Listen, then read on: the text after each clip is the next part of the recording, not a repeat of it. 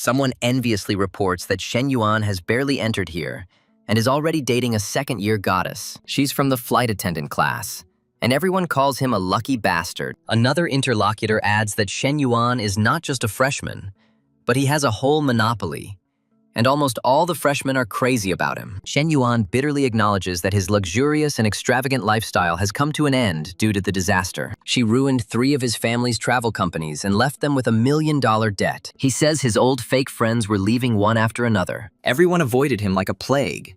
And now, his parents and sister are huddled in a rented apartment. When Shen Yuan invites Lao Zhan to the internet cafe, he coldly replies that they are not that close. Does Shen Yuan really still consider himself to be the same rich man? The hero understands that in the current situation, it is worth forgetting about those carefree days. And this was the case until something new came along. Zhou Wangting told Shen Yuan that they should stop communicating and not cross paths again. She said she hoped he would find a girl who would understand him completely. Shen Yuan desperately asks her how she can just leave him after 3 years of being together, and if she even has a heart. Vanton replies that he himself knows what feelings they had for each other, and asks her not to call her Tin anymore, because it sounds terribly ridiculous. The girl breaks down and asks what else he needs. She adds that it would be better if they never saw each other, and says that she will go first. Wang Ting demands that Shen Yuan have at least a shred of dignity, reminding her that in 3 years she has only received a couple of ugly bags from him. Shen Yuan timidly asks about the designer bags he gave her, and offers to return them if she no longer uses them. Suddenly, a male voice is heard from the car, inviting Vantine to get into the car. However, the girl did not hear him. She continued to speak angrily at the guy, asking how he could do it there. The protagonist said that since she can't bring them back, then their old wishes can be made true. The driver turned to the girl again and told her not to be angry, and then kindly asked Shen Yuan if he wanted a lift. Shen Yuan bitterly notes that Ting sounds ridiculous from him, but normal from the other guy, and refuses the offer. The guy in the car reassures Shen Yuan, saying that he is a good guy, and he replies that there is no need to worry so much because he really doesn't have far to go. Shen Yuan asks the new suitor to take care of Wang Ting in the future. The guy replies that Shen Yuan shouldn't worry because she's in good hands. The stranger adds that men are obliged to give them only the best. Shen Yuan suddenly starts listing Wang Ting's intimate preferences, including Okamoto 01 condoms. He also recalled the uniform of a police officer and a nurse, to which the listener exclaimed indignantly. Shen Yuan says with a smile that maybe Zhou Wangting made the right choice. He hopes that her decision will lead to an ideal life. The hero reasons that everyone should strive to live the life they deserve. The system displays the parameters of Shen Yuan's character. Age 21, height 182 centimeters, weight 72 kilograms. Shen Yuan is shocked to see the rules.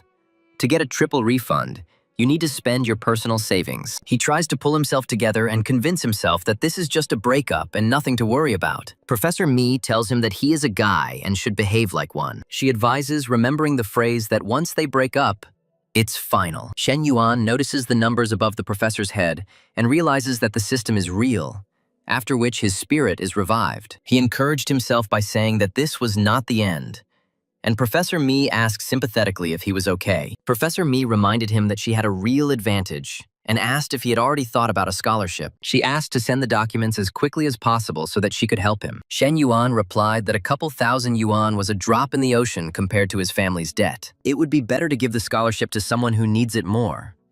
After which, Professor Mi said that since he said so, she would not insist. He exclaims that this is not the end, and Professor Mi sympathetically invites him to seek help in the future. Shen Yuan decides to treat the professor to milk tea and spends 6 yuan on it. The system credits him with 18 yuan cash back, and his balance increases to 99 yuan. He realizes that this is his chance to pay off all his family's debts and become richer than ever. However, he immediately notes with bitterness that he only has 99 yuan in his account.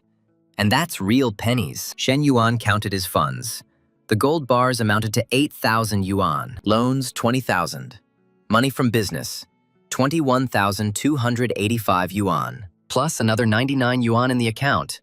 The total amount was 49,684 yuan. He noticed a bag from this year's spring collection that cost 39,800 yuan. The hero decided to say that it was a fake so that Professor Lee would take it with a clear conscience. He understood that in Professor Lee's eyes, he was just a student from a bankrupt family. He should act carefully to give her an expensive item. An hour passed and he was still wondering if Professor Lee had a boyfriend. The protagonist took the bag, deciding to head to the professor right now. After some time, the guy was already standing at the girl's door, timidly knocking on it. Professor Lee asked Shen Yuan in surprise what he was doing here. Shen Yuan apologized for disturbing him and noticed that the professor was cooking. He began his speech by saying that she had taken such good care of him during his 3 years in college. He had taken it for granted before, but today he realized how valuable her support really was. He said that he wanted to give her a gift as a token of gratitude and asked her to accept it. Professor Lee exclaimed that the bag looked very expensive and refused, saying that she was his teacher and it was her job to help students. She thought that now her refusal to accept the gift would be tantamount to rejecting him,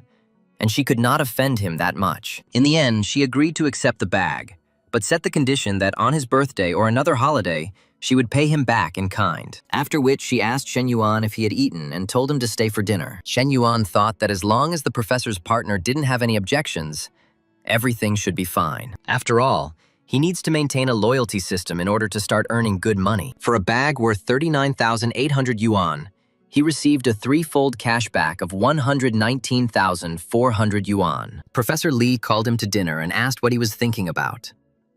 Shen Yuan was surprised that dinner was only for two and asked what about her boyfriend. Professor Lee was surprised in response and said that she didn't have a boyfriend, asked the guy for help, and the hero began to untie her apron. He declared that he would fix everything now. Li Meng's younger sister entered the room and indignantly shouted, "What the hell is he doing?" The girl, frightened, assured that they had not done anything like that. The elder sister introduced her younger sister to Shen Yuan and asked why she was so late today and whether she would have dinner. Li Meng timidly greeted her.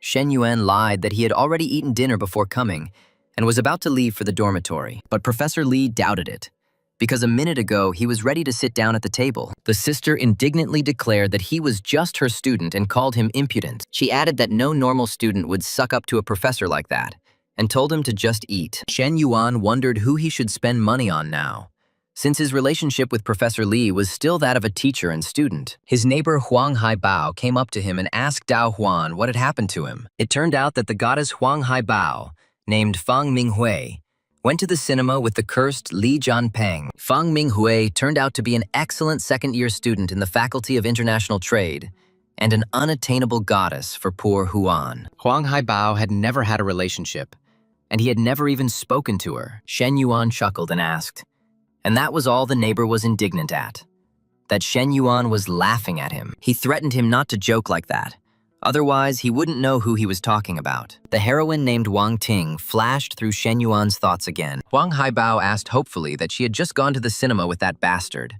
not to the hotel, and that meant he still had a chance. Someone asked Ming Hui if she knew that Shen Yuan had been dumped by his girlfriend. The interviewee recalled that during his student training, she even bought him drinks and said that such behavior should not have been encouraged. She added that rich guys don't understand anything and are very arrogant. The protagonist noticed that the numbers above the girl's head were getting smaller and smaller. Shen Yuan asked Mao Huan if it would bother him if he started dating Fang Minghui. Mao Huan responded ironically that Shen Yuan was no longer the rich man he once was.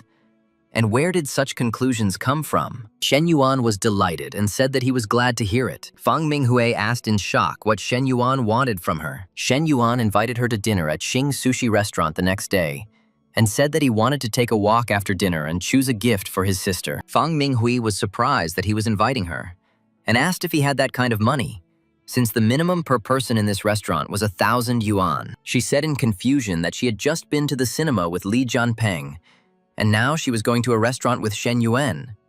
And how could that be possible? Her friend advised her not to worry, saying that Shen Yuan, although a little arrogant, was still a handsome man. Li Jianpeng is just rich, and if Shen Yuan's family gets rich again, he will become cooler than that idiot Li. The friend added that she had nothing to lose. It was just a regular walk and dinner, and she promised to help with the answer. It seemed like the girl had no choice, so she agreed. The next evening, the waiter announced that the order for two was ready and wished us bon appetit. Fang Minghui said that she heard about his family's plight and that he didn't need to spend so much. Shen Yuan replied that it was quite tasty and the aroma was trustworthy. So it was worth it, he added, adding that he had always wanted to invite her to dinner, but there had never been the right moment. He noticed with horror that the sympathy level was dropping again, from 69 to 68 to 67. Then he decided to change the subject and asked if she remembered their trip. At that time, she often bought him things and they chatted at night on WeChat. And he said that he always remembered it. Fang Minghui asked him with a touching expression, "Didn't he forget?" And the sympathy level began to rise from 67 to 68. Shen Yuan told himself to control himself, and the likability level rose to 70. 40 minutes later, the waiter presented a check for 2,920 yuan. But with the discount for special customers, it came to 2,774 yuan. Fan Minghui was amazed at herself, because 3,000 yuan was her monthly allowance, and he had just spent almost everything they gave her. She remembered Li Junpeng arrogantly saying that they would eat at the school cafeteria first. Next time they'll dine out. And she was outraged that his family had enough money, but he was still so stingy. Shen Yuan saw that the sympathy level had risen from 72 to 76, and everything was going swimmingly. He marveled at the amazing feeling that he had earned several thousand yuan just from one dinner. Fan Minghui hurried him, saying that they still needed to stop by the shopping mall to pick out a gift. At the shopping mall, Zhou Wangting was surprised to see Shen Yuan and asked what he was doing there. She was indignant that they had only broken up yesterday, and today he was already hanging out with a new girl. Li Junpeng hypocritically suggested that Shen Yuan take a stroll through the shopping mall, window shop, and nothing more. Wang Ting rudely asked Shen Yuan what he was doing here and who that girl was. Shen Yuan replied that it was a coincidence and they came to get a gift for his sister. Li Junpeng mockingly said that it would be better to go to the market and choose a toy there. Wang Ting said that she wanted to warn the girl not to let Shen Yuan fool her. Shen Yuan sharply asked what business it was of hers and who he was fooling. Li Junpeng rebuked Shen Yuan, saying that he shouldn't talk to a girl like that, especially his ex-wife Wang Ting, and urged him to act like a man. He added that everyone is aware of his family's bankruptcy and debts, and there is no need to pretend to be rich. At this point, a new task was activated. Spend on a person of the opposite sex with an affection level above 60. Also increase the level of negative emotions in others, and the system showed -30 and -35. Shen Yuan agreed to come in and take a stroll, and the saleswomen began to whisper. They decided that he was their regular customer and passed him on to each other. One of them refused, saying that there was no point in running around a bankrupt former rich man. She remembered how she had been chasing after one lady for a long time, and she had taken the cheapest item. She noted with envy that wealthy clients who did not leave without expensive goods were going to others. She gets ordinary balabans without a penny in her pocket, and praised Zhou Wangting's choice. Fang Minghui didn't worry about money and said she was choosing a gift for his sister, settling on 2 bags. Li Junpeng thought that 100,000 yuan was a big waste because he was counting on bags worth 20,000. The girl chose a whole set for 100,000. He told himself that he had to pay and show Shen Yuan what a real man should be like. Out loud, the main character proudly declared that he would take both bags and the accessories that the other girl recommended. The saleswoman, shocked, asked where the bankrupt man got so much money. Shen Yuan, fortunately, noticed that this was exactly how much money he had left on his card after dinner, and said that he would pay by card. The saleswoman was delighted, thinking that she would be wasting her time. But he bought 2 bags and even accessories. Wang Ting exclaimed that she never thought that Mr. Shen would be more generous and careless than before. Li Junpeng demanded to know where he got the money, since his family was bankrupt, and asked if he had taken out a loan. The heroine mockingly remarked that a man should not only be cool, but also generous, and that this should cost 600 to 700,000 yuan. Wang Ting asked him not to let him say that, but Li Junpeng muttered that he bought it on credit and couldn't say anything about it. He screamed into the phone in a panic, asking who had given permission, because he had said that projects worth $1 million could not be decided without him. After the call, Li Junpeng wished Shen Yuan to take care of himself and disappeared. The level of negativity dropped to -45 and to -35. Shen Yuan said that there was no need to continue this circus. The task was completed, and handed Minghui a gift. Minghui refused, saying it was too expensive, but Shen Yuan insisted that she had to listen to all this horror, so let her accept it. Minghui thanked him shyly, and he replied that there was no need for thanks, since it was all for her. She asked in confusion what about his sister, To which Shen Yuan replied that he didn't know about her taste. He laughed and said that if he gave such a gift to his sister, she would definitely scold him for wasting money. The girl was worried that one bag was already too much, and here there was a whole set. Shen Yuan reassured her, saying that he shouldn't worry. This was just the beginning, and they had a long time ahead of them. The system congratulated me on completing the most challenging task, announcing that 15 points tripled the amount spent. Shen Yuan realized that Ming Hui was now his money tree, and decided to take good care of her so that her affection level would never drop again. He suggested to Ming Hui that they go back since it was already late, and thought that even if he really wanted to, he shouldn't force her to have sex. Returning to the dorm, the neighbors said with surprise that they did not expect him to get ahead of them. They demanded to be treated to dinner, but not in a cheap restaurant. They started discussing loudly so that Shen Yuan could hear them, and suggested inviting the whole group and having a real party. The protagonist's neighbor called Li Jianpeng a damn upstart who wants to brag about it after watching a movie with Ming Hui. The guy reassured him, saying that his glory was numbered and he would not meet with Fan Ming Hui. The neighbor didn't believe it, reminding them that they had both gone to the cinema and it was unknown what had happened between them. She didn't agree to go on a date with Shen Yuan today, so they are definitely together now. Suddenly, Shen Yuan had a large sum of money in his account, and he began to think about going home tomorrow. At Shen Yuan's home, Uncle Shen Yaode was talking to his father, and his mother told him to wait while the adults talked. The uncle asked for a little more time, saying that he would soon receive payment for the goods and return part of the debt. But the father replied that this was not enough, and he needed full payment. The mother was indignant, reminding him that they had given their uncle 300,000 yuan to open a car wash and had not pressured him to pay. Now that he has lent them 200,000, he continues to demand money over and over again. Uncle said that it was natural to pay off debts, especially since they were family. But if they weren't related, they would have found out how debts were collected. He started threatening them in response.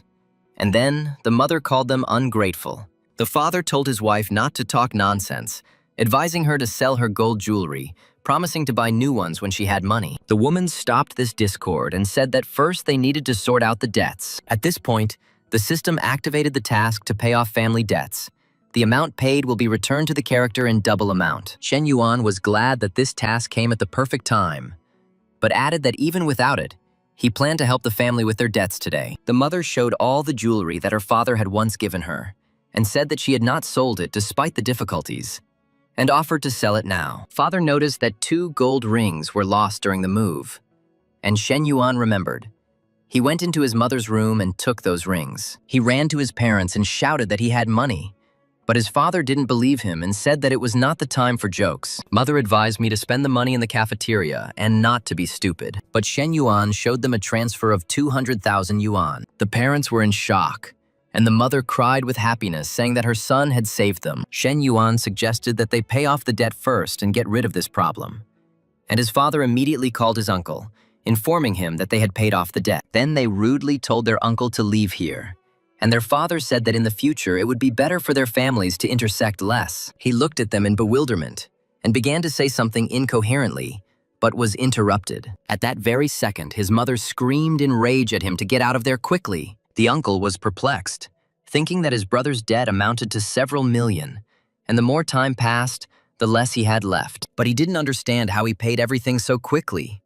He wondered if they had really opened a new business with a good profit and would prosper again. The system sent the reward, and 400,000 yuan was credited to Shen Yuan's account. Then came another million yuan, and the remainder was 2,186,356 yuan. Shen Yuan realized that without taking into account the million for the car, his earnings exceeded $1 million. He did not expect that, upon returning home, he would not only help his parents in difficult times, but also receive such a huge reward. However, he realized that he was still very far from paying off the debt in full, and decided that even if he gave all the money to his father, it would still not be enough. After calculating, he realized that all he could give them now was 200,000 yuan. He asked his father if he should give him the 200,000 that remained in the account right now, but the father replied that it was better to leave them for now, since the other debts were not so urgent. His father changed his mind and asked for 50,000 yuan for now, and Shen Yuan recognized his old man with a smile. At that moment, the teacher approached him, and the hero asked what she was doing there. The girl replied that there were no classes after lunch today. Then the guy asked if he could invite her to dinner, He wanted to pay her back for last time. Shen Yuan greeted Li Meng, but he thought to himself that the professor's sister was like a sworn enemy to him, and it was better not to get involved with her. He remembered his college business and told the professor that he would be busy in the evening, so dinner would have to be postponed. Li Meng told her sister that she told her that this guy had impure intentions. Professor Li replied that it was just a normal dinner, and even if he was up to something, she wouldn't be so easy to deal with. Shen Yuan remembered the rides with Zhou Wangting with the air conditioning on, and even just remembering that made him feel so relaxed. He thought he had some savings to buy a car, and it would be disrespectful not to take advantage of such a gift from the system. Shen Yuan asked Ming Hui if she was free tonight to go out and look at the cars. Ming Hui happily agreed, saying that she had no classes. Her neighbor excitedly shouted that they were already going for a ride in the car.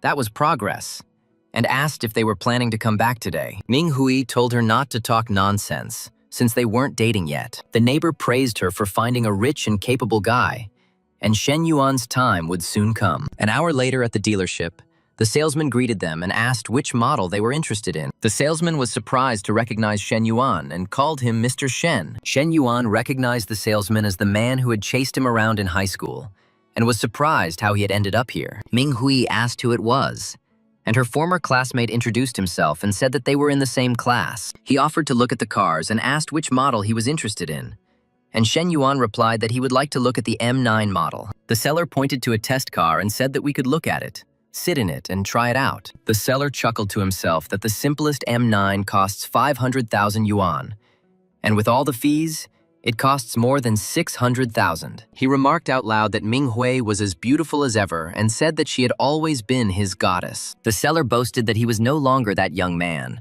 but now an elite seller, earning more than 10,000 a month. He has a car worth 200,000, and smart girls these days choose guys like him. He invited Ming Hui to chat tonight, but Shen Yuan interrupted him and asked him to arrange a test drive. The seller was indignant that he was trying to ask Ming Hui out on a date, and Shen Yuan was interrupting him. And why did he need a test drive? The seller refused to let me test drive, saying that his boss had taken the test car. Shen Yuan replied that he was no stranger to cars and had seen this model before, and if the seller couldn't arrange it, then he should send someone who could. He demanded to call the administrator and send another salesman for a test drive, and a new salesman approached him. Her name was Chen Na, and she asked how she could help. Colleagues asked Shi Yan why he gave his client to Chen Na, but he replied that he was not in the mood to discuss it and waste time on it, since a student had shown up and said he wanted to test the car. Chen Na professionally explained the smart driving function with a 192-line laser locator. Shen Yuan thought that her appearance and figure would give even Fang Minghui a run for her money. He thought about salespeople who make deals with male customers just to achieve their goals. Chen Na asked him if he was familiar with the model's specifications and what his approximate budget was. Shen Yuan said that he would like to take one car with him today, and the saleswoman was surprised. Chen Na said that she would place the order today, and was surprised that he was buying a car for 600,000 yuan so easily. She wondered if this was an angel client, or if he had other intentions. She asked him to wait, saying that the down payment was 50,000 yuan, and she would bring the contract. A colleague asked her what the client had decided, and when she replied that she was buying, he couldn't believe it happened so quickly. He stated that such guys would apologize and disappear at the moment of the first payment, and the store was full of them. Chen Na clarified that the client was going to pay in cash right away, and the colleague exclaimed how stupid he was for blowing such a deal. Chen Na invited Shen Yuan to contact her if he had any difficulties and asked if she could give him a ride. The remaining salesman noted with annoyance that he had been distracted for a minute and had missed such a girl. What a ram. Ming Hui asked Shen Yuan if he was upset or jealous, but he replied that he was not. He said that their relationship was only that of a buyer and seller, nothing more. But Ming Hui noticed that they chatted pleasantly and spent a lot of time together. Shen Yuan explained that it was just a habit. He often thought of something when he was talking to someone. Ming Hui asked him not to do that again next time, and thought to herself that they were not dating. However, she felt a pang of jealousy, and that his style of spending large sums of money really did attract girls. She said that next time this wouldn't happen, and suggested that they eat first and then go to the mall to buy a gift. Ming Hui thought that it was wrong to let Shen Yuan spend money like that, in case he thought she was too greedy. Shen Yuan thought it was normal for a girl to have several bags, preferably different ones for each day of the week. Besides, the expenses on girls pay off threefold, and the more the better. He asked Ming Hui if she wanted something hot or cold to drink, and she became embarrassed. She replied that she wanted something cold, and Shen Yuan was surprised by her expression and wondered what she had just thought of. He remembered that the last time he had been with Zhou Wangting was 2 months ago, and he thought it would be a good idea to empty everything. 3 hours later, Ming Hui noticed that Shen Yuan was taking such good care of her and had spent more than 140,000 yuan in 2 days. The system credited 252,000 yuan to his account, bringing the balance to 2,254,000. Shen Yuan realized that the system was not mistaken in its calculations and spent 50,000 on the car and 50,000 on his dad. He also received a normal cashback, and he has 1,600,000 left in reserve. Shen Yuan suggested that Ming Hui not return to the dormitory today. Half an hour later, they found themselves in the Grand Magnate Hotel, in room 808. Min Hui told her friend on the phone that she wouldn't be back today, and, if they asked, to say that she was staying with her parents. The main character, coming out of the shower in just a towel, asked the girl if she was ready. Ming Hui looked at him with embarrassment and mentally apologized to her friend, justifying herself that he had given her a lot. She admitted that she still hadn't showered, but Shen Yuan said he liked her smell. The main character hovered over the girl, and she asked him to be gentle. Half an hour later, she was surprised to notice that it wasn't as scary as her friend had said. Shen Yuan admitted that he had no idea that Ming Hui was so good in bed. He was very pleased, but he was completely exhausted and needed to do some exercise. Otherwise, he had become weaker over the past 2 months. Ming Hui asked if they should do it again, and Shen Yuan asked to rest for a while. But Ming Hui said that she wanted it now, stroking the guy's hand. The next morning in the dorm, Shen Yuan remembered that the system refunds money even for paying off debts or credit cards. His roommate asked him where he had been hanging out last night and said there was a faculty party that evening and asked if he was going. Shen Yuan saw in the group chat that bastard Li Junpeng had bought a car and suspected that he was the one who asked to organize this party. He said that if he went, it would only be for the sake of this bastard's personal show. But if he refused, he would lose 2,000 yuan. Li Yuhan wrote to him that it had been an eternity since their last meeting and invited him to have dinner and drinks together that evening. At the private Dragon Lounge and Nanjing restaurant, Li Guangyao asked who else they were waiting for while starving. Someone replied that all the big brothers had already gathered, to which Li Guangyao remarked that important people were never late. Li Yuhan asked for patience a little longer, saying that there were fruits and snacks on the table, and Shen Yuan would be there soon. One of those present doubted whether it was worth inviting Shen Yuan, since he was from a bankrupt family and no longer part of their circle. Li Yuhan sharply replied that he was the one paying the bill today, not the other person, and Shen Yuan was his friend for life. Li Guangyao called someone a bore and complained that he didn't agree to be his boyfriend but still continued to grope him. He was delighted, imagining who he had sold his soul to if he had such a gorgeous girlfriend, especially in the obligatory skirt and white blouse, which no man can resist. The main character apologized for being late, and someone asked why the hell he was so late. He explained that there was traffic jam on the road, and the taxi driver decided to go around the busier sections. Someone advised him to complain about the driver, and another sarcastically noted that everyone here had luxury cars, but she had arrived by taxi. The guy introduced his girlfriend Chen Na, who works as a saleswoman at a luxury car dealership. He said that if anyone needed a new car, they should feel free to contact her. Chen Na was surprised to recognize Mr. Shen, who had bought a car yesterday. Shen Yuan didn't even greet her, and she decided to pretend they didn't know each other. 40 minutes later, Li Yuhan said he wanted to upgrade his bar and asked his close friends who wanted to invest. Someone pointed out that the Li family earned tens of millions of yuan. And did he really need those 700,000? It may be that his previous businesses failed one after another, and his father now refuses to invest. Another said that he could not possibly participate in something like this, because in order to save up 700,000, he would need to save for at least 2 years. Li Yuhan thought bitterly to himself that these guys always used his card to pay for food, drinks, or other bills. One of them said he doesn't think there's a need for investment right now unless it's a liquidity issue. He offered to invest a few thousand in the bar, and after he made some money, he would return the money to them. Another recalled that they were all familiar with such investments and Li Xiao's business. Everything was a failure. Li Yuhan replied that he wanted to cooperate and do business with everyone, to make money.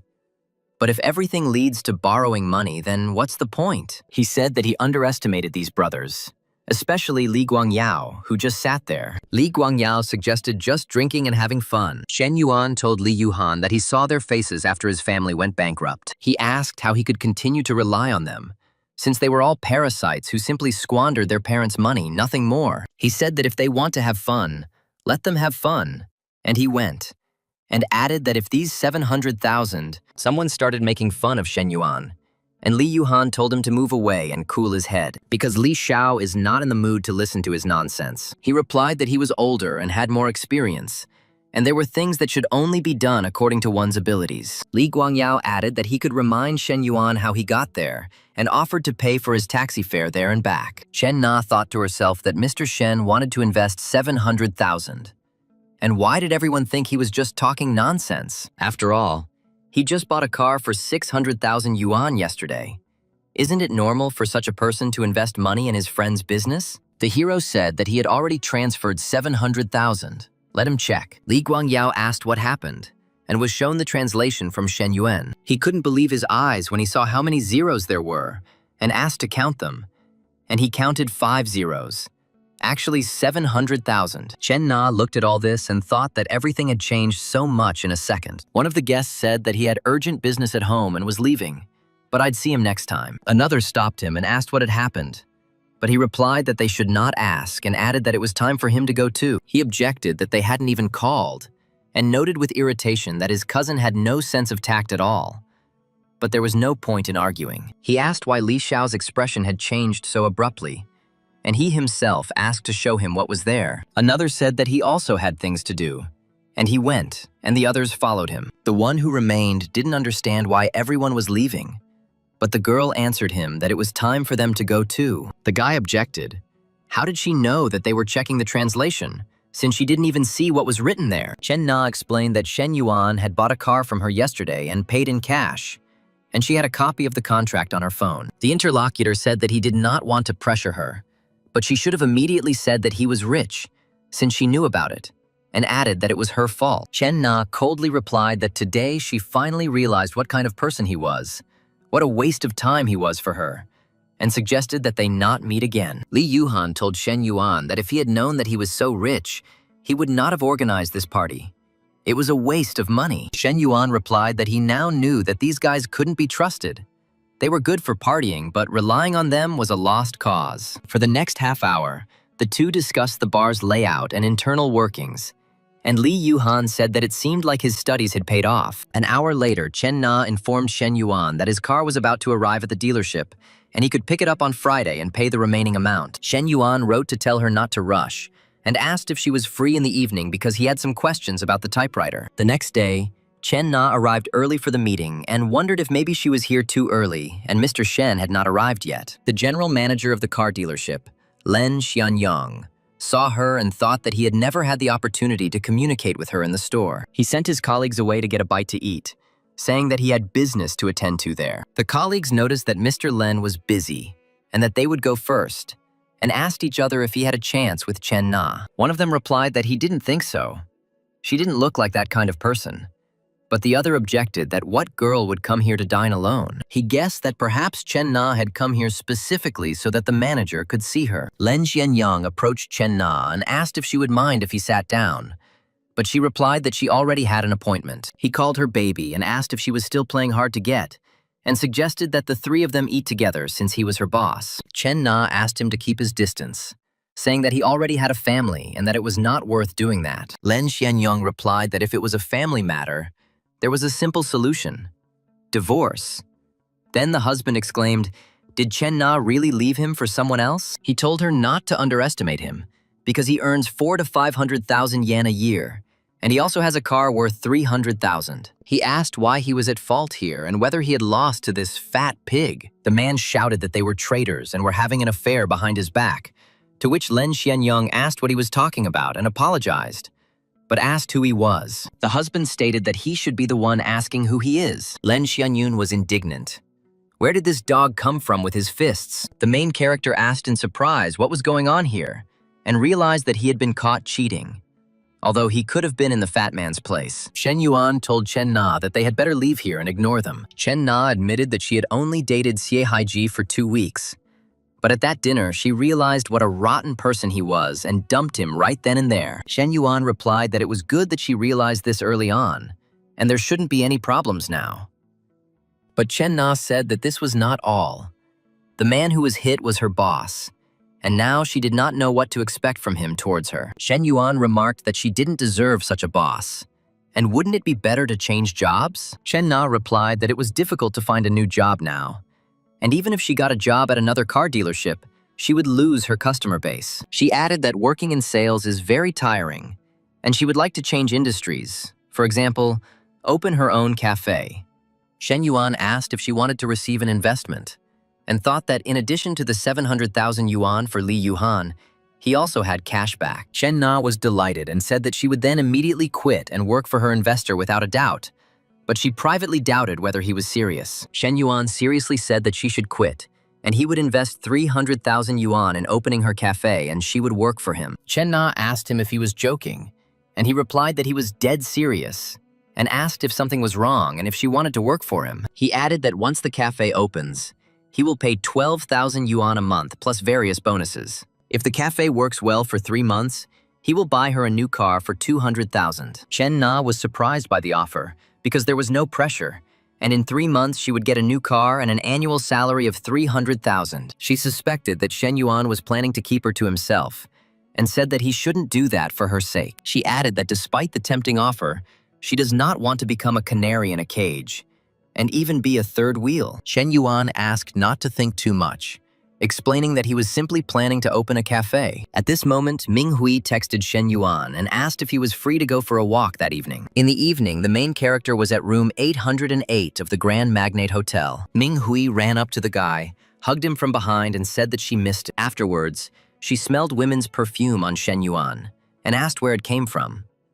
Shen Yuan explained that he was at the dealership today regarding his car and wanted to resolve a couple of issues, which is probably why he smelled. Ming Hui demanded that he keep his distance from those consultants next time, and he promised. He thought to himself that it was not about cheating, but about the system's goal of spending as much money as possible on the opposite sex and receiving funds. Ming Hui said she would shower first, and they exchanged pleasantries. The hero admitted that he liked her natural scent. She replied that then they were even, and she also liked the way he smelled. Shen Yuan said that she really excited him, and they continued. Ming Hui admitted that she really liked him and said she wanted more. After 2 hours, Shen Yuan asked to stop, saying that he really needed to take a shower because he was sweating profusely and was all sticky. He thought that her libido was higher than Zhou's. She was happy, and he was exhausted. He was surprised how Hui's sympathy increased after such activities.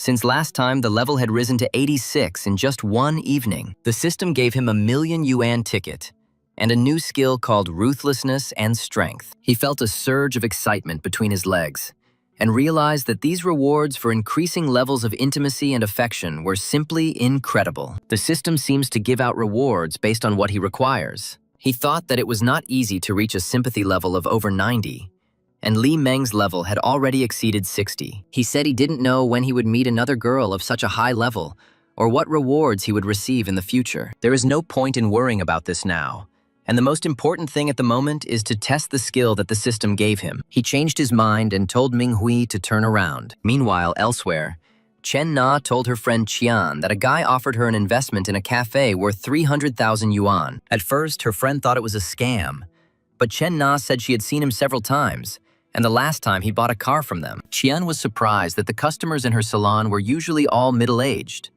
but Chen Na replied that he was only 21 years old. His friend admired him for being young and already having a luxury car, and asked if he was handsome. When she found out that yes, she said that such a young, handsome, and rich guy, isn't it every girl's dream? Chen Na objected that he was younger than her. A friend said that if a girl is 3 years older, it's like having a gold bar, and in her case, 2 gold bars. Chen Na said that he had a girlfriend, but her friend replied that a girlfriend was not a wife, and under such circumstances, what difference would it make? A friend joked that if she couldn't make up her mind, then she should hand over this young, rich man to her, and she would endure everything for her sake. Chen Na asked if she had a boyfriend, and she replied that if such a guy tried to keep her, she would immediately be alone. My friend said that her boyfriend had just returned and they would talk later. 40 minutes later, Ming Hui asked Shen Yuan why he was different this time, to which he asked if she liked it. Then he suggested making another attempt, but she was surprised if he still had any strength left. Shen Yuan remembered that she went dancing and suggested that she take the initiative. To her objection that she didn't know how, he said that ignorance was no excuse. She was shocked and called him incredible. The next morning, he thought that there were no classes in the morning and he could sleep a little longer. But then he saw that he had won the 6 million jackpot and told himself that he needed to tell his family immediately. He ran home and shouted to his mother that he was home, and she was happy, but asked him not to shout so as not to scare the neighbors. He announced that they were rich because he had won 6 million. His father asked him skeptically if the college program was difficult and advised him to focus on his studies. He asked his father to think carefully before saying such a thing and showed him the winnings. And his parents exclaimed in shock. Shen Yuan said that even after deducting 20% tax, they would still have 5 million left. Mom said that this time they would add his name to the family book of merits. And today, they would not cook, but would go to a restaurant to celebrate the jackpot. Shen Yuan added that since he is already in his 3rd year and only has 1 year left until graduation, he plans to start his own business. His father supported him, saying that it was not so easy to start a business now, but it was good news that he had such a desire. Young people need to learn and gain experience, especially since he won the prize and can handle it. But he advised putting some of it aside for a backup plan. Shen Yuan said that he would only take 1 million, and the parents could take the rest for themselves and do whatever they saw fit. Meanwhile, Len Xianyang called Chen Na and showed his broken face, saying that it was the work of her boyfriend. Chen Na replied that she had broken up with him a long time ago and had nothing to do with it, and if it hurt him, he should deal with it personally. Len Xianyang said that everything was not so clear-cut, and if it weren't for her, then that suitor of hers wouldn't have beaten him up for no reason. He thought that this girl was something, and he should take advantage of the situation and win her over. Chen Na objected. What did this fight have to do with her? Especially since she said yesterday that she had an appointment. Len Xianyang said that she left her post yesterday afternoon and left customers alone in the store without supervision. Chen Na was indignant that she had asked for time off yesterday, but he only chuckled in response. The man thought that a suspension in sales meant a loss of commissions from customers, and in that case, for a month, she will receive no more than 1,200 yuan. And this is a meager salary that is not even enough to pay the rent. The girl noticed that Shen Yuan, although he did not seem like an adult, was calm and behaved with dignity, unlike the others. Chen Na decided that there was nothing else to think about and announced that she was leaving, and that was it. Half an hour later, she wrote to Shen Yuan that she was ready to quit and asked if what he had said yesterday was still valid. Shen Yuan congratulated her and said that she had stepped onto the bright path, escaping hell. He was glad that he didn't have to look for another way to invest the remaining 300,000 from the investment system. Professor Lee said she needed to move to another office urgently, but there was so much stuff here that she was afraid she couldn't handle it on her own. Shen Yuan replied that everything was fine. He had no classes in the morning anyway, and he was completely free. She asked if all of this needed to be moved, and said that if it was just a matter of books and records, she could handle it herself. Shen Yuan suggested that she first move the books as far as possible so that they wouldn't fall out while being carried, and then helped her. During the transfer, they were very close to each other, and Professor Lee thought that they were now a little closer than last time. She wondered if Shen Yuan really felt something for her. Shen Yuan asked if we were finished yet, and Professor Lee replied that that was all. The students came into the office and said that they had come to help, and were surprised why the professor's face was so red. She thought with relief that it was a good thing these guys were a little late, and if they had noticed the situation, it would have been very awkward. Shen Yuan thought that he was becoming more and more bold, and that moment at home was not enough. Now he was doing it in the office. The girl was upset by this, but she immediately pulled herself together, saying that she was his teacher and this was not right. He wondered why the teacher's affection level had jumped to 71, and realized that her feelings had just awakened. The hero grinned and thought that it wasn't that he was too tall. It was just that the professor had such attractive hips. However, he didn't expect a level of intimacy to grow so much. Maybe he should visit her more often to strengthen their bond. On Saturday, 800 meters from the front entrance of the college, students sat and discussed their questions. Someone admired the fact that he hadn't even received his diploma yet, but he could already drive. And because of this, he was 99% higher. He thought Ming Hui was playing hard to get and turned him down. but other girls were lining up for him because of his merits and skills. Someone noticed that some people don't care about a BBA and asked what kind of families they come from. Another admired that this girl is insanely beautiful, and her legs are made for playing with for years on end. Even if he loses 10 years of his life, it is a small price to pay for such beauty. The crowd watched the leading model of the car in amazement, and someone asked if this divine girl had been waiting for this blockhead. Shen Yuan said that the cafe owner had just texted him and she would be there any minute. The guys were surprised to see him, asking if it wasn't his car, since they all knew about his family's bankruptcy. The guy walked into the cafe and Chen Na called him over. Another guy looked at them and was outraged that this beauty was waiting for such a blockhead. Chen Na asked the hero how he could drive this brand of car, and he replied that it was good. Li Jianpeng remarked to his interlocutor that Shen Yuan's group was behaving strangely. The cafe owner introduced herself and apologized for the delay, saying that she was picking up her son. She invited them to sit down and talk,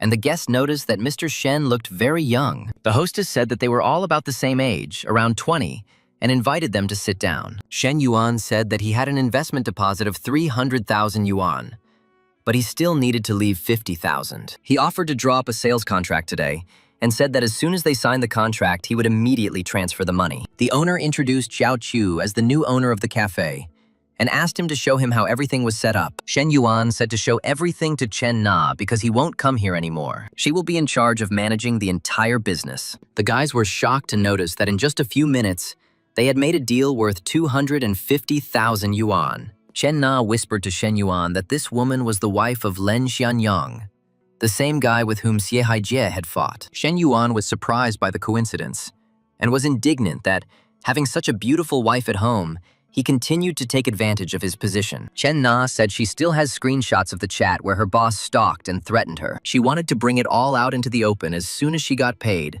so the whole industry could know what kind of person he was. Then she asked if she should tell Miss Lin everything, but she was afraid that it would hurt her. Shen Yuan said he didn't think it would be appropriate, and explained that once the evidence came out, her boss would immediately understand. We need to think about what a man over 40 years old, unemployed, but with a wife and child to support will do. He asked her to let him deal with it and promised that he would handle it without harming her. Shen Yuan thanked Chen Na and said that he had just transferred 250,000 yuan to Miss Lin. She has 50,000, of which 24,000 is her salary for 2 months, and the rest is for startup capital for the business. He was surprised that this time the exclusive fund had increased tenfold.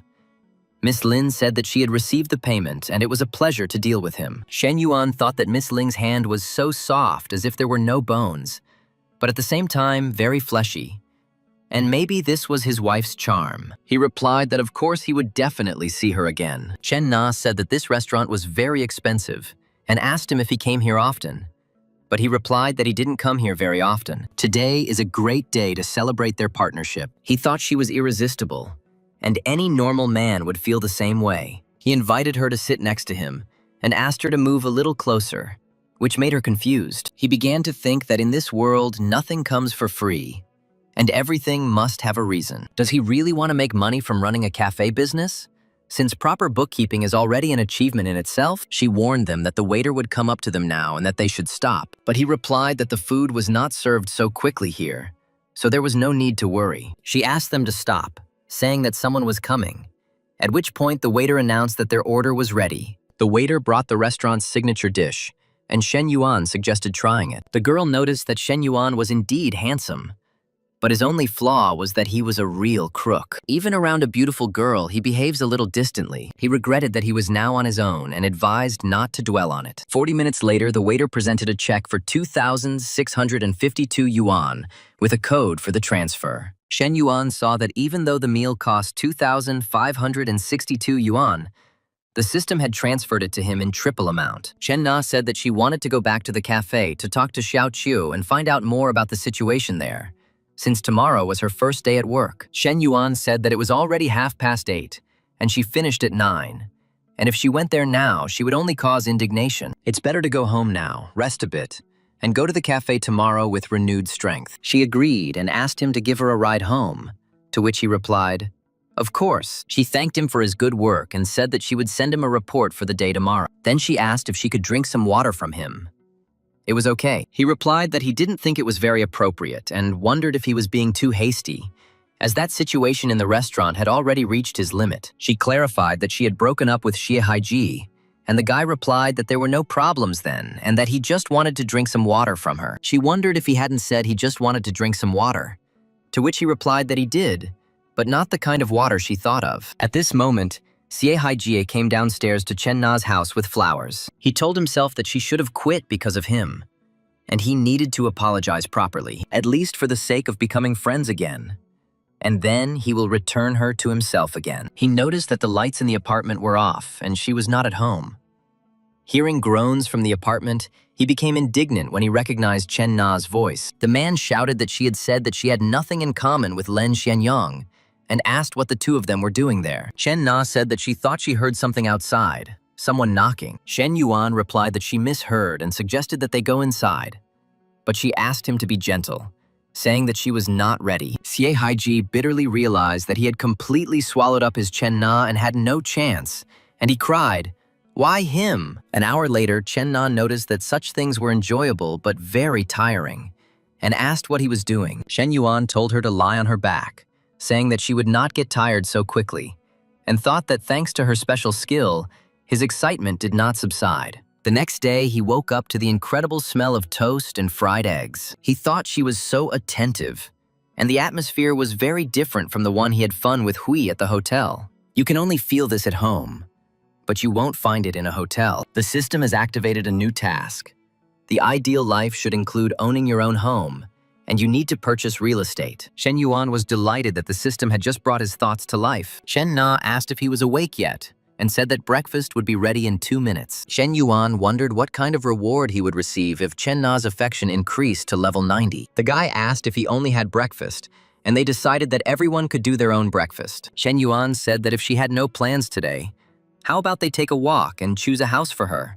And he would give it to her. Chen Na thought that he had already spent 300,000 yuan to buy a cafe, and now he was talking about a house. Shen Yuan asked why she was silent, and if something was wrong, and if she wanted such a gift.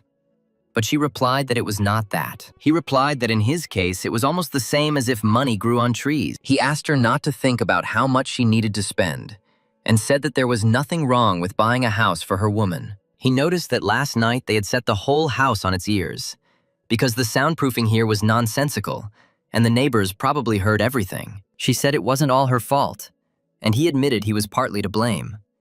But he noticed she was screaming so loudly. She blushed and called him shameless. She remembered that she had to meet her friends at 10:30 today, and suggested having coffee first. Shen Yuan replied that buying a house was not like going to the store for bread, and that one needed to choose a suitable location and deal with the paperwork. Liu Menggu, a professional personal trainer and Chen Na's friend, was surprised that Chen Na had urgent matters to attend to. She thought that there were problems with the cafe, and maybe Chen Na was exaggerating.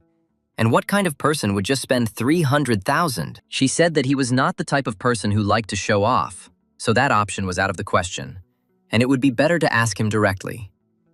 When she heard that this guy wanted to buy Chen Na a house today, she was shocked and said that it was not about buying handbags or cosmetics, but about buying a house. Even a small apartment of 40 square meters will cost no less than 500 to 600,000 yuan. Plus the purchase of a cafe, a man she has only known for a short time is already ready to spend 800 to 900,000 on her. She said that she simply had to meet this guy, even if he was dating Chen Na. A guy like that simply can't have just one girlfriend, and who knows how many more he has. When it comes to her ability to attract men, she has more advantages. She offered to help with the property selection and told Chen Na that this time she would rather help her best friends than other women. 40 minutes later, in the Songhu shopping center, the friends met Shen Yuan in the sales department. Chen Na introduced Liu Menggu, her personal trainer, and Hu Qian, a Ferrari-class salesman. Liu Menggu greeted Shen Yuan and said that she saw that he was well-built and had a good figure, and his muscles had potential. If he wants to work out, let him come to her at the gym. He replied that he didn't think he would be able to concentrate properly in the gym. She noticed that he could flirt in front of Chen Na, which meant they were not a couple.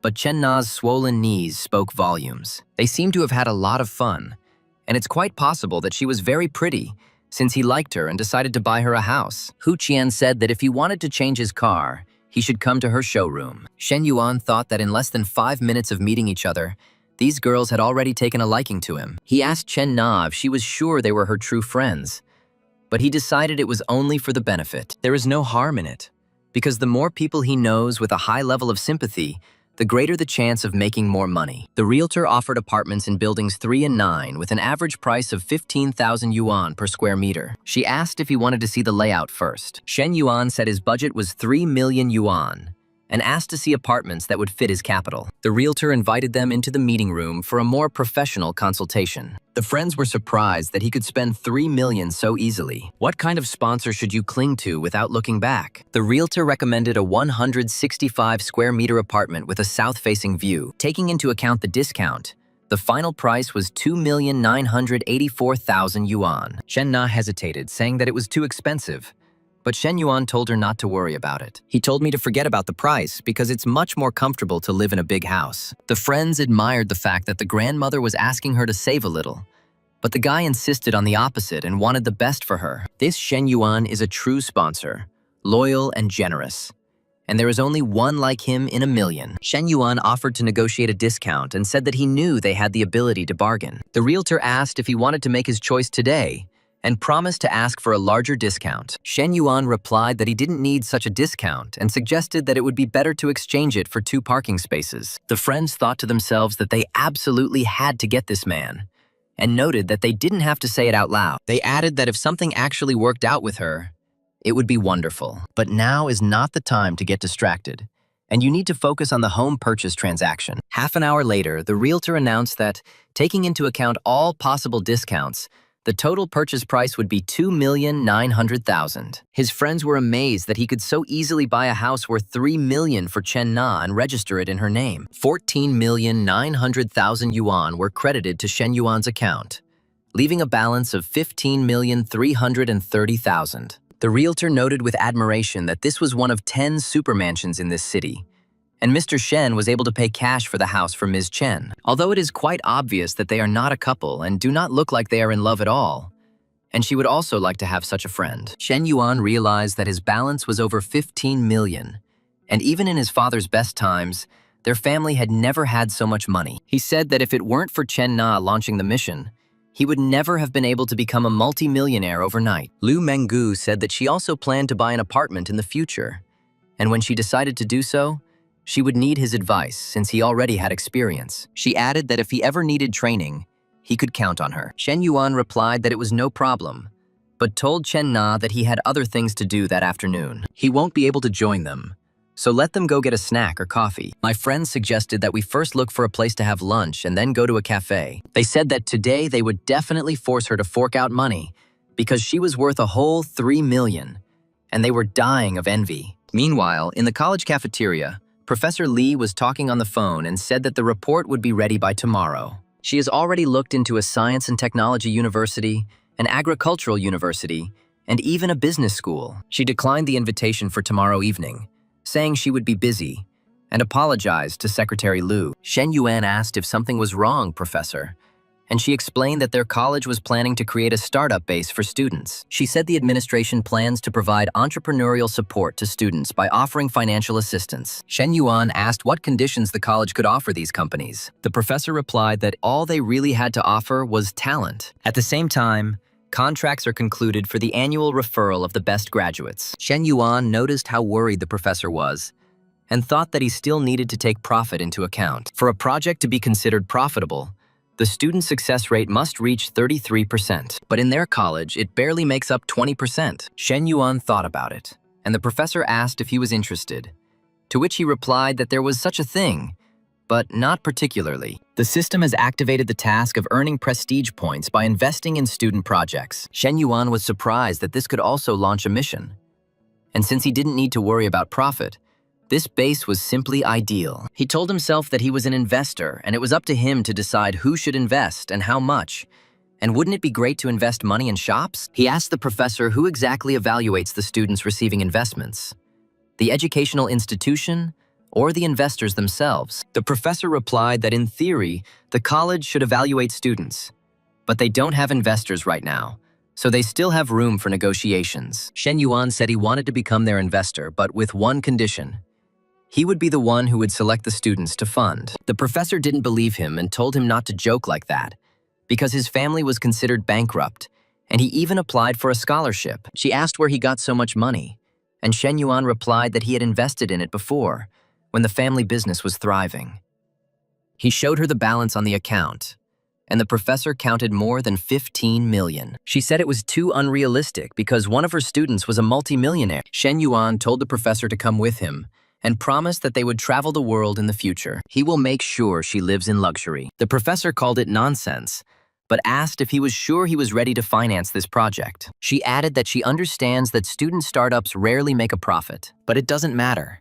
He still wants to contribute to the development of the college. The professor was struck by his seriousness and thought about him, but she pulled herself together. She told herself that this was her student and asked what she was thinking about here. She said that she would talk about it with the Secretary of State later, but now she had to go and let him have lunch, take his time, and they would talk later. Chen Na invited Shen Yuan to try the coffee she had made herself, and he replied that at first glance, something seemed missing. Kong Xiaoyi, a classmate of the boy from the second group of international trade, thought that Yuan was no longer the rich boy. A friend noticed that she says this, but she is dating his roommate. Kong Xiaoyi replied that they should not bring up the topic and said that she had refused him several times.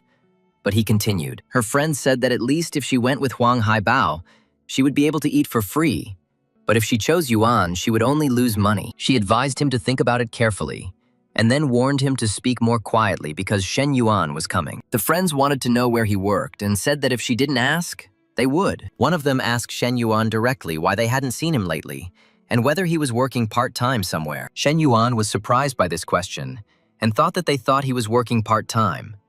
But since it was them, he would simply not pay attention. He replied that he worked in a coffee shop and asked if they wanted to take a look and invited them in, promising to buy them coffee. The girlfriends admired the ash-blonde girl in a long-legged corporate skirt. They also noticed another girl with an original figure and exclaimed that they were really seeing big, soft breasts in real life. Chen Na asked Shen Yuan reproachfully, "Didn't he say that he had things to do after lunch?" Shen Yuan explained that they had just finished some business and wanted to have a cup of coffee. He greeted the ladies and asked Xiao Chu to ask the three beauties what they would like to order.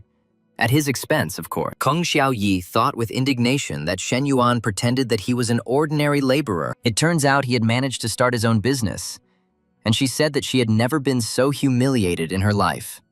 After which, they abruptly left. Shen Yuan was surprised why his classmates left so abruptly. Chen Na guessed that they might have been frightened by the sight of the two lovely fairies and said how cute it was. But he better behave decently and not think about stupid things. He tasted the coffee she made and said it was sweet enough. Chen Na's friend remarked that it was the wrong century for him to throw around such phrases. Liu Menggu said that he really needs to exercise more because his body fat percentage is too low. Ideally, you want to gain 7 to 10 kilograms of muscle mass. Shen Yuan replied that she was essentially trying to enroll him in her gym. She admitted that she needed to complete the plan by the end of the month and promised not to let her down.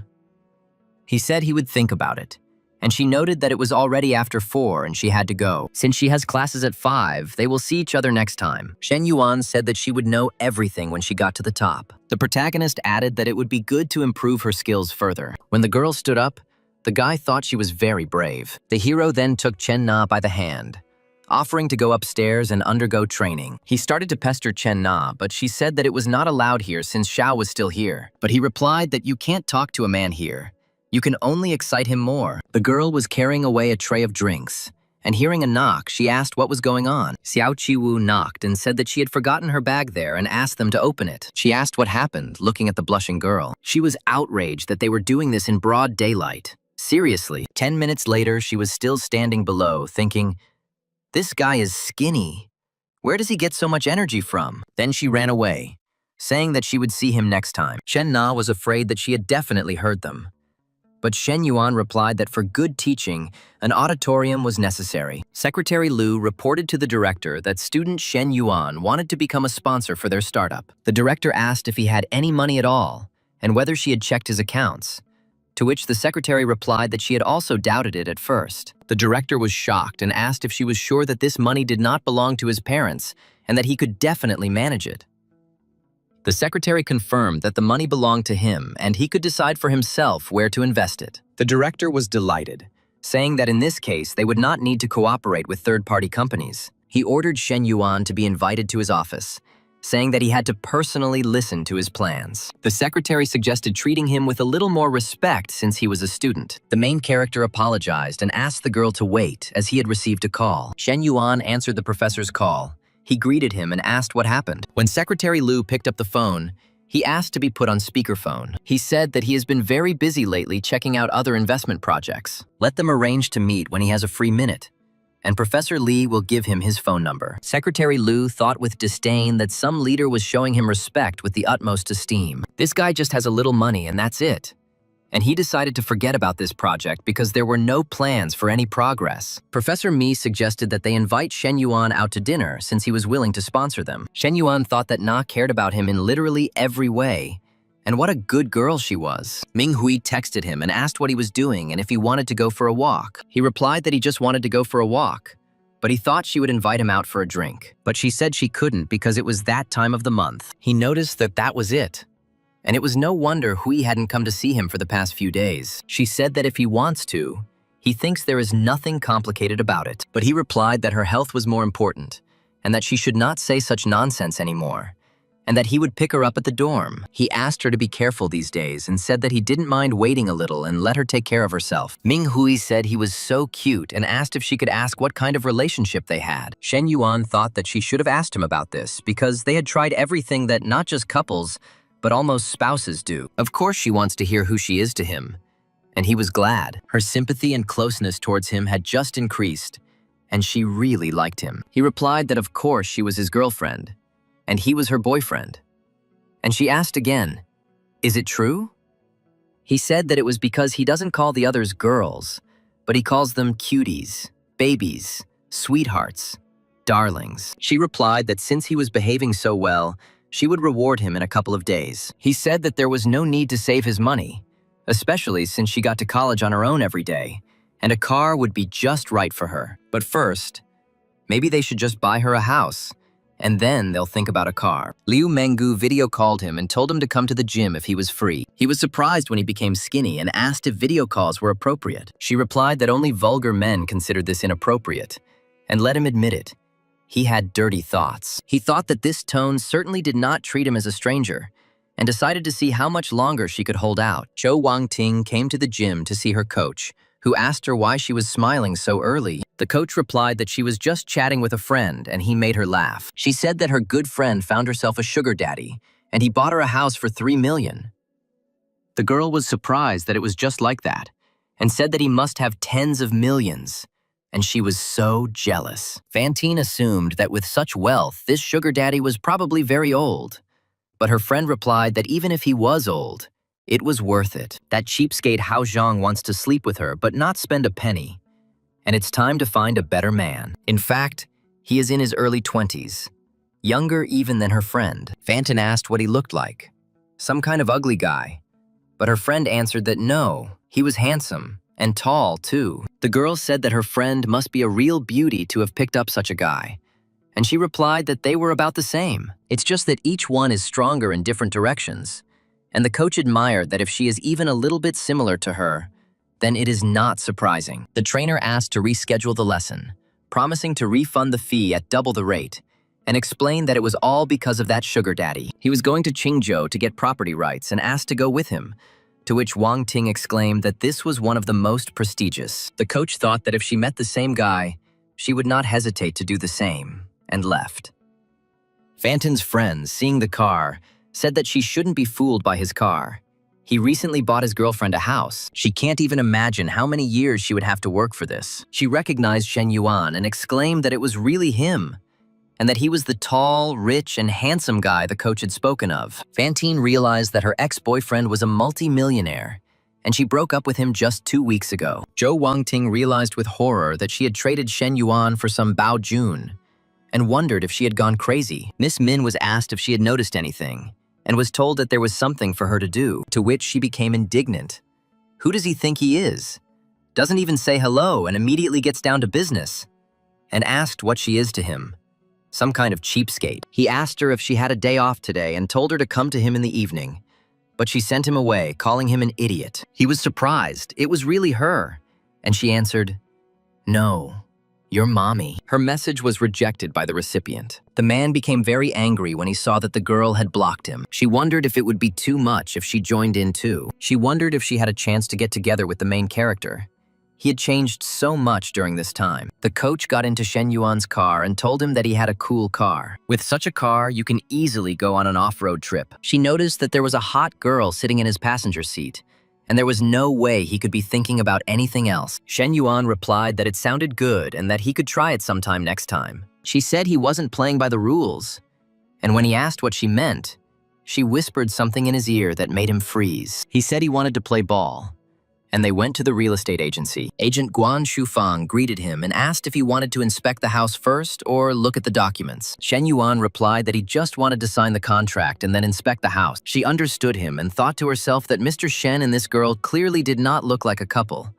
But she noticed that her figure was simply unfair. She thought bitterly that such girls did not need any special skills or knowledge. It was enough to just have such an appearance. She added that it was a pity that ordinary girls like her had no chance with such guys, and the life of rich people really was like a dream. If only she could live here too. That's why she needs to lock Shen Yuan away. The agent reported that the area of the villa is 610 square meters. Together with the garden and various equipment, it reaches 2,000 square meters. And there is an empty area. The system declared that the ideal life is not just about owning real estate, but also about interior design. Shen Yuan was surprised if the system was serious and said that it would be a waste of 20 million to renovate a house that cost just over 10 million. The agent replied that Star City has several top construction and repair companies with excellent reputations. Liu Menggu asked if she could record a video and post it on social media, and Shen Yuan allowed it, but asked that he not be included in the video. She said she bet influential people would start publishing excerpts and photos of it online. When he asked how many subscribers she had, she replied that she had just over 50,000. He asked if she had a lot of fans, and she replied that most of them were local, and asked if he wanted to see her videos. He said that if 50,000 men had seen them, then what difference did it make whether he saw them? To which she replied that he was not like them. He asked me to send him a link to my account later, saying that he was planning a video review of the bar, and if you wanted, we could film it together. She was delighted and said she would send the link now, and he asked Coach Liu if they should go back to the gym. She replied, where else should she go if not there? And maybe he had some ideas, and he said that he thought they were going to play ball. She was indignant and said, dream, all you men are the same. Yesterday in the same place, he managed to hit on her friend. She continued to act so confidently and even dared to remember yesterday, although he hadn't even done anything to her yet. He said that if she cared about that girl so much, then why not take her place and let her decide for herself? She thought to herself that this was why she was leading him on. You need to get closer to him little by little every day, so that later he will long and persistently pursue her. She said goodbye and told him to drop by her room sometime. He suggested they throw hoops together sometime. Gym manager Huang Mingbo asked why she missed the workout. She thought that it seemed like Huang Mingbo now had something on her. After all, first he scolds her like a manager, and then he turns on as a good guy and enters into the situation. He thinks that's enough to win her over. And she said that he was laughing at her or something. Let him dream. He's not her type.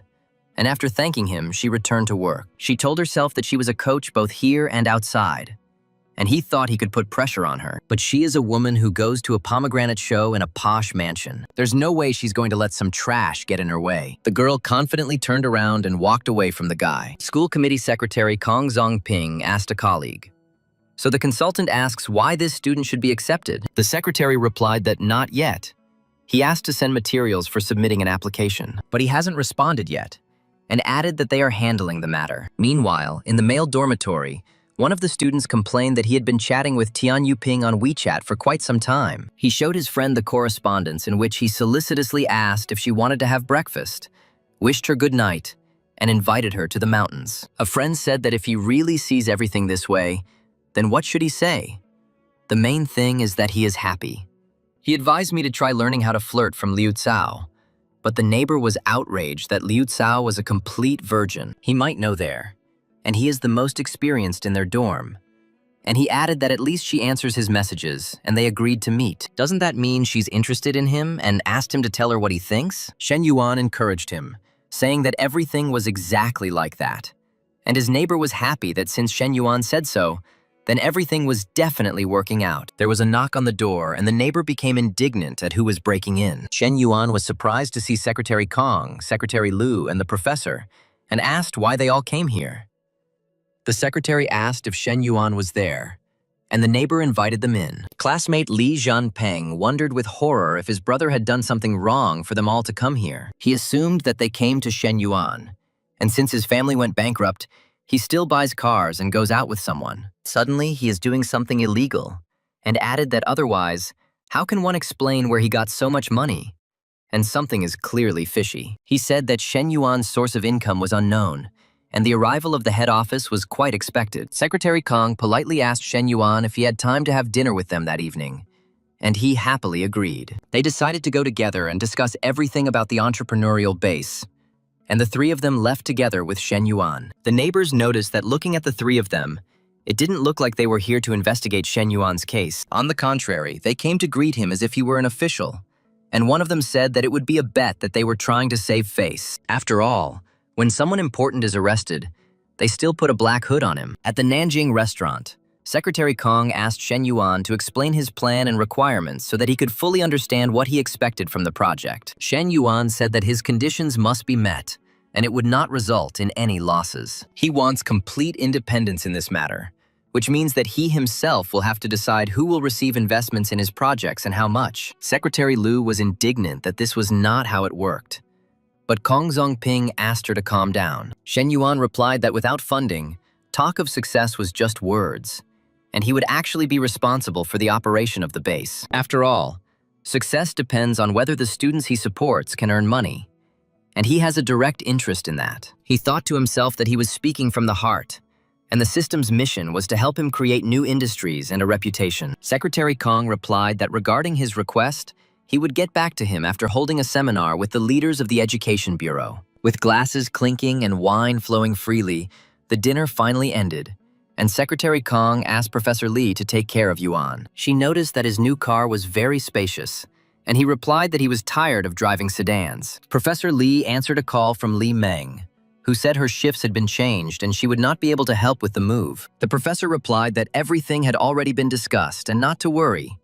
She was a little busy now and they would talk later. Shen Yuan asked if she was moving out, and she confirmed that she would be moving in a few days because the lease on that apartment was ending. He offered to help, but she refused, saying that he had just bought a new car and it was wrong to ask him to help her move. He replied that there was nothing special about it, and the machine was given for the purpose of being used to move things. So why not? Then he added that there was no need to bother himself. He still needed to buy a lot of things, but he insisted that he was her student. She thought that the cute Shen Yuan was quite thin and had sharp features. If you look at him not from the student's perspective, but from the perspective of the opposite sex, he is very attractive. She suddenly realized that he had hinted at it himself, and his offer to help her move was a sign that he really liked her. She remembered about the bag and asked if he remembered the bag he had given her earlier. The girl said that last time he said it was a high-quality fake, but judging by his financial situation, it must be luxury. She thought it was expected, but it was inappropriate. Firstly, she is older than him, and secondly, he is her student. But he told her that everything is fine. He said that there was no need to say anything like refusals. He would not give up in any case. She asked if he would sleep at his place today, and he replied that no, there was no room for him there, so he would go back to the dorm. Then she said that she would park the car here. He can come tomorrow and pick her up, and she gave him the keys. The guy kissed her on the cheek. The girl thought that the guy had become too bold, and a blush appeared on her face. Professor Li reproachfully told him that he was a very bad student. Shen Yuan picked up the phone and heard that Miss Lin Yuchang had forgotten something in the cafe. She was almost there, but Xiao Qiu lived too far away and couldn't come quickly, so he was asked to open the door for her, and he agreed. Ms. Lin apologized and said that she had left her child's toys at the cafe and completely forgotten to pick them up last time. She said that these were all the toys that he had scattered around here while he was playing, and they were lying everywhere. Shen Yuan asked how old her baby was, and she replied that he was 3 years old and quite a cheeky boy. He was surprised to see 3 bottles of wine and wondered if it was possible that she had started drinking alone in cafes often. So I asked her if something had happened to her husband. She replied that it wasn't that she couldn't bear to be apart, but that she was just thinking about the days and nights they had together. Suddenly feeling uneasy about the situation, he realized that it was her husband. And if it weren't for the sadness in her heart, she wouldn't be sitting alone in the cafe. He suggested that if she wanted, she could come here often. But she replied that this was probably her last time here. He asked if she wanted to have a drink together, if that was okay with her. The guy said there was nothing wrong with it, and added that he felt depressed, and it had something to do with his family. He said that he knew her husband, Mr. Len Xianyang, who was also the general manager of the car dealership. The hero heard about his antics and that Chen Na was an employee of this store, and she had to quit because of her husband. She was afraid that there was something between Miss Chen and her husband, but he explained that no, he just pestered her a lot and she left. The girl said that it was good. Otherwise, he would have committed even more crimes, and admitted that she had recently planned to divorce him and had collected enough evidence of his infidelity. I also read a lot of correspondence where he threatened and tried to bribe his subordinate. She added that they had been married for 5 years and did not expect that he could turn out to be such a person. She thought it really made sense, and she used to think he was young and generous. But now it turns out he is much more mature. Shen Yuan exudes a charm that her husband does not have. She said there's an old saying that you can't judge a man by his looks, but being around a handsome man can make you feel better and thank him. He replied that it was no problem and they went, and she asked him to be careful and apologized. He wondered why Mrs. Lin was apologizing and that she smelled so good. The main character was surprised at what this kiss meant and decided that it was all because of the wine. She thought that for so many years she had remained a model wife, without overstepping the bounds of what was permitted. Shen Yuan called Chen Na and said that his dormitory was closed and asked if he could stay overnight at her place. 20 minutes later, she saw how much he had drunk, and he replied that he had no choice at the dinner with the class teachers. She told him to sit for 10 minutes and then take a shower. The girl said that she would make him some tea and help him sober up a bit, but he asked to just hug her first. She asked ironically, and he just hugged him, and he replied that he was just hugging her, and she knew his character. She thought that the first time he had come to her under the pretext of simply wanting to drink some water. Last time there was training, and this time it was even more absurd. Just a hug, and he joked. And I asked if he even had a character. He answered, was there really no trust between them anymore? And said that since he himself said about just hugs, he could use the second blanket.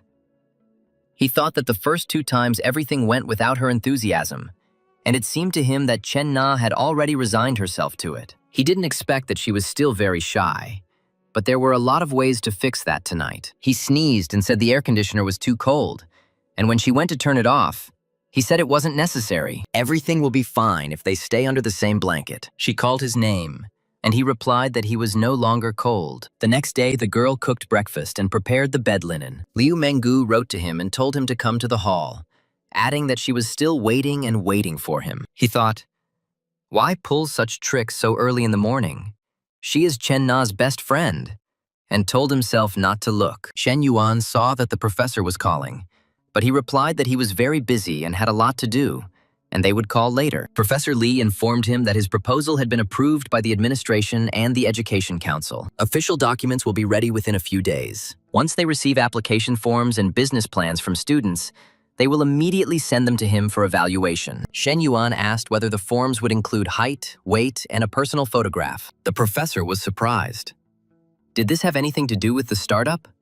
He replied that a good entrepreneur should have a good physique. From this data, you can understand whether a person is disciplined. Just a glance is enough, and he has high standards. The professor looked confused and said that this was something new, but agreed to add it to the form. She added that Secretary Liu had also made arrangements with student council representatives, and they would contact him soon. He replied that it was fine, and that everything was fine on his end for now. And the professor asked if he would be free the following morning to help her and her sister move. In half an hour, he managed to have breakfast and was about to leave, but the trainer called again. He replied that he was busy and had meetings with 2 interior design companies to discuss the layout of the villa. She asked if he needed any burden. He replied that she had just called herself a burden, so why should he take her with him? But if she really wanted to go with him, she could join him. The guy thought she was great at creating an emotional atmosphere. He was waiting for her in the car, and some guy in a luxury SUV asked if he was waiting for a girl. He said it was a good car for chasing girls, but if he was aiming for high-class girls, that wasn't enough. When Liu Menggu approached, a guy named Fan invited her to lunch, but she replied that she had already made arrangements with a friend. She apologized and then told Shen Yuan that Fang was indeed very rich, but this is not his money, but his parents', and his share is actually a tiny fraction of the entire wealth, while Shen Yuan is a different breed. Fan offered to go with them, saying that the lunch was on him, but Liu Menggu objected. She said she didn't like to have lunch with people who drove SUVs and got into Shen Yuan's car, leaving him puzzled. In the car, Liu Menggu noticed that he was so quiet today and not like himself at all. She asked what he wanted her to say. He just didn't seem as animated as usual. He replied that of course he understood that her words about other fans made him feel threatened and so on. She asked if all guys were like that, and he replied that men only got turned on when they were working out or getting ready to work out. Since they don't play ball with her, why should he remain a lively person?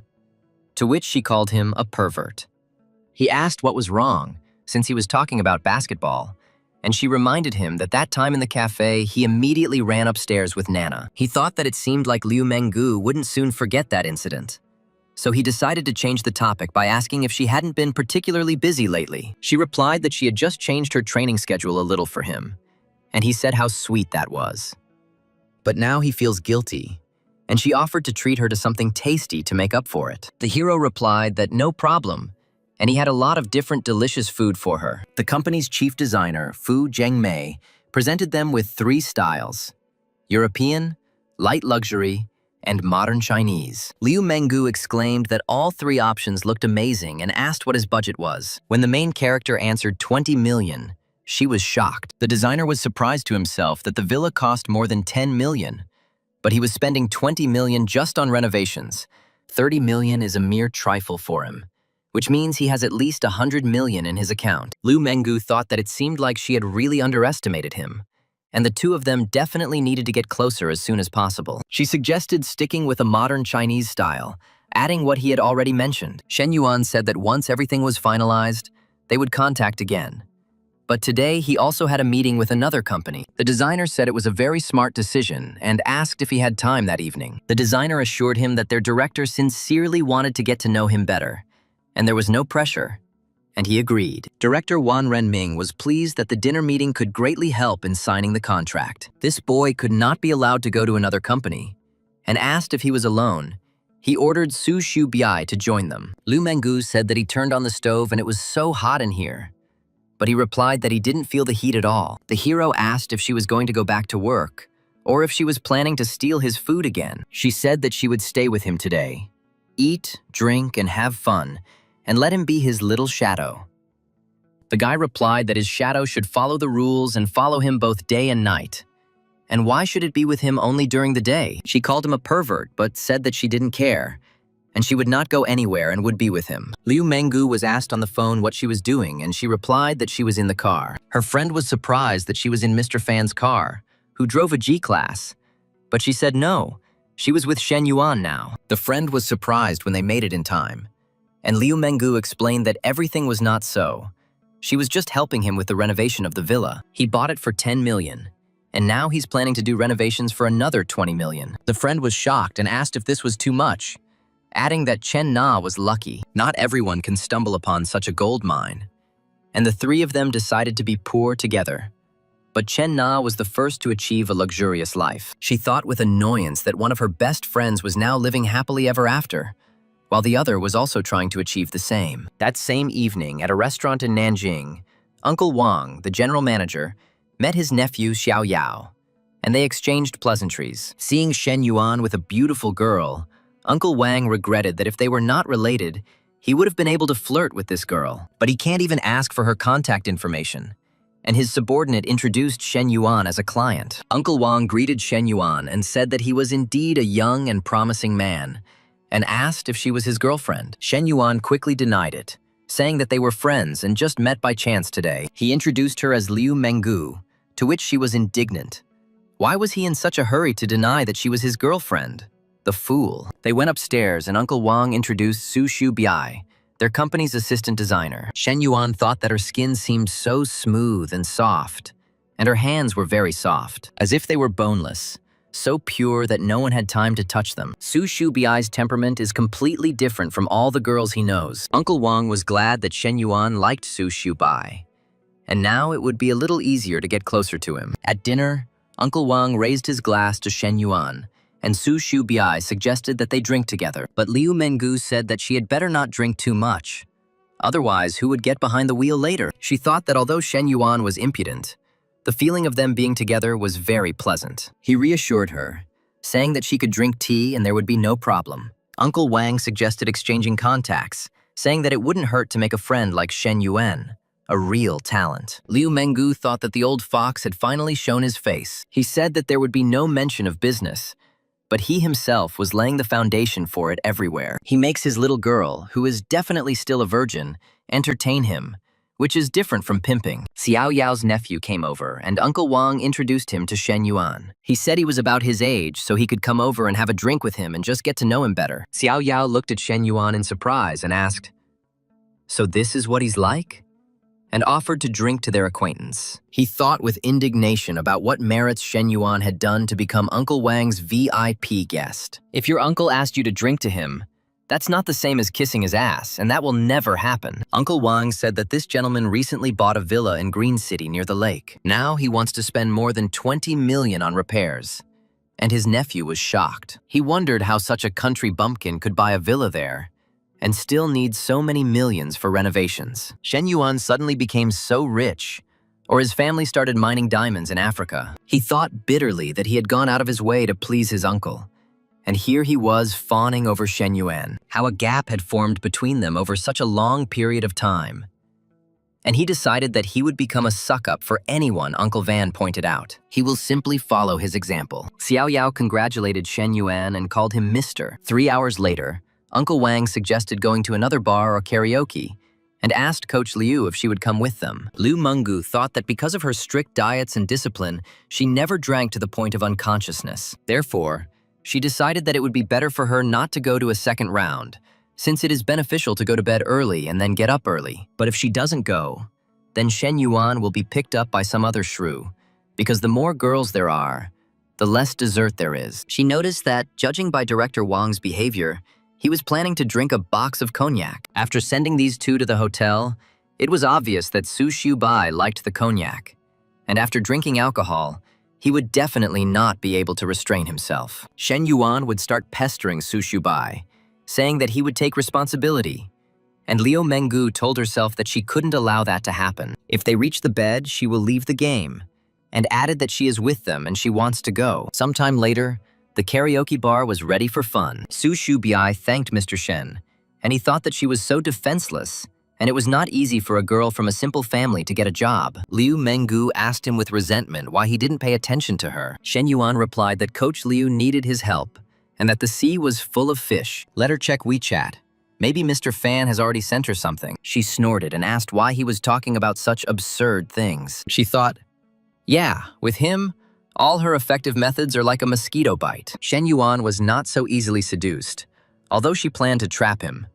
But she was the one who ended up in the trap. Su Shubai asked him what song he wanted to sing, and if he wanted, she would put it in the queue. The guy replied that anything would be fine and she could choose whatever she wanted. He noticed that Shen Yuan was acting incorrectly and looked at her, saying that she was going crazy with embarrassment. He replied that it was true, and it seemed to him that she had the same look as that girl, a little tense. Liu Menggu countered that it was not at all, and that she was full of desire, not affection. Shen Yuan said that this was her advantage, because no matter what kind of woman a particular man was attracted to, the result was still the same. She asked what the result was, and he replied, "The night's sliding sheets," which left her dumbfounded. She thought with annoyance how annoying it was that he was constantly driving her into a corner. Xiao Yao said that he never thought that he would be able to become friends with Shen Yuan at his age. They should meet more often, and added that when it came to repairs, their company would be his most professional choice. Shen Yuan replied that he only had 2 companies under consideration, both of which had good designs and very competitive prices. The hero asked about Su Shubai, and was told that she was her student and that she would bring her home safe and sound. Liu Menggu asked for help in catching a taxi, but Shen Yuan said that he would rent a room there and spend the night there. She wondered if there was a better place to stay overnight, and he asked if she meant her home. She thought that she hadn't planned on giving up so easily, but her instinct told her that if she didn't get him now, he would simply be torn apart. The girl added that no, she was not going to bring a man to her home. She was a strict and proper girl. Shen Yuan was surprised. That's how it was. And noticed that he hadn't done anything this evening. So why was her sympathy level rising? The guy asked where she lived and if he would let her call a taxi. She replied that she didn't want to go home. And when he asked where she was going to spend the night, she became indignant. What a mean girl. He said, well then, they can choose another hotel. She thought hopefully, wondering what Shen Yuan would be like. Hoping that he would be gentle and not as cruel as he had been with Nana in the cafe. He admired her body and thought, damn, it's cool to be rich. And they went to the most luxurious hotel in town. The hero asked for a luxury room for a month, costing 110,640 yuan. He said he would rent a room for a month, and that it was only 110,000, and asked for the first room on the 52nd floor. She admired the beautiful view, and he thought that Liu Mengu's affection had already exceeded level 80. She thought that now she felt like she was betraying Chen Na, but she sincerely hoped that everything would work out with Shen Yuan. He said that Coach Liu, now he only sees her, and maybe they will start their training already. She asked him to wait and said that she needed to take a shower first, but he replied that she could take a shower later. She was afraid that they could be seen, but he said that it was panoramic glass, and there were no buildings higher than this in the area. Even if someone sees it, so what? She called him so angry, and they did it all night, and he slept until noon. He didn't expect that the coach had such a sensitive body. At one point, it even seemed to him that she would become dehydrated. She said that he had been pestering her since early in the morning. They had only finished at 4 in the morning.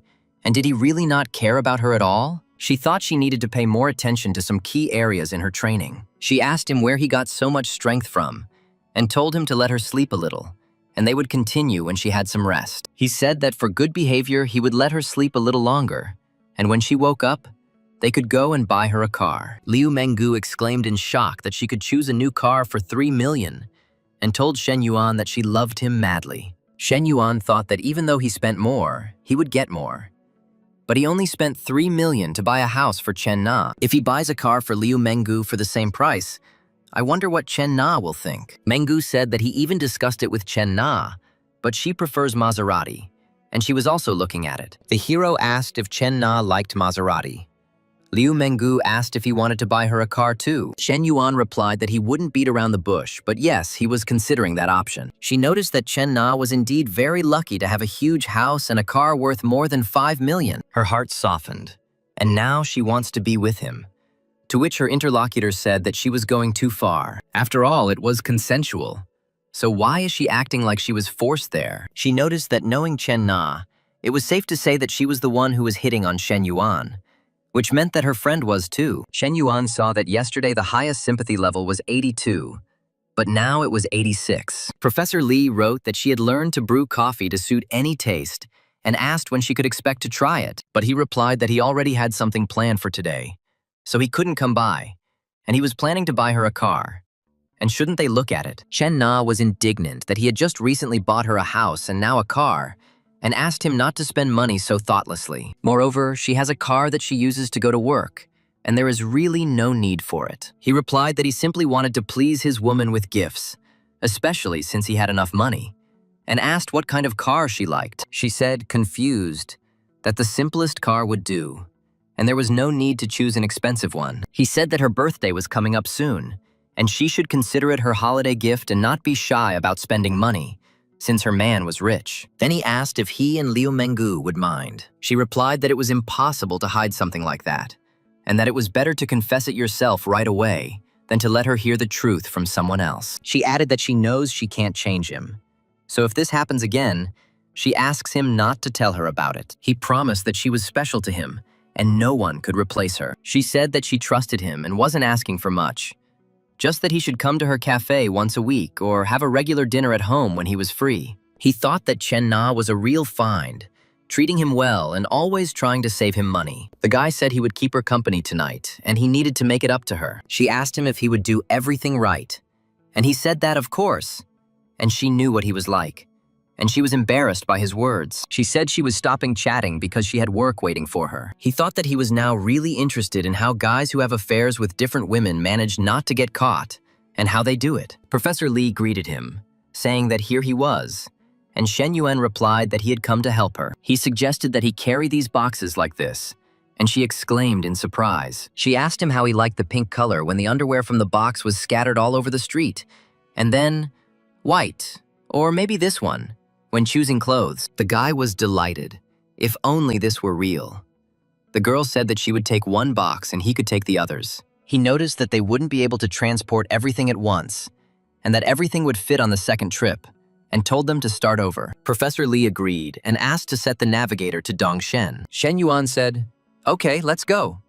And Professor Lee asked not to pay attention to her sister, and it's not that she is rude. He replied that everything was fine, especially since he felt that she had become warmer towards him over these 2 times. Professor Lee said her sister wasn't always like this, and when she was in college, she dated a rather sophisticated guy. Her heart was broken, and after that, she closed herself off from men. Shen Yuan was indignant that he was such a scumbag, and that such people were the scum of society.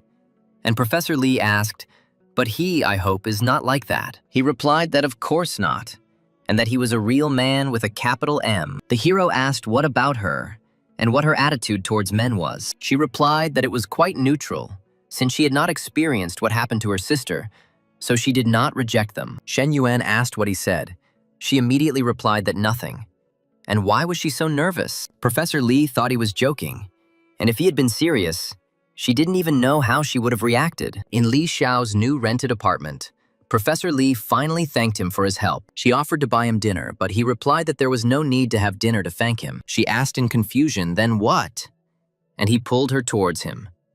She called his name weakly, but Li Men knocked on the door, saying she had forgotten her keys. Professor Lee said in fear that she would open it now. Shen Yuan said it was wrong, but he would help. And when Li Meng entered, she asked why her sister was so red, whether she had tanned. Professor Lee replied that everything was fine. She just needed to rest a bit, and thought to herself that Shen Yuan was really shameless. It's good that she didn't understand anything. Otherwise, even jumping into the river wouldn't have been able to save him. Professor Lee reported that the student council had also provided an office for the assistant they had contracted. She sent the information on WeChat and told him to contact her when she returned to school, to which he replied that he understood and would not bother her. She wanted to spend more time with him, but she was afraid that Li Men would notice them, and her sister asked her what she really thought of Shen Yuan. Professor Lee pretended not to understand what he was talking about, but Li Meng told her not to pretend, and anyone would see his intentions. She added that if he were not her student, he would be fine, but she felt that he could not be trusted, and asked if that meant she was okay with it. As her sister, she can only advise him to keep his eyes open and find out if he really is a good guy. An hour later in the student cafeteria, the head of the college radio station, Shen Yuan, approached Fu Yingzi. The hero asked if she had been waiting long, and she replied that no, she had just arrived. The guy noticed that her voice was different from the one on the radio, and she explained that when recording or dubbing, they get into character depending on the situation. She suggested getting straight to the point, saying that the secretary had said that help would arrive in a few days, and he had said that he would also need her help with other matters. He wanted to ask her for help on the very first day, but their conversation was interrupted by a guy named Feng Jiagui, who brought oolong tea. She said that lately she has been trying to give up sugar and does not drink tea with milk, thanking him. He was indignant that he had walked 5 kilometers and then stood in line for 20 minutes and asked to accept it. However, she firmly refused. The surrounding students began to whisper about who this guy was. Could it be that Fu Yingzi and Shen Yuan are dating and they fought over a girl? Someone said that Shen Yuan and Fu Yingzi couldn't be together, and pointed out that Ming Hui had already gone with him twice. She said that she would see how far this girl could go and called out to Shen Yuan. Ming Hui approached him and asked if he was going to class. He replied that no, he was just discussing business with Fu Yingzi.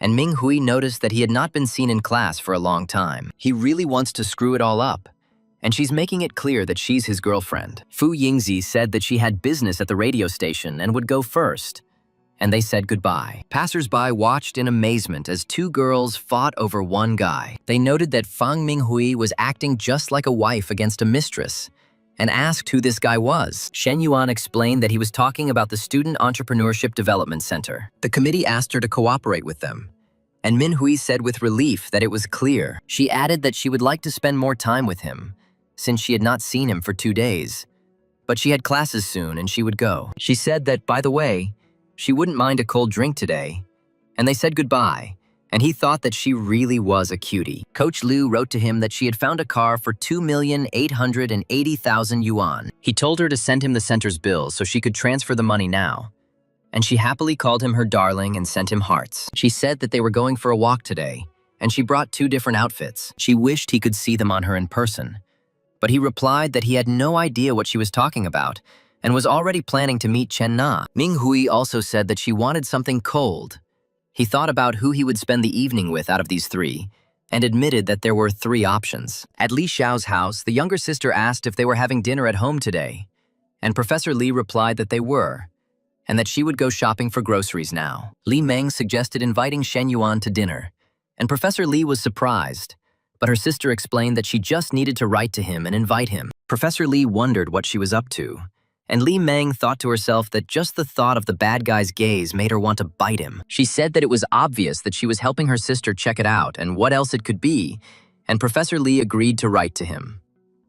Shen Yuan received the message and thought about what kind of peach blossom garden he encountered today. So many girls tried to pick him up that even the master of time management was shocked and decided to politely decline. Professor Li asked him to come in and make himself comfortable, saying that dinner would be a little later. He replied that he would not be shy, and that she could go about her business. He thought that, as expected from a consultant, she quickly brought comfort to the room. He asked where Li Meng was, and Professor Li replied that she was in the shower, so he immediately headed to the kitchen. She protested, but he said it was okay and he would just keep her company in the kitchen. She said he was too close to talk. He objected that there was at least another half-meter between them and asked what he wanted to do, and he replied that nothing at all. She reminded him that her sister was also here, but he noticed that she was in the shower. Girls usually splash around there forever, so she's definitely not done yet. She begged him not to do it, but he didn't listen.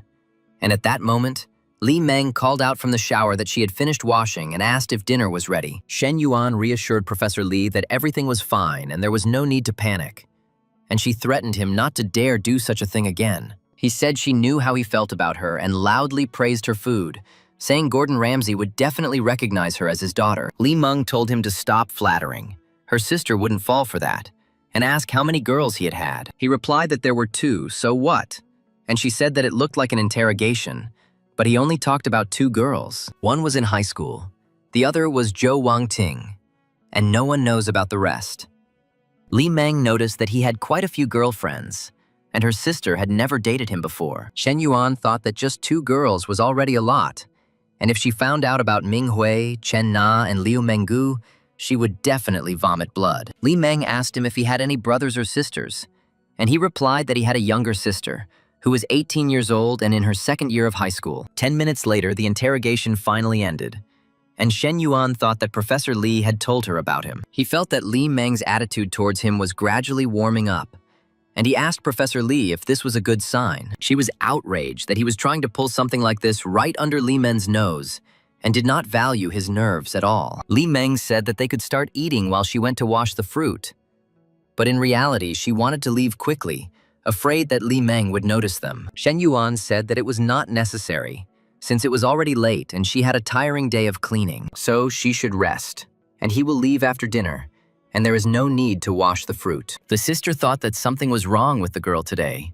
She was quieter than usual. Li Meng asked him if he was sure he didn't want to stay longer, and he replied that no, he still had things to do. Li Meng told her sister that she had asked about everything, both what she wanted to know and even what she didn't want to know, and her advice needed to be tested further. Shen Yuan came to Chen Na and asked if she hadn't said that she would come to the cafe and try her coffee. Then he asked her if she still had that gray business suit and stockings. She was surprised, and he told her to guess, and added that it was she who said that she had good makeup on today and told him to trust her character. Had she really already forgotten? And he would make up for several million at once. And she replied that this was not the kind of compensation she had in mind. He said that someday she would understand, and they spent an hour and a half together. He noted with joy that the sympathy level had finally reached 90. The system has announced the completion of the mission to increase the secondary female character's affection level to 90%. He told Chen Na that she would have to try harder tonight, and she asked in fear what he was doing there. He replied that it was she who wanted to know why guys like to see girls in such clothes. And here is her answer. He said it was just not like usual, and he would surprise her even more in the future. and she hummed in agreement. He thought that Chen Na's current state was the best compliment for a man. If he could do even better this time, it would be great. But he doesn't know if he'll get a similar reward next time. He decided to see what was so interesting about the exclusive skill set and saw that this skill card was exchangeable, including entry-level dancing, entry-level trading, entry-level appliance repair, and combat skills. He was indignant. What kind of nonsense is this? If repairing household appliances is still understandable, then what is a hairdresser anyway? He thought that if he had to choose, it would be a good idea to take fighting skills, because even though they live in a legal society, he has a lot of money and women. However, he wondered if Professor Lee's television were to break down, and with his skill in repairing household appliances, he could come to her. The guy would tell her that everything is ready, and if she has any problems in the future, she should not hesitate to call him. He offered to dry her off, saying that she was tired and sweaty and he would dry her whole body. He thought that it seemed like he had hacked his dad's system, and this reward was more generous than the previous one. This meant that the third reward would be even more generous, and he became curious about who would be next.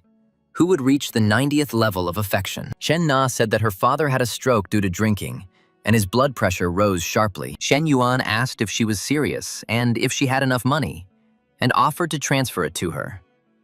He told her to be sure to call him if anything happened. She said it was unsafe to travel at night and she would return home tomorrow morning, and he replied that he would go with her. Chen Na said that she could go back on her own, and Shen Yuan replied that it was fine, and if she needed money or anything else, she could say so. She thought that although Shen Yuan cared about her very much, they were not in an official relationship, and it was inappropriate to bring him home. She thanked him, and the next day she left in a hurry, but still made him breakfast.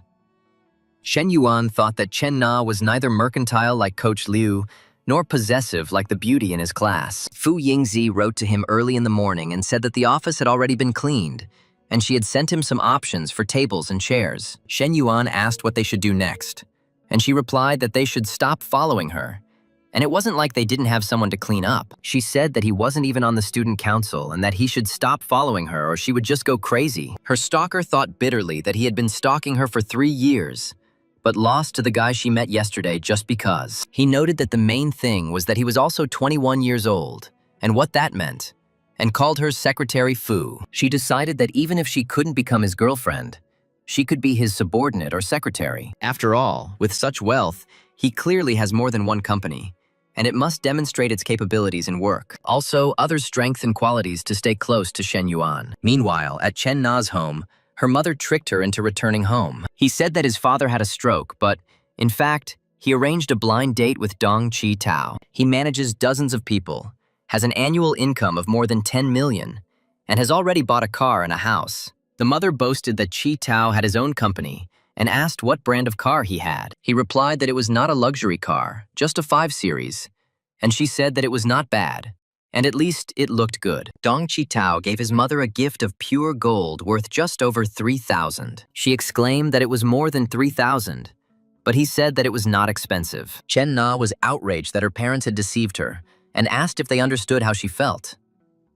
The mother replied that they were just worried about her and looked at Xiao Li, who was a year younger than her and already had 2 children. Chen Na said that she didn't want to talk to her mother and wrote to Shen Yuan that she was very angry. It turned out that her father was not admitted to the hospital, and they tricked her into returning home. We set up a blind date, but she'll be back this afternoon. Shen Yuan replied that he was almost off the highway and asked him to send him the location of her house. She was afraid that he would come to her house and asked what he was planning. The mother asked if the friend was a man or a woman, and Chen Na replied that she would soon see for herself. The parents and Dong Chi Tao began drinking wine and having fun, and 15 minutes later, Shen Yuan arrived with a huge number of gifts. He said that this was his first meeting with his uncle and aunt, and how could he come without gifts? He introduced himself as Chen Na's boyfriend, and said that his name was Shen Yuan, and that they could call him Xiao Sheng, and that these were small gifts for them. The parents were shocked, and the mother asked Chen Na why she didn't say anything. Shen Yuan added that Chen Na was his girlfriend and they would still become a family in the future. The mother asked how much it all cost,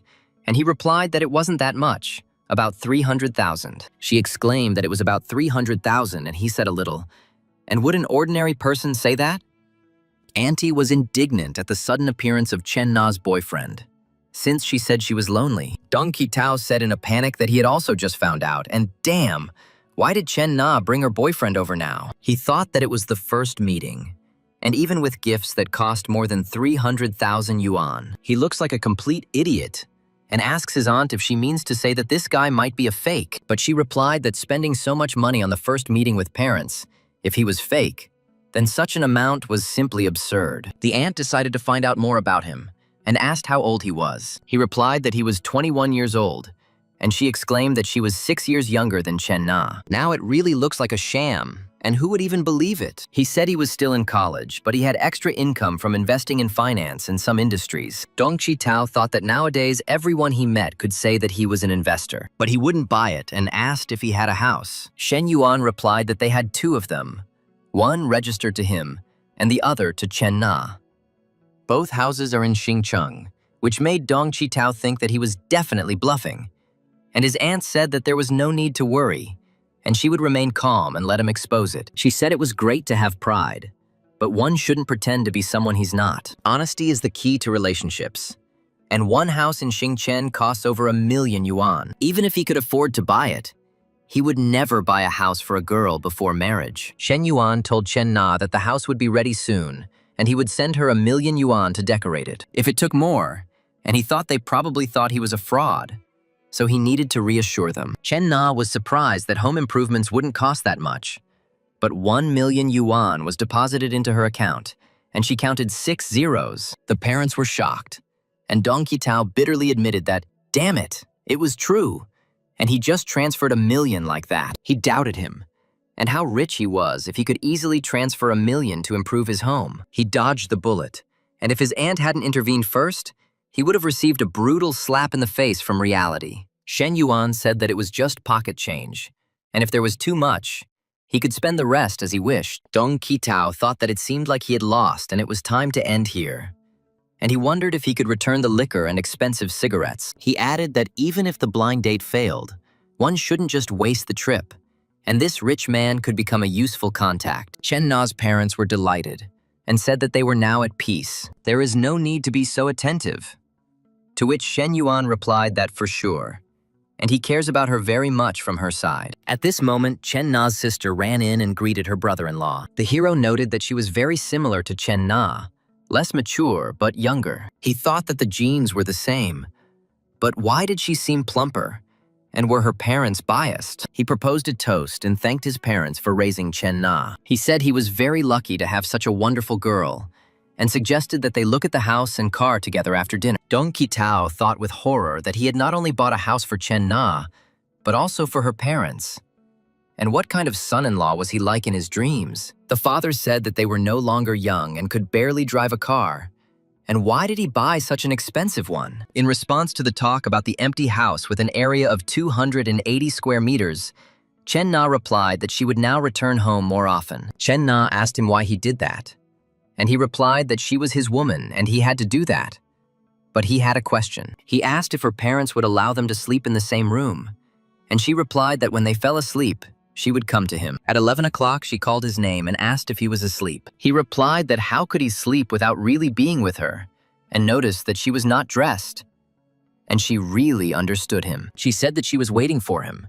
The guys started having fun on the bed. At that moment, the girl's younger sister woke up. She heard groans coming from the room and decided to take a peek. What she saw confused her, and she stood in a stupor for a while. Then she decided that she couldn't spy any longer and ran to her room. An hour and a half later, Chen Na returned to her sister's room and hugged her. Xing Yu asked why she was still awake, and Chen Na replied that she wanted to sleep while hugging her and wished her sweet dreams. She thought that this girl had really grown up. The next day, Shen Yuan, who had already returned to the university, was looking at the decoration of the office together with Fu Yingzi. When asked if anything needed to be changed, he replied that everything was fine. Fu Yingzi showed him the first part of the entrepreneurship applications and business plans submitted by her classmates and collected in the committee that morning. He was outraged. What nonsense! And now even photos for ID are edited so heavily. He said he wouldn't look at the photo and would focus on the business plan. But he saw ideas like opening a cafe on campus. He said that even though he was using 10 million from the system for this startup incubator project, He couldn't act recklessly. The hero thought that by increasing the favor of girls, he now receives more rewards. But he cannot do this all his life. Is he really going to be hanging around on the beach even at 80 years old, working hard to satisfy some little sister in a bikini? He said he didn't want to end up as some old pervert who only knew how to pretend. With a campus business incubator and cafe, he should gain real business experience. He decided that as soon as the conditions were right, he should enter the business circle and make a big company out of a small one. He told Fu Yingzi that he seemed to have overestimated the students and he didn't need all these unrealistic proposals that didn't take the market into account. Everything needs to be carefully replanned. And this may be due to the fact that the sample is too small. He asked if the university and the youth league committee could improve the promotion, and she said yes. She said that the radio station she is responsible for will start playing commercials in the morning and evening starting tomorrow. They will display it simultaneously on the university's web account, official account, and Kane account. He thought that from the moment he had a system, he would only enjoy spending and earning money. He felt joy for the first time when he ordered Fu Yingzi to work. And indeed, money controls not only houses, cars, and women, but also power. At the fitness center, manager Huang Mingbo scolded Liu Menggu for being late and said that she didn't seem to need the job. She replied that she had sent him a message asking for time off and had warned her clients. He was outraged that she even had the nerve to talk about it. And did he approve of her taking a day off? She retorted, why didn't he take a closer look at her message where she asked for a day off if he would have lunch with her? He said that in short, he did not approve of this, and she was absent from work, and asked if she knew how much money would be deducted for absenteeism. The girl replied that if he deducted everything he wanted, she would no longer work for him and would quit. Others were surprised that she was actually quitting, and noticed that all the clients she had attracted during this time were working out at their gym. If she quits, how will she make a living? The manager was surprised to see her car and asked if she had found herself a sugar daddy. Liu Menggu wrote to Shen Yuan that she had lost her job and her boss had fired her, and asked if he could console her. Shen Yuan said that was wonderful. And wouldn't it be perfect for Coach Liu to become his exclusive personal trainer? She asked what the reward was for being him. And he said there was a reward. And after a while, he would take her to training. She replied that, okay, then she would wait for him in an exclusive form. She said that she loved him and asked him why he came so late and thought he still had time. The guy thought that this girl was so impudent and daring, he would show her. Shen Yuan said that since he didn't want him to come in, then he would leave. She fearfully asked him not to leave. And he asked if it wasn't she who didn't want to let him in. She said she just wanted to set the right mood and asked him not to leave. And he replied that then she should beg him. She asked why her intentions were not sincere.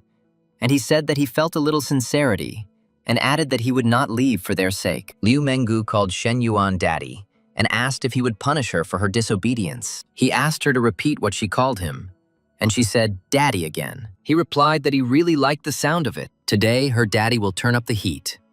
And they continued. They had fun for an hour, and Liu Menggu said that money aside, Shen Yuan was already quite attractive. He said that didn't she want to become his personal trainer? And he was ready to continue and not to relax. She wondered how he could be ready for the next round so quickly since it was impossible. And they had fun for another hour. She told him not to make things up because she heard everything in the cafeteria. Can his strength be compared to the current one? And he said that 50% of the strength, but he definitely wanted to use all 120%. And the difference from last time was too big. He discovered that he had developed a brutal skill called the divine technique of endless and relentless work. Coach Liu said that with such a height, it was impossible for him to weigh only 70 kilograms. And he suggested that they work out the next morning. She laughed and said that he finally realized that he was skinny. And he threatened that if she said that again, he would make it so that she wouldn't be able to stand up. She admitted she was wrong and said she wouldn't do it again.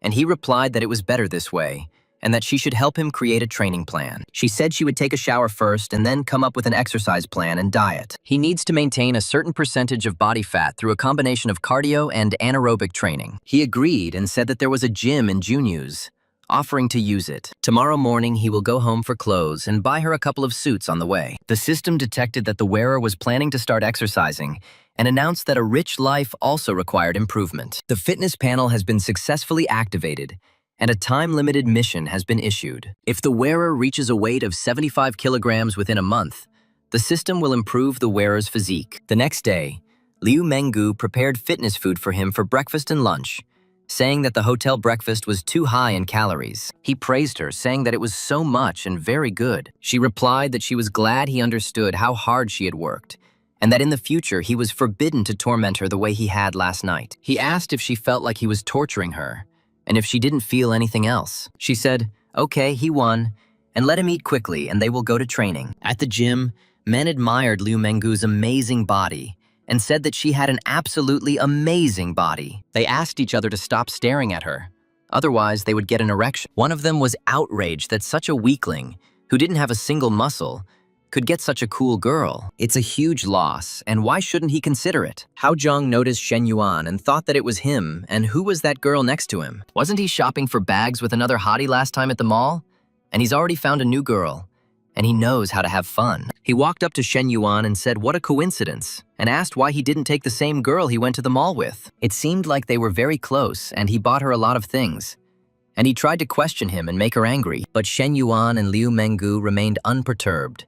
And Hao Zhang said that enough was enough. And why was he sticking his nose where it didn't belong? Are they really that close? Hao Zhang said that Shen Yuan is not who he claims to be, and is playing both sides at once. He asked not to let him fool him. The girl replied that even if he were dating 3 people at once, she would happily stay with him, and it was none of his business. He said that Shen Yuan bought that girl 2 bags that cost more than 100,000. It was better for him not to interfere where it wasn't wanted. But she replied that it was his money. He can spend it however he wants, as long as it makes him happy. If he is happy, then she is happy too. And added that Shen Yuan bought her a car worth more than 2 million yuan. Hao Zhang asked in confusion what was the matter.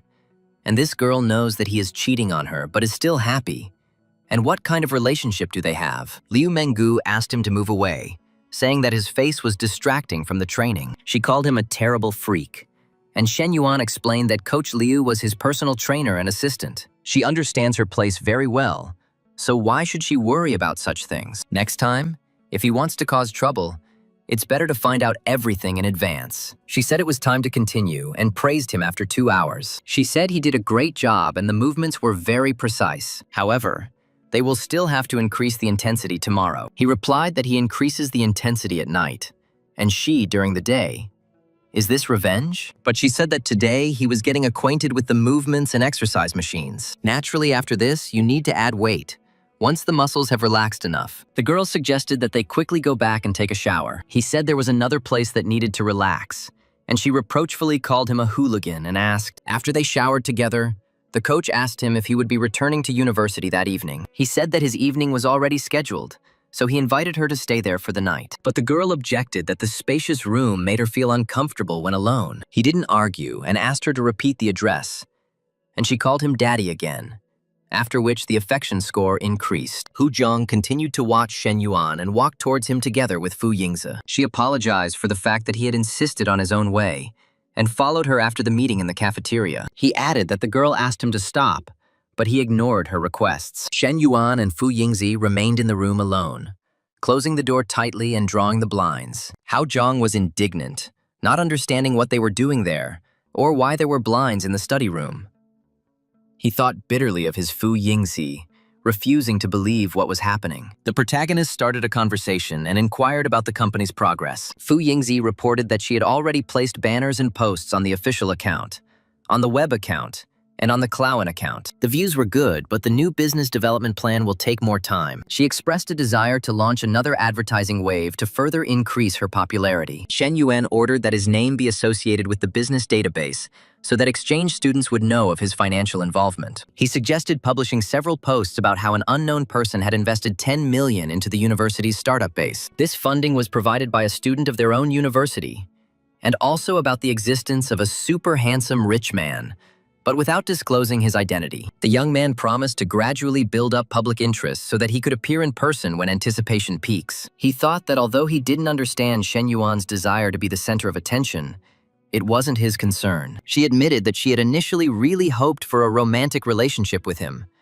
but now it seemed like he already had a partner. Fu Yingzi explained that internships would start next semester, and it was difficult for students at a private university to find jobs. So she thought that if she followed him, she could earn more than in a regular job. He noted to himself that the girl turned out to be quite reserved, as befits a student. If she had said she wanted him, They could have just let things go. Then I asked how much she meant, and she timidly said 8,000 yuan. He noted that graduates in her specialty earn around 3,000 to 4,000 a month, and the proposed amount is already 2 to 3 times higher. Hu Zhang, on the outside, was indignant at his prolonged absence, calling this eccentric someone who was bringing down men's pride. The protagonist suggested dealing with this problem once and for all. The girl looked at him in confusion, but the guy, not at all embarrassed, left a mark on her neck. When they came out, he turned to Fu Yingzi and asked what was happening. She told him not to look for her anymore because she already had a boyfriend. When her shocked interlocutor asked when they started dating,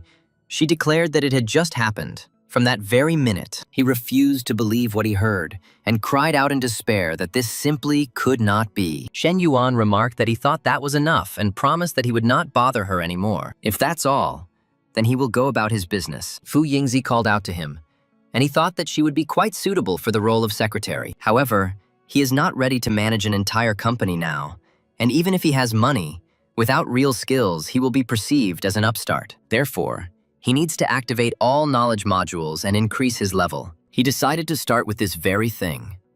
The university had a mandatory introductory course in management. He always felt like he had learned little there, and the system had discovered the native's desire to study business management. She unlocked the corresponding panel with a time-limited task: master the concepts of the fundamentals of management within a month, after which all the knowledge of the EMBA level of Tsinghua University in China will be integrated into his brain. He realized that it would be difficult to cope with this in a month, but he remembered that his advisor, Professor Li, had a double degree. Ms. Lin invited him for a drink this evening, but he rescheduled the meeting for tomorrow, explaining that he already had plans for today. She noted with regret that she would have to wait another long day. Ming Hui approached him and asked how she looked today. He replied that it was great, and his Ming Hui always looked amazing. He added that no matter what she said, to meet him, she had to take a place in line. He noticed that Ming Hui's affection had risen from 91 to 93. The guy discovered a pattern. The higher this indicator becomes, the more difficult it is to raise it, but the rewards also become more generous, just like leveling up in the game. After which he said that he would help her buy a house. If she is free this weekend, they can look at suitable options. The next morning, students on campus were discussing promotional materials for the new startup incubator. They expressed surprise that the student actually invested 10 million. One of them noticed that all the local rich kids spend their money on entertainment, and none of them are capable of investing like Entron. She really wants to tell everyone the truth, but keeping it all to herself turns out to be terribly uncomfortable. Another advised her to restrain herself because Shen Yuan had told her not to reveal anything for now, and she didn't understand why he was keeping silent. What kind of showing off in the shadows is this? But she still admitted that her friend was lucky to hook up with such a rich man. Ming Hui's friends asked him if he needed another maid or assistant, and one of them said she didn't want to work hard anymore. Yu Pin and her friend discussed the rumors and said that they didn't seem like idiots. Who would believe internet gossip? 10 million, if someone actually invested it, would mean at least 100 million in net assets. If there was such a rich man at their university, she would pounce on him herself. One of them said that these were just dreams, and why would such a person even look in her direction? She added that if someone had really spent that kind of money, they would have bragged about it non-stop and would never have kept quiet. Otherwise, what's the point?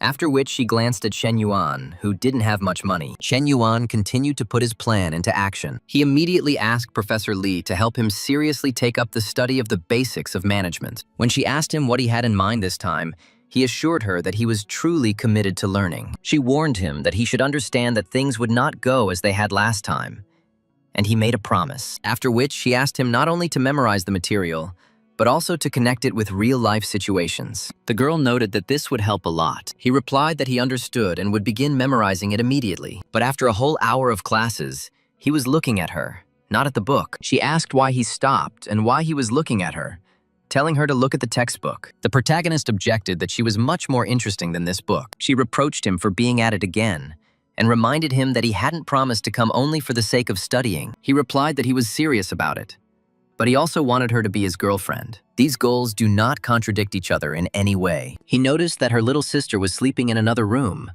and that was even for the better. After all, they can let her know that they are now officially together. When she said he had to let her go and she wouldn't agree to anything, he retorted that he would. She said bitterly that he had sworn not to do it, and added that men really were pigs. But he didn't pay attention to her words. Li Men exclaimed in shock, wondering what was going on here, and saw her sister and Shen Yuan on the sofa. She asked if they had completely lost all shame, and since when had her sister become so brave? Shen Yuan pointed out that she would have found out sooner or later anyway.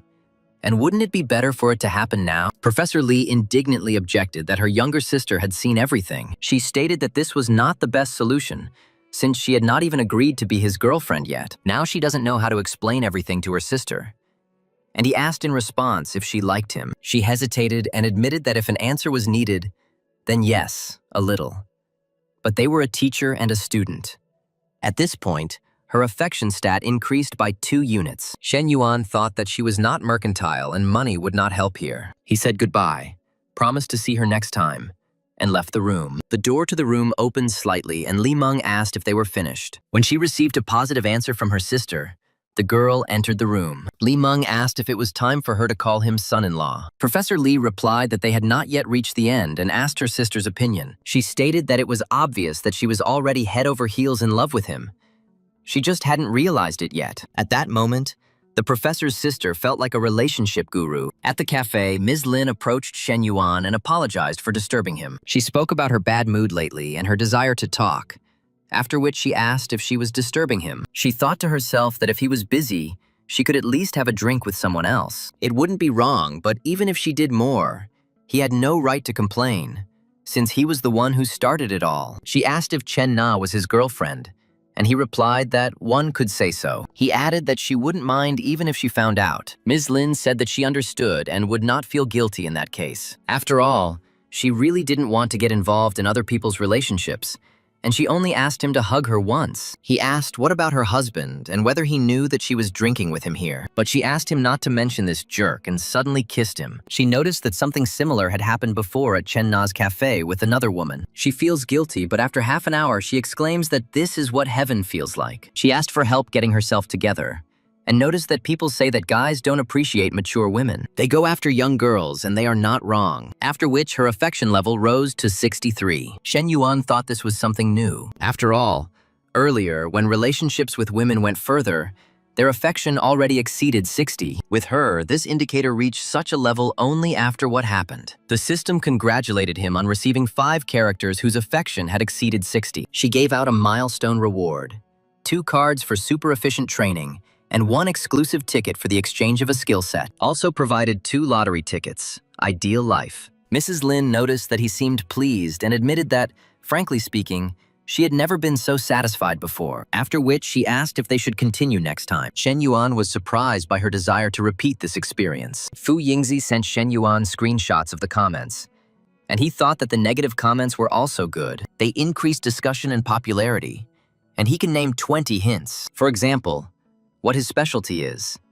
But the main thing is not to mention his name and group number. He decided to put the startup aside for now and find out what surprises the system had in store for him. The system congratulated him on receiving a 500 square meter retail space in the elegant Unish Garden. He admired that this was the most luxurious complex in the entire city, and the rent alone would bring in profit. The modification process is complete, and he has gained a few pounds of muscle mass, which is still not enough to reach his goal. He called these points just something, and noted that there seemed to be 2 patterns in the system. This is getting a high level of affection, or getting a certain number of characters with a high level of affection. He planned to study and at the same time get closer to Professor Li and use the map for super efficient studying. In the following days, without interrupting his studies and training in the gym, Shen Yuan bought Chen Na a Maserati and took a G63 for himself. At the University of International Studies Career Fair, students whispered. The investor behind the startup incubator is studying international trade at a business school and drives a G-class. This car costs more than 3 million, and it cannot be that such a person studied here. One of the students said that you need to learn from other companies, and a good manager must constantly develop. The girl asked the senior if she couldn't find an internship, if she could come to his company. The senior replied that of course, just send him your resume and he would put in a good word for him. And the student was delighted. The senior added that junior students, if they haven't yet found an internship, should not hesitate to contact his company. Those present were outraged that this boy had not come to the fair, but to relax and get some food. They said that if only old Juan were here, he would knock the crap out of his head. The elder is modest and capable. Not like Shen Yuan, who runs a cafe and hits on old women. The girl added that running a cafe or owning a company is like comparing day and night. A girl named Madasha Tan agreed to have dinner together after the fair. Someone was surprised that driving on campus was prohibited and what was going on, and pointed out that it was a G class. Students said that the whole university was buzzing about this Gelica, and that some student who had sunk 10 million into a startup was driving it. If this rich guy really studies here, then he is much more interesting than the other older ones. The girls decided that if they could hook up with him, then to hell with this dinner. And one of them asked Old Man Huang and Old Man Cao what they were doing there. They were shocked to see Shen Yuan driving the car and realized that he was the rich man, and that this was a test. The students exclaimed that he was here. He had come. He had finally shown up. And he had arrived in a helicopter. And you were just in time. One of them couldn't believe it, and said that it was definitely not Shen Yuan, and that he was just a driver. Another asked him what he was sniffing around and looking suspicious about, and told him to get out of the way because they were getting into the car. One of them was puzzled as to how he could be rich, and the other asked what the joke was and where he got so much money. The girl decided to forget about everything else, and from now on, her goal is Shen Yuan. Someone asked if they apologized, would he forgive them? And the news that Shen Yuan was the owner of Gelix spread throughout the campus. The students said that if it were a 60-year-old billionaire, the girls would have doubts. But Shen Yuan is only 21 years old, tall and handsome. What more could you want? And one of them found his WeChat. She was asked if she had a boyfriend or not, and she replied, "So what?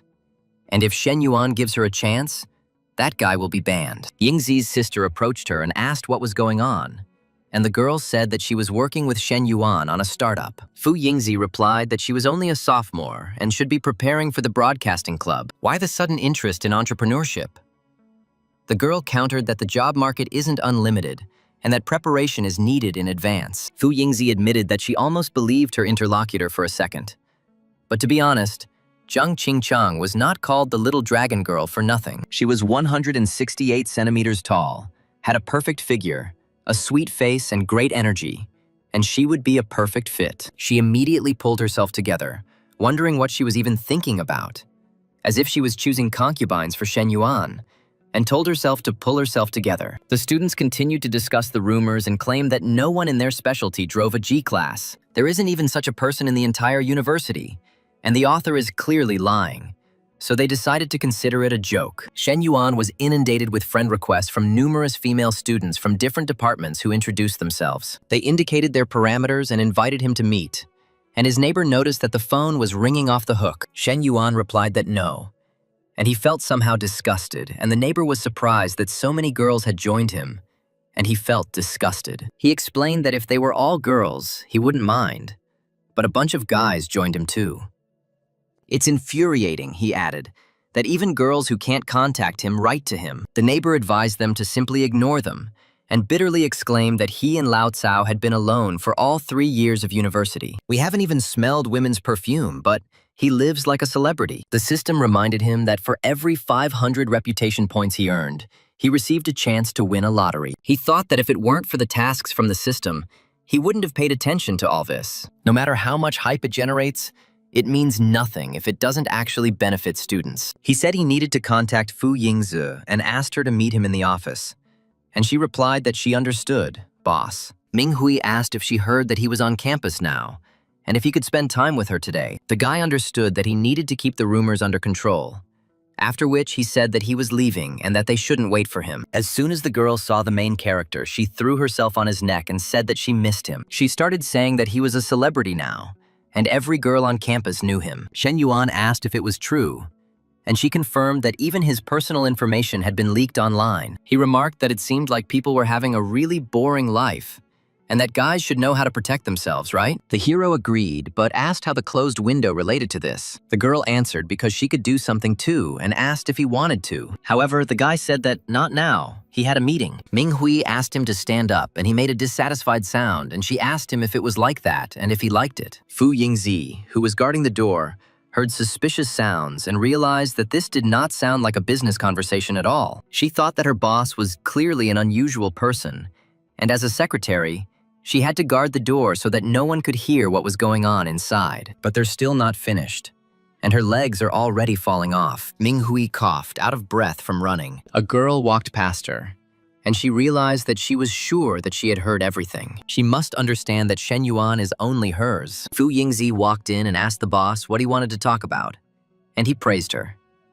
He said that everything has been going great for her lately, and the buzz is gradually growing, and everything is happening on its own. He said that with this momentum, they will have a lot of applications for the startup incubator. When selecting, these applications need to be filtered first. They needed practical projects, and she replied that it was all thanks to his leadership. She couldn't have planned all this on her own. He asked what the selection criteria were, and she asked again. He replied, to choose those who reflect the new image of their university. Although it is not elite, they have one big advantage. She asked what it was. The hero said that their students were very beautiful, to which she was surprised, and he was serious. After all, the boss spent so much money just to find a girl. He explained that they were offering an opportunity, and since they would have many applicants, why not choose the ones who were good-looking? She asked if she could leak the answers to preferred candidates so they could get through, and he called it a smart idea. He wondered what the difference was between him and the ancient official who offered beauties to the emperor. Wasn't he betraying his education? But he immediately decided that it would be better if these girls got involved with other guys. It's a mutual choice, and if they're not suitable, they simply won't be considered. Besides, she is paid 10,000 yuan a month, and loyalty is also part of the job. Then she asked to be allowed to present the first candidate. Fu Yingzi said that the girl was about her age, maybe a little older, but then she began to smile shyly and apologized several times. She clarified that she was 19 years old, a second-year student, and her nickname was Little Dragon Girl. Shen Yuan asked with a grin, so he would become a dragon rider. Madame Lin asked Shen Yuan if he had time this evening. Would he like to have a drink? And he thought that last time she said that they would continue next time. He didn't think it would come so quickly. He asked if she was sure she just wanted a drink. She made an appointment for 9 o'clock in the evening, and Shen Yuan responded immediately. She didn't think that after 2 drinks something like this would happen to him, and she even felt that thrill of first love again. The girl hoped that time would fly by quickly, and that it would already be 9 in the evening. Professor Lee asked him to give her and her sister a ride to the shops, but he replied that he had to pick up someone and there were no more seats. She asked if he could add them on WeChat so they could hang out together next time, but he replied that he was sorry, but his WeChat contact list was full and he couldn't add any more people. The students watched this scene and remarked that this is what it means to be rich. He just brushes off girls they can't even dream of. One of them said that he is just a little taller, more handsome and richer, and that's why so many girls are throwing themselves at him. Another one countered that he was a little richer, and that this G-Class car costs 3 million, and perhaps they will not earn that much in their entire life. Another student said enviously that with a car like that, you can forget about girls, and he would also like to go for a ride. At 9 o'clock in the evening, Mrs. Lin asked if there was trouble at home again, and said she wanted to ask him something, and he said, "Let's go." She asked him if he believed in love and said he should answer yes or no. He replied that in high school he really believed in love. That tremulous feeling associated with his first love was true love. He added that after the breakup he never felt that way again. Not with Zhou Wangting, not with Chen Na, Liu Menggu, or Ming Hui. Something was always missing. And she noticed that his answer was too vague. She started talking about her first love in high school and that thrilling feeling. But then she switched and said that she called about repairing the air conditioner. They asked the girl when it would be convenient. They could agree on a time, and they would come to her. Shen Yuan asked her if her air conditioner was broken, and she confirmed that it had been broken for several days. He said she didn't need to call a repairman, and he was pretty good at it. She was surprised, and he confirmed that he knew and asked if her husband was home, and she answered that he was not. She thought that Zhang Sanyun said that he would not be home tonight. The child is with his parents in the village, so bringing Shen Yuan home, even if it is to repair the air conditioner, seems a little strange to her. Before bringing him, she was afraid that he might do something. But now, he really only came to fix the air conditioner. She began to doubt her attractiveness. She said that her head was a complete mess and she would go take a shower to calm down. She thanked him, saying that she would quickly take a shower. After 15 minutes, she was surprised that it actually worked. She thanked the guy again, saying that she didn't even know how to thank him. He asked if he wanted to thank her, then let him come here. The woman was afraid that Zhang Sanyun might return at any moment, but the man replied that this would not happen, and then she asked why. He stated that from now on, if something broke in the house, she should contact him. He will fix not only things, but also her heart and her body. She gave herself completely to this moment and thought that, in comparison to it, her relationship with her husband was a waste of time. The husband himself turned out to be pathetic and worthless. A passerby remarked with disgust that it was disgusting. It was her husband. He added that this woman behaved so arrogantly during their meeting for drinks and even refused him for the sake of big money. The girl realized with horror that the sound was coming from behind the door. She realized that Zhang San-yoon had unexpectedly returned home. Mrs. Lin panicked, thinking that if her husband found out the truth, she would lose all her advantages in the divorce and division of property. He might lose everything.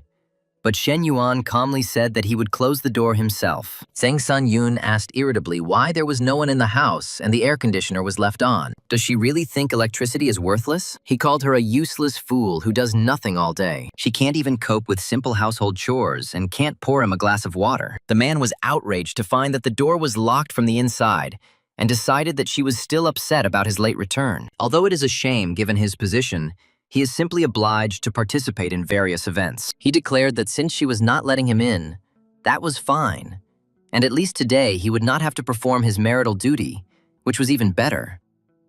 Mrs. Lin breathed a sigh of relief and they continued. But she asked him to be quiet so that her husband would not hear through the wall. However, the guy replied that he was already fast asleep and wouldn't notice anything, and that she should relax because it would be even more exciting that way. Zhang San-yoon's snoring was so loud that Shen Yuan unconsciously began to move in time. The next morning, Zhang San-yoon woke up with a severe headache, thinking that the bar had sold counterfeit alcohol the night before. He was surprised to see breakfast on the table, which his wife had not cooked for 2 years. The man asked what had come over her. He immediately doubted why she had suddenly become so caring. The husband realized that something had definitely happened, and that she was hiding something behind his back. The man began to search the room, but did not find any hair on the bed. There were no suspicious stains and no napkins in the trash can. There were no signs of contraception either. So I decided that maybe he was just imagining things. The girl invited her to have breakfast. The man said that it seemed to him as if in a dream he heard a strange knock on the wall. So he asked her if she had heard anything like that. But she replied that she had not, and that he had probably just imagined it, and that she herself had slept very soundly. The man agreed that he must have imagined it, and asked if she had said that the air conditioner was broken, because now it seems to be working properly. And she replied that the sound he heard was just from the repair. Meanwhile, at the cafe, Li Ying's best friend asked Zhou Wangting what was going on with her, as she hadn't slept for 2 nights. Van Tien replied that her ex was now living a better life than ever, and she felt like she would simply die of envy. When her friend asked who she was talking about, she named Shen Yuan. Li Ying wondered how he could become so rich and whether he had sold the car after the family went bankrupt. But Van Tien said that her friend couldn't even imagine what he had become after the breakup. She said that he bought some woman a house for 3 million and gave his fitness trainer a Porsche worth 2 million. Li Ying asked if this was serious and how Wang Ting could be sure of such expenses. And she replied that the woman was her personal trainer. She admitted that she was out of her mind then, since she traded such a man for a miserable life. Now he has become so rich that she cannot sleep at night. But her friend advised her to just find someone else. After all, with her appearance, this won't be difficult, especially since she works in aviation and meets millionaires every day. Wang Ting replied that she no longer considered men with a net worth of less than 100 million, and that she wanted to bring Shen Yuan back. Li Ying reminded him that he blocked her everywhere and she couldn't even find him at the university. She advised me to live my own life and lower my standards a little. Van Tien refused, saying she couldn't lower the bar and that it broke her heart because all this was supposed to be hers. She demanded that her friend help her find him. Li Ying desperately asked someone to give her the number of a mental hospital. At the Junyue Hotel, Coach Lu stands and looks into the distance. She was surprised that, despite the diet and exercise plan she had developed, his progress in gaining weight and muscle was faster than expected. He replied that he was simply not like everyone else. The girl said that she understood and he could go, and she would wait for his call. She thought that by preparing food and clothes for him every morning, she finally felt needed. And maybe this way she could stay with him forever. Shen Yuan reflected that Ming Hui was one of the first girls next to him. But apart from a couple of bags and vague promises, she received nothing. While Chen Na and Liu Menggu, who joined later, had already acquired houses and cars. At a restaurant near the university, relatives asked Ming Hui if she came there often, and she replied that she sometimes came with friends. Her cousin asked her what she planned to do after graduation, as her third year was almost over, and it was time to think about an internship. Her husband added that they needed to prepare in advance because their university was not one of the best. My sister asked if she had a boyfriend and warned that finding a relationship would be more difficult after university. She told me about her cousin from a prestigious university who was already interning at a Fortune 500 company and offered to introduce them. Minghui replied that she already had a boyfriend, and then her surprised relatives asked how long ago. She replied that they had only been dating for a couple of weeks and she hadn't told her family yet. The cousin countered that relationships were not a game and that her university was far from the best. If she gets involved with the first person she meets, things will be difficult for them after graduation. Minghui coldly replied that she didn't think her life would be hard. The sister continued to insist that her boyfriend would have a hard time providing for both of them, unlike her cousin who had prospects. But her husband tried to stop her, saying that the girl had her own plans. She replied that she was simply worried that she would suffer with the wrong person. Minghui thought to herself that compared to her Shen Yuan, that cousin from the fortune list was simply a nobody. After all, her boyfriend was taking her to choose an apartment. Her cousin was taken aback and asked again, to buy an apartment. Shen Yuan introduced himself to his relatives and apologized for not being able to join the dinner because he had promised Minghui. He promised to treat them next time, and they replied that everything was fine and that they were now one family. They purchased a spacious apartment with 2 parking spaces. Shen Yuan announced that she was now officially the owner of the property, and the girl herself was at a loss, not knowing what to say. He thought that this purchase brought him a huge profit, and now his fortune is measured in billions. He promised to send her training videos so that she, as a smart girl, would quickly master everything. Minghui's affection level had risen, and he realized that he was still far from the maximum, so he needed to try to move forward tonight. At this time, the female students in the dormitory complained that Shen Yuan had accepted their applications, but he didn't respond to a single message, and one of them bitterly admitted that she had always hated such people, but had become the same. Others advised against focusing on it because the competition was too high, and suggested focusing on studies and certifications. The students in the dorm said they had plenty of cool girls and asked why they had to humiliate themselves. They suggested focusing on studying and getting certificates,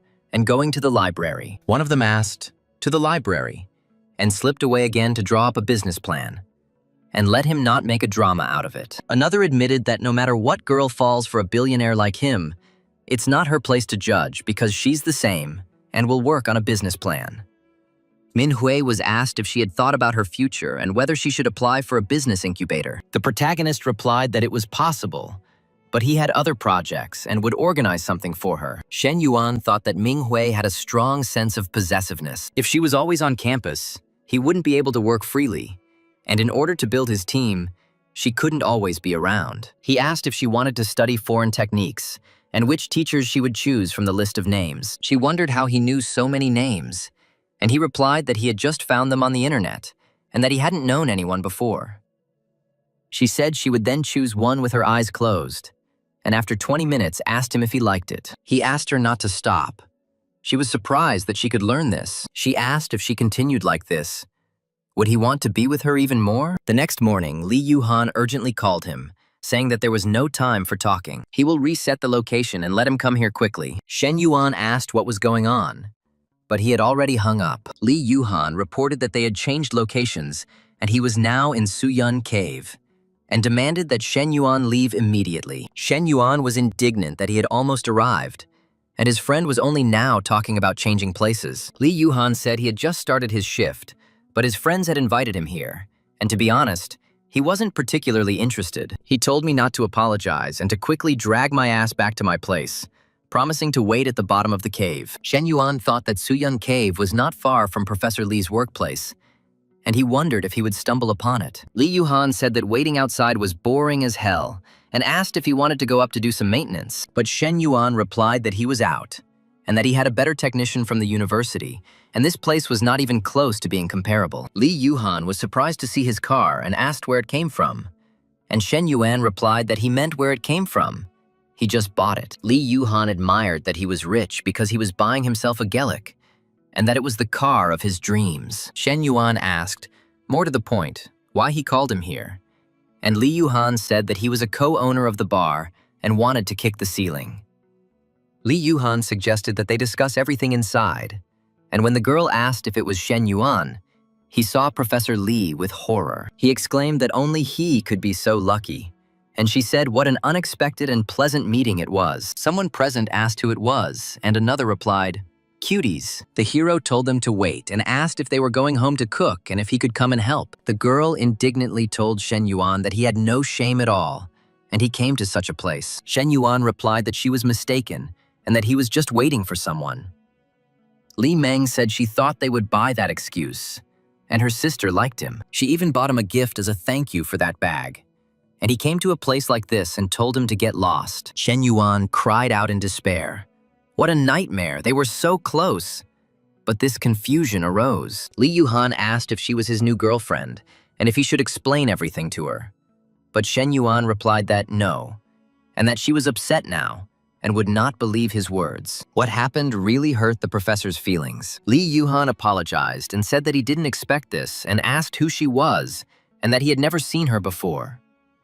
Shen Yuan replied that she was his consultant, and that she also taught business English. They went into a cafe where Chen Na met them, and he ordered an iced Americano and a vanilla latte. Li Yuhan said that he had definitely seen this girl before, and then remembered that she was the girl from the Nanjing restaurant. She is Li Guangyao's cousin, and asked if she was not a salesperson at the fourth store, and why she was here. Shen Yuan replied that it was simply mutual sympathy. Li Yuhan said that he was dating both the teacher and the other guy's girlfriend, but Shen Yuan ordered him to stop, and said that they would talk about business, and he would hand over the management of the bar to him. Li Yuhan was surprised that it happened so suddenly, and was not sure that he could cope without his advice. Shen Yuan said he believed in him, and added that when friends do business together, the friendship can crumble due to disputes over ideas and other things. He won't let this happen.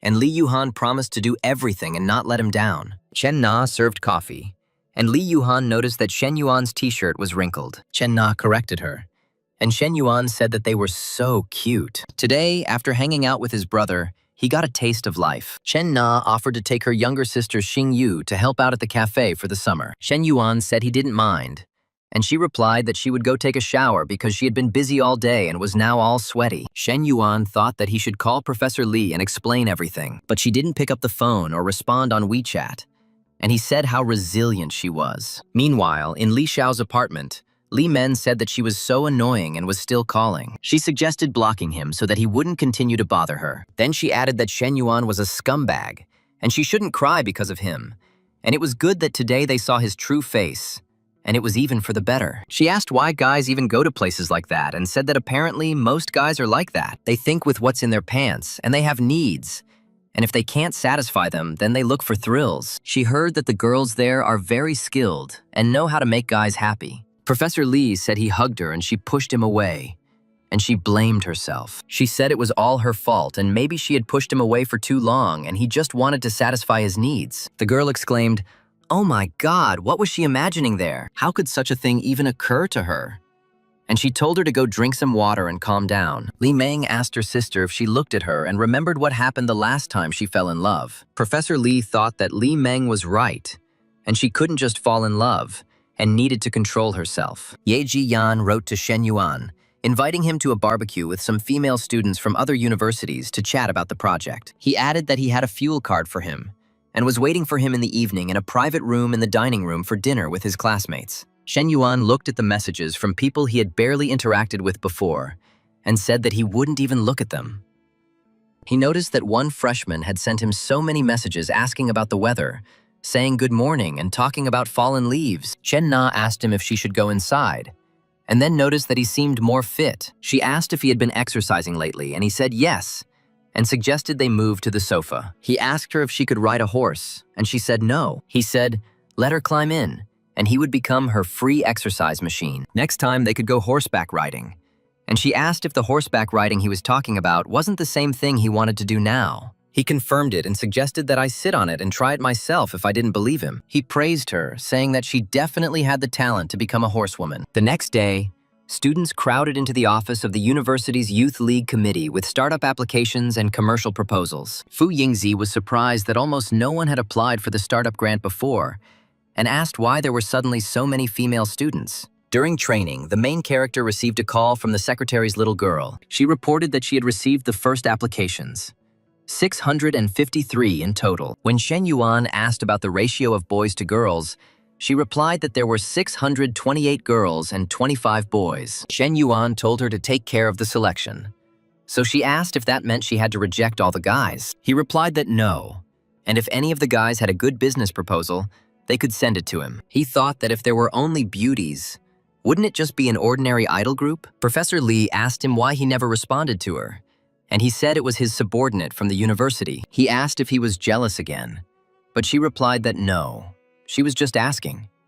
And he advised her not to imagine anything unnecessary, and that they had a strictly business relationship. The system has detected that the owner has a third girl with a favorability level above 90, and the task is completed. The reward would be given out soon, and Shen Yuan was delighted that his dear Lulu had brought an unexpected bonus with simple words. He thought that every time the NPC's favor level reached 90, the rewards from the system were incredibly generous. He received a 5mm diameter increase, 30 million exclusive fund of respect for parents. He felt a warmth in his lower abdomen, and the sensations were so distinct, he called his dear Lu to come to him for a second. When she asked what was wrong, he said there was no time to explain and called her to go upstairs. She got scared and said something was wrong, and he asked what it was, and she said he seemed different, or she was just imagining it. Do exercises really help with this too? And he asked.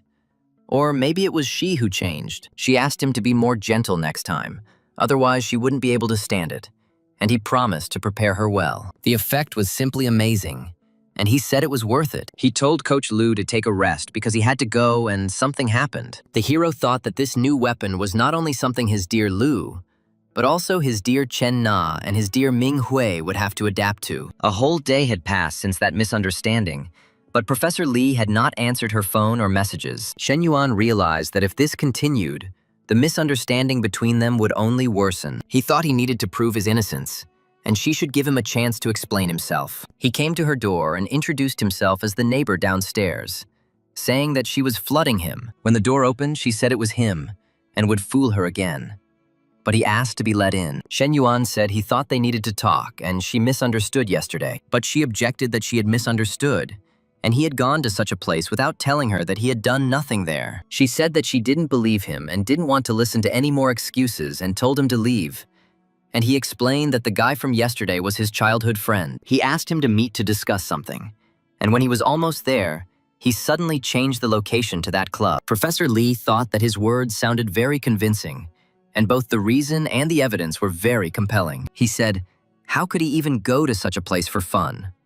And she completely misunderstood him. Her favorability level, which had dropped to 61, began to rise. She apologized and said she hadn't thought things would be that way, and he didn't expect the consultant's favor to be restored. The guy said it was okay since they had sorted everything out, and he was a little thirsty and asked if he could have some water. She asked suspiciously if he was at it again and wanted to pull this trick on her again. After all, his previous misdeeds were still fresh in his memory, and he replied that he really wanted to drink. She asked if it was true, and he replied that it was an honest pioneer's story, and she said that then he should wait a little. After a few tens of seconds, she handed him water, keeping her distance. He wondered why she was acting like he was a wild animal and whether he had lost all trust, and that was how the consultant saw him now. Someone passing by remarked that the young man should not be in such a hurry, and that perfection does not tolerate haste. The hero turned to the lady, saying that only the impatient would eat hot food, while the dull-witted would eat other people's leftovers. The guy thought that in the end, this trip was not in vain,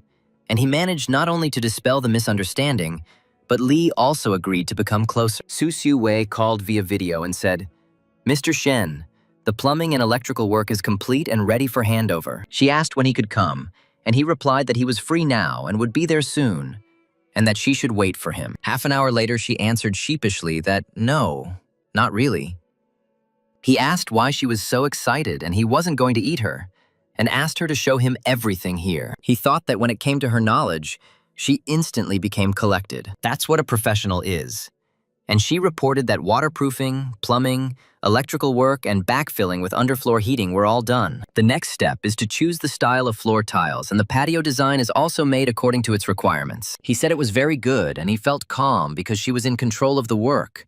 It was already late, and the hero offered to treat her. She apologized and said that she had something to do at home that evening. Suddenly, a heavy downpour started, and he said that it was pouring down and suggested that they go inside. She agreed, clung to the guy, and accidentally tripped. The girl looked at him with embarrassment, her face flushed, not knowing what to answer. The hero just stood there and looked at her with a playful smile. They then moved towards the building, not wanting to get wet in the rain any longer. Then the girl screamed at him not to look because her wet clothes were sticking to her body. He replied that he had tried, but the sight was too conspicuous. He said it should help her avoid catching a cold, and she thought she had never been this close to a guy for such a long time before. Her whole body tingled and she wanted to push him away, but Mr. Shen was an important client. He asked her why she was looking at him because he was handsome, and she thought he was a narcissist or just wanted to joke. Why should she answer at all? And the teachers never taught her this. The protagonist wondered if she was too innocent, since she couldn't stand even the slightest teasing. Half an hour later, the rain stopped, and Shen Yuan offered to take her home. She agreed, thanking the protagonist in advance. 40 minutes later, the girl pointed to her house, thanked them for giving her a ride and being so generous. The guy asked if he could come in for a while. The man thought he knew about her family's plight, but he didn't think it was that bad. She replied that he could come in, but she had to help the family with the cooking, so she wouldn't have time to entertain him. The neighbors noticed his car and whispered that this Geländewagen was worth about 3 million, and that he was probably Su Shu Wei's boyfriend. One of the women was glad that the girl had finally settled into a good life and would no longer live in poverty. Su Shu Wei entered the house and her younger brother greeted her, saying that her sister had returned, and she asked if he was hungry. Shen Yuan asked if this was her brother, and she told the boy to call the guest elder brother. The mother came out of the other room, said that everything was fine and she just went out for a walk. Then she asked who this person was, and her daughter replied that it was her friend Shen Yuan. The woman greeted the guest and noted that he had bought too many gifts and that he shouldn't have spent so much. But she invited him to come in, and Shen Yuan went in, and Su Shu Wei went to cook. After some time, she asked her brother to pour some water for her older brother. Half an hour later, dinner was ready, and the younger brother said with delight that his sister's food was the best. The mother remarked that this was simple home cooking, and next time she would definitely cook something more decent. Shen Yuan replied that she was too kind, and he was more than satisfied with what Su Shu Wei had prepared. Mother said that if he likes it, he should eat more. She thought to herself that it was amazing that at such a young age, her daughter had such a unique aura and had already become a pillar of support for the family. After dinner, Shen Yuan got up and was about to leave, but Su Shu Wei asked him to wait, saying that he had bought too many things. She wanted to return the money to him, but he asked her to give him her phone number for a second and transferred 50,000 yuan to her. The man thought that this money meant nothing to him, but it could temporarily improve the life of her family. But he wasn't sure if she would be able to accept them calmly, since he didn't see any signs of affection above her head. The hero decided that if she refused, he would deal with it later, and he was tormented by a vague feeling that what was lost was returning. Fu Yingzi reported that the list had been sorted, and 12 out of 653 applications had been selected, of which 11 were girls and 1 was a guy, and digital files and photographs of the girls were sent to him by email. He praised her for her excellent work and promised a bonus within a month. The neighbors asked the mother if the guy who came was Su Shu Wei's boyfriend, but she replied that she didn't know. The daughter didn't tell her anything. They noticed that he seemed incredibly rich, since his car cost about 3 million. One of the women said that if the girl got together with him, her life and that of her brother would improve dramatically, and the mother should convince her. But she replied that it was about her daughter's future, and she didn't want to be a burden to her or force her to be with someone she didn't like. It's her life, and she doesn't know what that girl is thinking. But that guy is definitely interested in her, since he brought so many gifts. The mother entered the house, and the first thing she asked was what her daughter's relationship was with him. Su Shu Wei replied that he was a major client of their company, and that he had come to inspect the construction site today. When it suddenly started to rain, he gave her a ride home and nothing happened between them. The woman asked if the client was interested in her, and the daughter replied that he had indeed been acting strange today. But the last time they had dinner, he had a beautiful woman with him, and she was probably his girlfriend, although she didn't know for sure. The mother asked her daughter what she thought of him, but she replied that he was just a client and asked her not to continue. The mother said that she understood and that she heard what the neighbor was saying, and that her daughter should not take it to heart. She added that her father was no longer with her, and that it was their daughter who was now providing for their family, and that she and her brother owed so much to her. She just hopes that her daughter will be happy in the future, and she doesn't have to marry a rich man for their sake. Su Shu Wei replied that she knew, and that her mother should not worry, when at that time the protagonist was in bed with another beauty. Fu Zhengmei from Guanting Decoration called Shen Yuan and said that he finally answered the call. When Shen Yuan asked what the matter was and whether it was urgent, she apologized and asked if it was convenient for him to talk now. We will talk about her student.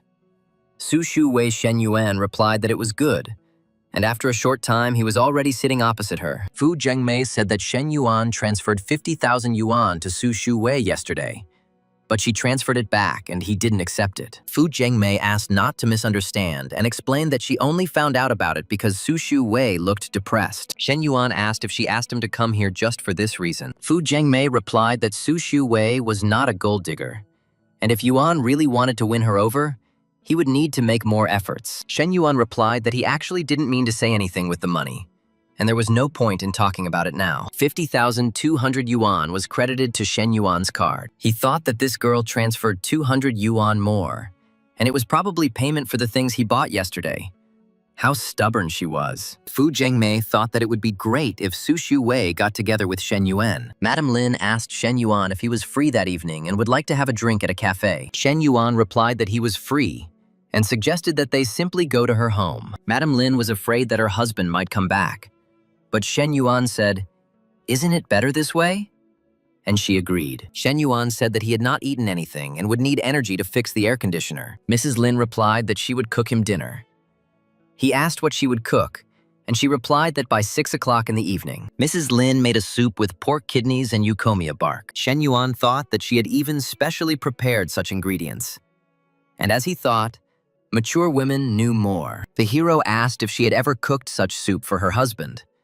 Mrs. Lin replied that, no, never, and this was her first time. When asked when her husband usually returns, she replied that it was around 9 in the evening. Shen Yuan said that means they have about an hour and a half to spare. Shen Yuan said that although it was her first time making it, it turned out very delicious. Mrs. Lin replied that if he liked it, she would cook it for him more often. Shen Yuan said that it was absolutely wonderful, and he was very glad that Madame Lin had the courage to make such a decision. He added that although he would not mind playing the role of a lover again, her happiness was more important. Mrs. Lin thanked Shen Yuan and said that it was because of him that she made this decision. Shen Yuan asked her not to put the blame on him and pointed out that it was not he who broke up her marriage. A man passing by the hero recognized Shen Yuan's car and thought that he was the same rich man who bought Chen Na's car. He wondered what Shen Yuan was doing here and called it strange. The girl's husband saw the soup and said that Mrs. Lin was becoming more and more caring every day. Lin thought to herself that this soup was not for him. Chen Na said, "Well, it's hot. And why didn't she turn on the air conditioner? The fan won't make it cooler." Mrs. Lin replied that she was not hot and had nothing to be afraid of, and she just thought that Shen Yuan's scent might have remained in the room. Shen Yuan said, okay, he understood, and since he had eaten the soup, he would go take a shower, and then they would have a good time together. 10 minutes later, he couldn't open the door and thought that Mrs. Lin had fallen asleep. Fu Yingzi revised the selection plan based on Shen Yuan's words. Now there were 2 guys on the list, and the girls were mostly past or current campus goddesses, especially the eldest Yayu from the flight attendant class with a height of 175 centimeters. Everyone from seniors to freshmen were delighted. There was also Aisha, whom everyone called Little Dilraba, plus Jiang Man from the Star City cosplay scene. The student who made the list was outraged that these girls were the best beauties of their university. He thought that Shen Yuan was inspired by entrepreneurship. How naive he was. He asked why Shen Yuan included him in the list of participants, and whether he was a eunuch. Fu Yingzi stood there and thought that now all that was left was to wait for the boss's next move. Mo Zhenwan greeted Shen Yuan and said that he was glad to finally meet a fellow countryman. He was surprised that the class president needed help starting a business. Mo Zhenwan added that he came from an ordinary family, and therefore had to seize every opportunity to rise up. Shen Yuan asked, did he remember that person's name was Mo something? Mo Zhenwang reminded him that his name was Mo Zhenwang. Shen Yuan explained the reason why both candidates passed the pre-selection. Their business plan turned out to be down to earth, and not just empty words. He added that opening a store in a school required practicality and the ability to take into account the daily needs of students. Shen Yuan remembered that one of them wanted to open a fried food shop, and the other a fruit shop. One of the students confirmed that he wanted to open a fried food shop. Shen Yuan noticed that there was no such store at the university, so he would fill the empty niche. He also noted that the space provided by the startup incubator was located directly below the women's dormitory. Hearing this, both students truly felt like they had been chosen. Shen Yuan praised the secretary for his excellent work and said that he had not had high hopes, but he had managed to find a few gems. One of the girls asked the younger one if she had forgotten anything, since the interviews had already ended. She replied that she would like to discuss something with Mr. Shen, and the secretary asked the boss what to do. The girl asked the elder if she could find out if she had been refused, she complained. And during the interview, his gaze never left the two girls. The senior replied that the final list would be known after the final exam. The girl asked if she had a chance at all. The elder replied that he hadn't given it to her. The girl realized that the fact that Shen Yuan let her in was her chance. She said that she already had a junior accountant certificate and an international certified public accountant certificate. She was preparing for the junior economist exam and said that although she had no practical work experience yet, she could handle it. The girl assured that she could be a cashier, prepare financial reports, and organize transaction data. She asked if it wouldn't be better if a senior, experienced accountant did the job. She asked herself how many times in life would she have the chance to go all in?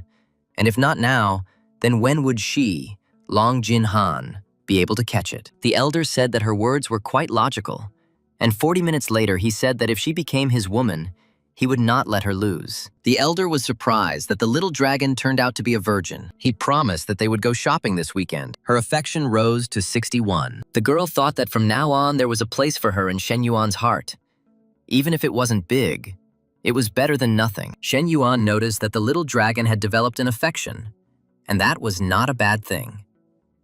Someone asked her why she did it, but she replied that everything was fine. The secretary still looked at her with incomprehension, not knowing what to say. Shen Yuan thought that tomorrow was Friday, his father's birthday. We need to check the gift he ordered for him, that very car. He decided that he could not give preference to one more than the other, and that he also needed to prepare gold jewelry. His mother told him not to spoil his sister, because she had just passed her college entrance exams, and he was already indulging her whims. Shen Yuan replied that Xuan just wanted a car, nothing special, and told his father to go because the uncles and aunts were already waiting. The daughter was outraged that her mother did not love her at all, and it was good that she had a brother. The guests at the table were indignant that the heroes of the occasion had not yet arrived. They said that they had invited guests and were making them wait, and should have warned them if something happened. One of the guests said that although their uncle had borrowed from that family before, they had long ago returned every last penny. But when they were the debtors,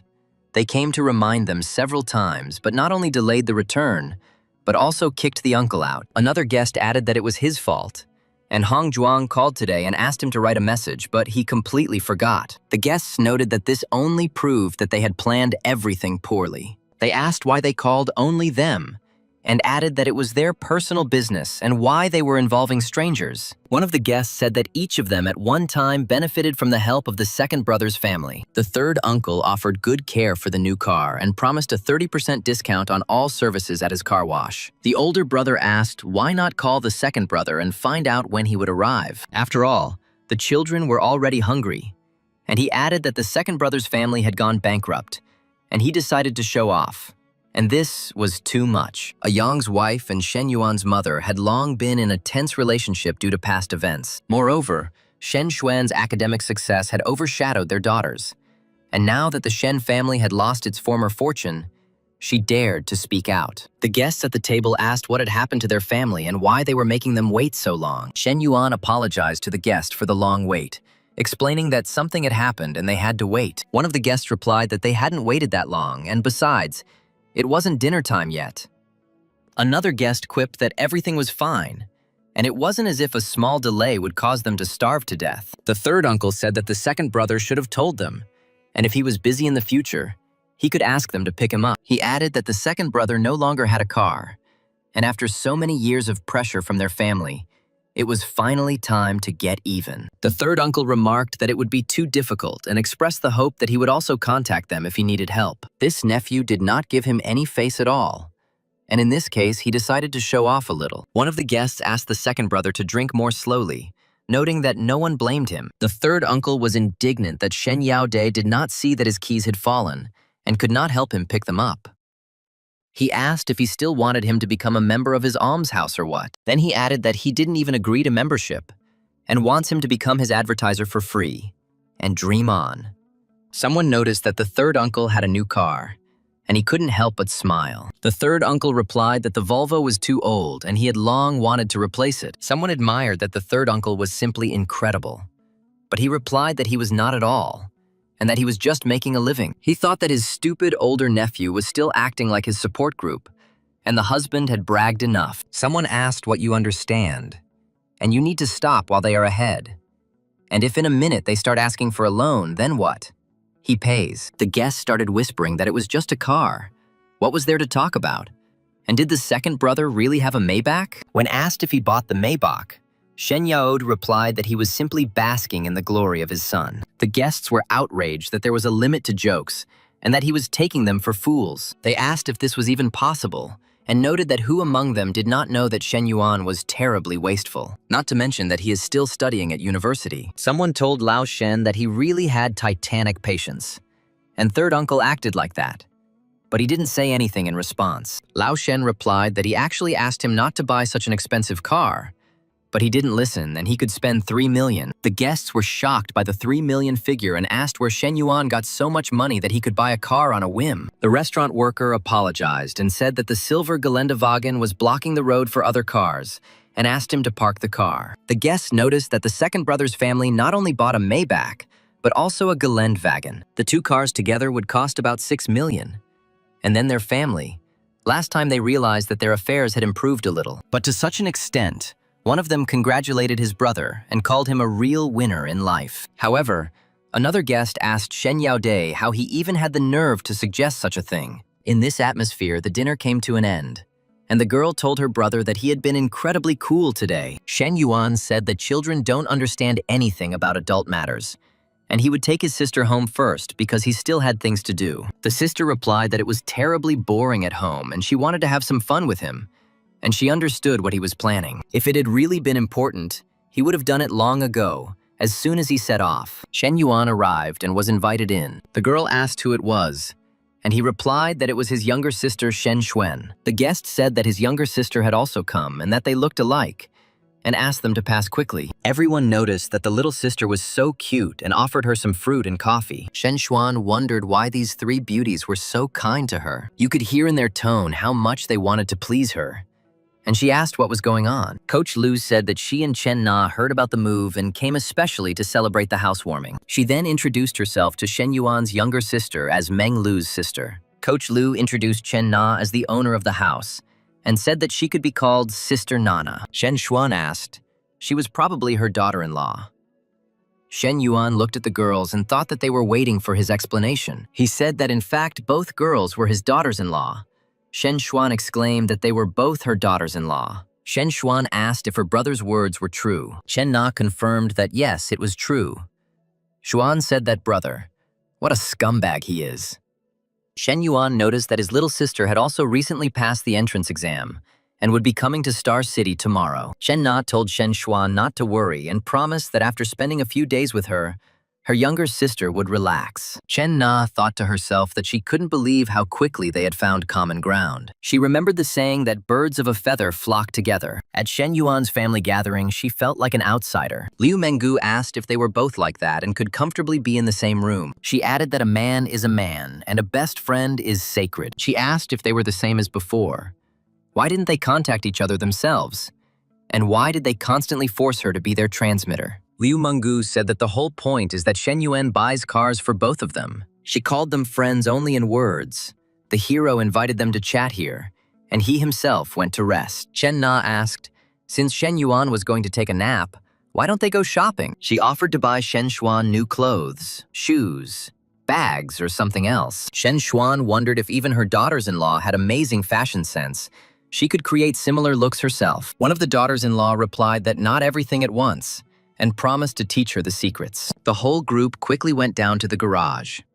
One of the girls said that she forgot her purse upstairs and asked to wait a little. After 10 minutes of waiting, she asked me not to wait for her and to order a taxi because she needed to sort out something. The observer wondered what business she might have had at Chen Na's house, and that she had sent her sister-in-law out shopping. Shen Yuan felt something pressing on his face and wondered if it must be Coach Liu and if she had gone crazy. Liu Menggu said that the girls had gone shopping, and now there were only the two of them left in the house. When Shen Yuan asked why she didn't go with them, she replied that she wanted to stay and keep him company. Shen Yuan remarked that he thought she was simply pulling off a secret maneuver, but she replied that she didn't understand what he was talking about. Liu Menggu said that she missed him so much. Shen Yuan noticed that she was addressing him incorrectly again. An hour and a half later, Shen Xuan texted her brother that Sister Qianqian had left first because she had other plans. She added that she and Chen Na had almost finished shopping and asked when he would arrive. Shen Yuan told her to wait a little while and said he would be there soon. The man saw an amazing car and thought about it. He remembered that this guy had come to him 3 months ago to cash out his loan. The guy cashed out everything he could and his credit cards to buy an LV bag at IFC. When I left, I even thanked him. He thought that this is how that guy found himself rich sisters. He added that it is good to be young and beautiful. He understood that it would be cool to find a rich lady a little older and take good care of her. Shen Yuan asked why she bought so many things. Shen Xuan replied that she didn't want to either. It's just that her daughter-in-law is too energetic. Chen Na added that Xuan Xuan would soon be going to university, and naturally she needed new clothes and bags. In addition, Chen Na even bought small gifts for Shen Yuan's parents, and expressed her hope that they would like them. Shen Yuan thought that Chen Na was usually reluctant to spend the 5 million he gave her for pocket money. He then asked how much of his daughter-in-law's money she had spent. Shen Xuan replied that she thought it was about 400,000. Shen Yuan said that after all, she was the princess of their Sheng family, and how could she smile like that to just hundreds of thousands? Shen Xuan asked if she wanted her mother to break her legs. And didn't he know that her mother was strict? Then she laughed and said she was just kidding, brother, and she knew what to say, but asked how he was going to thank her for it. Shen Yuan said, "Hasn't she already received gifts worth 400,000 yuan?" The mother asked why she bought so much stuff, because she said she was just going for a walk. The girl replied to her mother that her daughter-in-law had bought these gifts for her and her father. The mother was surprised to learn about her daughter-in-law and asked her son if he had started dating anyone and what the girl's character was like. Shen Yuan replied that they had been dating for some time, and he had not said anything before because the timing was not right. Shen Xuan told her mother that her daughter-in-law had a wonderful personality and was so gentle and considerate. Shen Yuan thought that it was good that he had a younger sister, and when they were together, he would have opened up long ago. Shen Yuan told Chen Na that he needed to pick up Xin Yu tomorrow, so he would sleep here today. Chen Na replied that it was fine, and she had just learned something new and was waiting for him to try it. Shen Yuan said that after her words, he completely lost his desire to sleep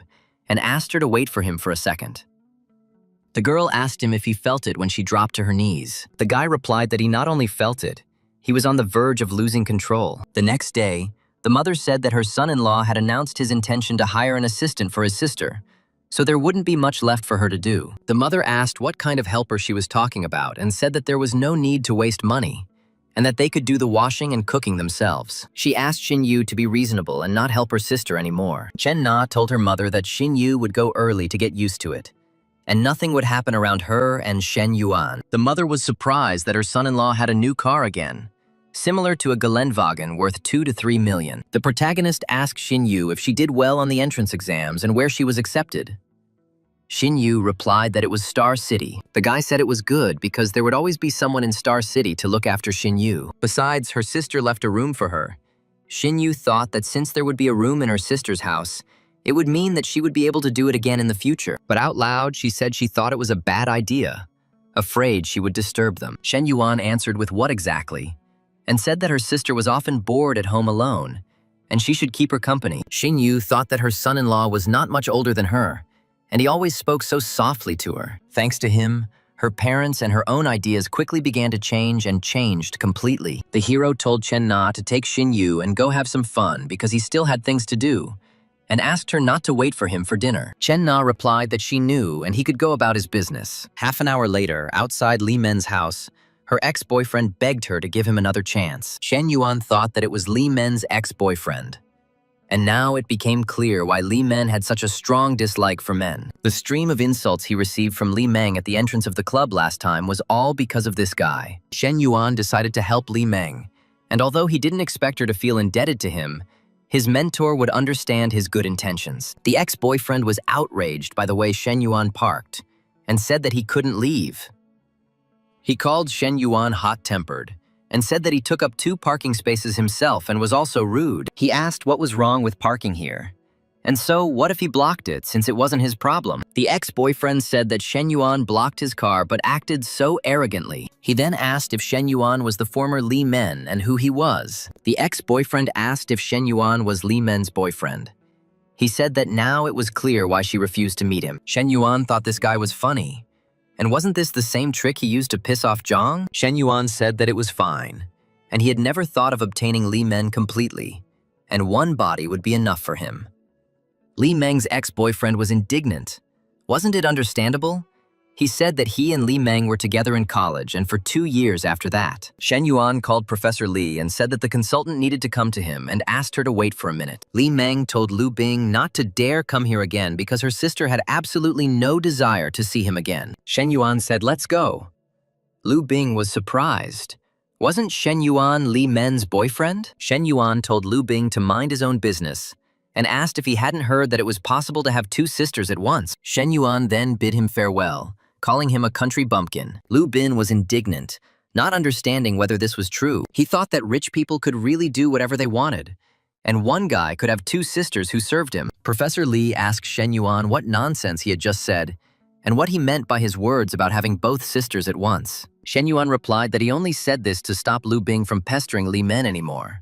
Otherwise, it would affect her mood as well. Professor Li said that Shen Yuan was turning everything upside down again and asked who his daughter-in-law was. She added that after his outburst, Lu Bing would probably no longer bother Li Men, and she would be able to move forward faster without him. The main character told the girl to go with him to the IFC shopping center, have dinner together and go to the cinema. She replied that she would not go to IFC because it was too expensive and she couldn't afford it. So I suggested just going to design. Shen Yuan said that expensive or not, he would pay. At the store, the saleswoman offered to try on an item, and Professor Li asked for a small size. But the saleswoman doubted that a small size would suit her with such breasts, and suggested a medium. Shen Yuan asked, "How about this option?" The saleswoman pointed to the fitting room and said that if she needed anything, she could call. Shen Yuan asked Professor Li what happened. Shen Yuan replied to her to relax and said that he would just help with the lightning and go out. She hurried him. Shen Yuan thought the view from behind was simply breathtaking. Professor Li asked for help with lightning. Shen Yuan said that he understood that she was worried, but there was no need to rush him because if he broke the clasp, they would have to pay. The girl asked to stop. They could hear from outside. The guy said, "A small question. She prefers it when he calls her teacher or consultant." Professor Li replied that it was neither one nor the other, and that on a date, he should just call her by her first name. He said that this was the first time he had said her name like that, and that she should remember this feeling, because she will remember it too. After which 5 minutes have already passed. She asked them to stop, and said that if they continued, they would cross all boundaries. And it was already hurting her that she was holding back. Shen Yuan said that her breasts were too big, and even the average size didn't fit. The saleswoman asked if it was suitable and suggested trying another model, but Professor Li refused. Shen Yuan promised that he would behave well next time. Professor Li's favorability level rose to 75. The guy noticed that shameless flirting actually increased the level of affection. The saleswoman recognized Shen Yuan and said that this was Mr. Shen. He has a new girlfriend again, and this is his 3rd. Someone corrected her, saying that it was actually the 4th, and that we shouldn't forget about the first one, Mrs. Zhou. The saleswoman said that didn't Ms. Zhou end up leaving with another guy and haven't been seen for ages? She admitted that every time she saw Mr. Shen, she regretted choosing Zhou back then. She asked him to bring his new girlfriend so that she could serve him with all her heart. Shen Yuan replied that she regretted it now, but it was too late. There was no cure for regret. He then offered Professor Li some hot pot, and she accepted. Shen Yuan asked if summer vacation was just around the corner and if his interlocutor had any plans. He replied that his plan was to spend them with her. And she said that she had heard about the completion of the selection process at the startup incubator. Shen Yuan thought that he needed to change the topic quickly, because the more Li Xiao knew, the higher the risk of him slipping up. He remembered that there were 2 guys among the chosen ones, but all the rest were the best beauties of the university. The interviewee replied that she didn't know about it, and in fact, she didn't really care about such things. She added that she had already memorized all the key points from the book he had given her earlier. Shen Yuan was surprised that she did it so quickly. She confirmed his words. He then said that he needed to learn human resource management and asked if she had a book on it. At that moment, the waiter brought drinks. The woman asked to replace the cold drink with something hot, and the waiter agreed. Shen Yuan thought that nothing would probably work out tonight, and decided that he would rather increase the affection of the other characters. He started with his daughter-in-law, but remembered that Ming Hui was on her period, and Coach Liu's level was already over 90 and rising rapidly. He realized that Long Jinhan and Junior Long were left, and he needed to focus on them. Long Jinhan wrote that she missed her. Shen Yuan replied that he was having dinner and would pick her up later. Professor Li said that he was busy, and his food had already been digested, so he should eat first and then continue. Shen Yuan replied that something had happened and that he would take her home after dinner and pick up the materials another day. She agreed, noting that real business should come first. An hour later, Long Jinhan thought that after what had happened earlier, it was no longer difficult for her to bear this burden. She regretted that if there had been even a drop of sincerity between them, she would have asked him to be more gentle with her today and not treat her so rudely. Shen Yuan thought that even without any feelings, this kind of treatment seemed too unfair. Long Jinhan called him by name, and he replied that this time was even worse than last time. He admitted that he was simply carried away by the desire to play a role-playing game. He asked if everything was okay with her. She asked again. In a role-playing game, he confirmed and explained that it was about a dominant guy and a submissive girl. She asked why he hadn't told her anything, and admitted that she thought he really was like that. He replied that next time he would definitely warn her in advance, but, frankly, her reaction was fascinating. She said that only pieces of her clothes were left, and asked what she should wear to university the next day. He replied that she should relax because he would send new clothes and his woman would never be left without them. 2 hours later, he said that the youngest could look at the new bags and clothes that would be delivered to her room the following morning. She thought that among all the girls surrounding Shen Yuan, she must have been one of the few who had slept with him. She wondered if Ming Hui really wanted to conduct a room inspection right now. Long Jinhan called him and said that he hadn't called her for several days. He replied that he was busy and she knew it. She said that she missed him very much and asked when he would come to her. The hero replied that it was she who said that there were still 2 days left, so probably Monday or Tuesday. Professor Li thought he was so considerate of this girl's feelings and wondered if he would ever treat her like that again. She asked to help her. Shen Yuan asked her why she was wearing a robe and ordered her to take it off. She asked him not to be so rude. He said it was role-playing again, and asked if she hadn't learned her lesson yet. Long Jinhan thought that all of this was sent after Shen Yuan paid about 112,000 yuan. She realized that the life she dreamed of had come true, but now that she had it, she realized. What worried her most was Shen Yuan's heart. She wondered if he really felt anything for her. Shen Yuan noticed that Junior Long had such a high critical level, and was a candidate for a premium character. Shen Yuan noticed that the Star Experience card only had half a month left, and it looked like he needed to speed up his training. Starting tomorrow, he will increase the intensity, and the nutrition plan needs to be adjusted because weight gain is too slow. Coach Liu agreed and said it was time to take a shower, and she remarked that Daddy, the more she looked at him, the more handsome he became. He called her a little minx and asked what these sudden compliments were and to just tell her what she wanted this time. She replied that his baby was hungry. The guy said that then she should walk on it. She would be rewarded. She moaned contentedly in response. The next day, the hero attended the signing ceremony of the entrepreneurship project in the small assembly hall. Professor Li remarked that this was the first time she had seen him in such original clothes, and it was completely different from how he usually looked. The girl asked Professor Li if she really had such an amazing class and such a rich and handsome student. She added that she heard that many girls from the university had their eye on him, and he had already found someone. And they told her that maybe not. When they noticed that she had blushed, she hesitated and was asked if she had a crush on her own student. But she replied that of course not, and asked me not to talk nonsense. Director Su thanked student Shen for such generous support of 10 million yuan. Shen Yuan replied that he was being too kind, and after all, he grew up here, and it was only natural that he would want to give something back. Shen Yuan added that in addition to this project, the university will later launch other initiatives. The director told the journalists to focus on filming Shen Yuan and write more articles about him. He reminded them that they need to shape its image as the pride of the university. The director added that Shen Yuan was only involved in the business space and ordered that he be made an example. He said to award him the title of Model Student of the Year and also to nominate him for the nomination of the 10 best students of the university. The secretary countered that Shen Yuan had terrible grades and had barely attended classes this semester, so he was unlikely to fail the tests. The director replied that it was not a problem and that these awards were not only based on grades, but that abilities were also important. A trainee reporter from Xinjiang TV introduced herself and said that they were preparing a special broadcast for the end of this month. She wanted to invite him to participate. Shen Yuan replied that she should leave his contact information first. Shen Yuan thought that his supervisor was here, and if she misunderstood, things could turn out badly. He decided to avoid any suspicion and suggested discussing the details on WeChat. He needed to go. When the reporter invited him to dinner, he said no.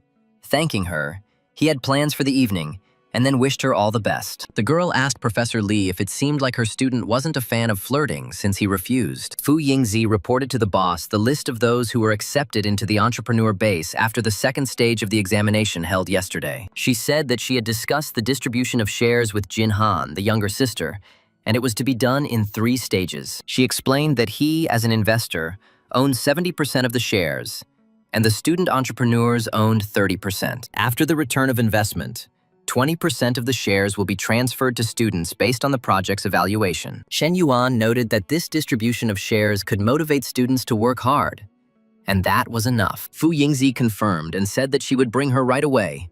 Lu Xinyue greeted Shen Yuan. Shen Yuan thought that the senior standing in front of him was so mature and refined. It became difficult for him to control his emotions. Lu Xinyue greeted him again, but he was still in a daze. Shen Yuan asked, her business plan was to open a supermarket on campus, right? And she aimed to expand over time. Lu Xinyue replied that this was, in a way, her dream. He then asked her why she thought Amazon was so successful, and added that he would like to hear her opinion. Shen Yuan approached her and said that he thought it was all about profit sharing. Shen Yuan thought that the elder one had actually prepared, and this case was even discussed in the EMBA program in Hong Kong. But now it was time for him to brag a little, he said. It was true. And it was not only about competition, but also about managing the service. He added that they had the perfect timing and environment, but it was extremely difficult to replicate in other cities. Lu Xinyue hummed in agreement.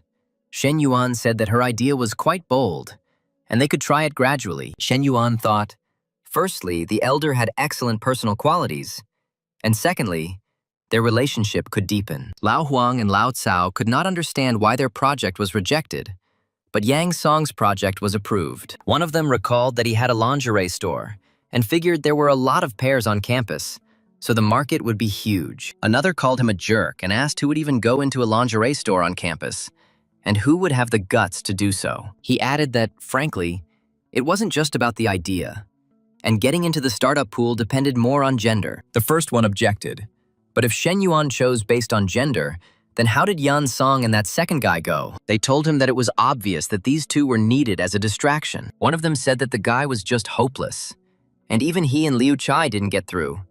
And who did he think he was? He suggested checking out the university's official announcement, which stated that the third brother had signed an official agreement with the director. Another remarked that ever since the third brother had been given the right to date every girl on campus, he had completely forgotten about them. He said that in his place, he wouldn't come back either. And what's the point of hanging out with guys? And he would also change girls every day. He added that, frankly speaking, if a third brother appeared in the dorm now, every guy in the group would turn green with envy. One of them asked why, and they explained that it was because of the startup incubator's list of candidates. The protagonist thought about solving problems as they came, and the first thing he needed to do was build a good relationship with this elder. He asked her to say something in Japanese. The girl asked what exactly she wanted to hear. The guy answered, "Whatever," the girl said. "Konnichiwa." When the guy asked what it meant, she explained that it was hello in Japanese. He asked for something else and she said, "Arigato." The hero asked, "What is this?" The girl replied, "Thank you." The hero asked for more. She said, "Suzukete kudasai." When the guy asked what it meant, the girl explained that it meant, "Please continue." She realized that he probably wanted to hear phrases from those very films and said, "Yamete" and "Yamete yo." Shen Yuan thought that this was it, and swore that if any Chinese guy heard this in real life, such a buff would drive him crazy. It seemed to him that the older one liked it too, and everything was going much better than he thought. Shen Yuan told the secretary to come in. Fu Yingzi said that according to calculations, The investment in the seniors project was 220,000. Lu Xinyue agreed.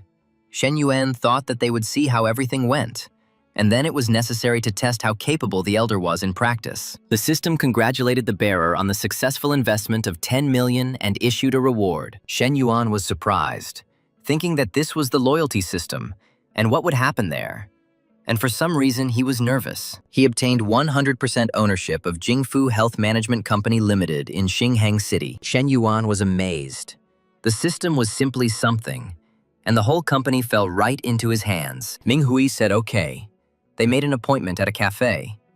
Her friend asked if she was going to meet Shen Yuan. Ming Hui confirmed that her friend asked if she had seen the list of participants in the startup incubator, which included 5 gorgeous girls. Ming Hui replied that she didn't care.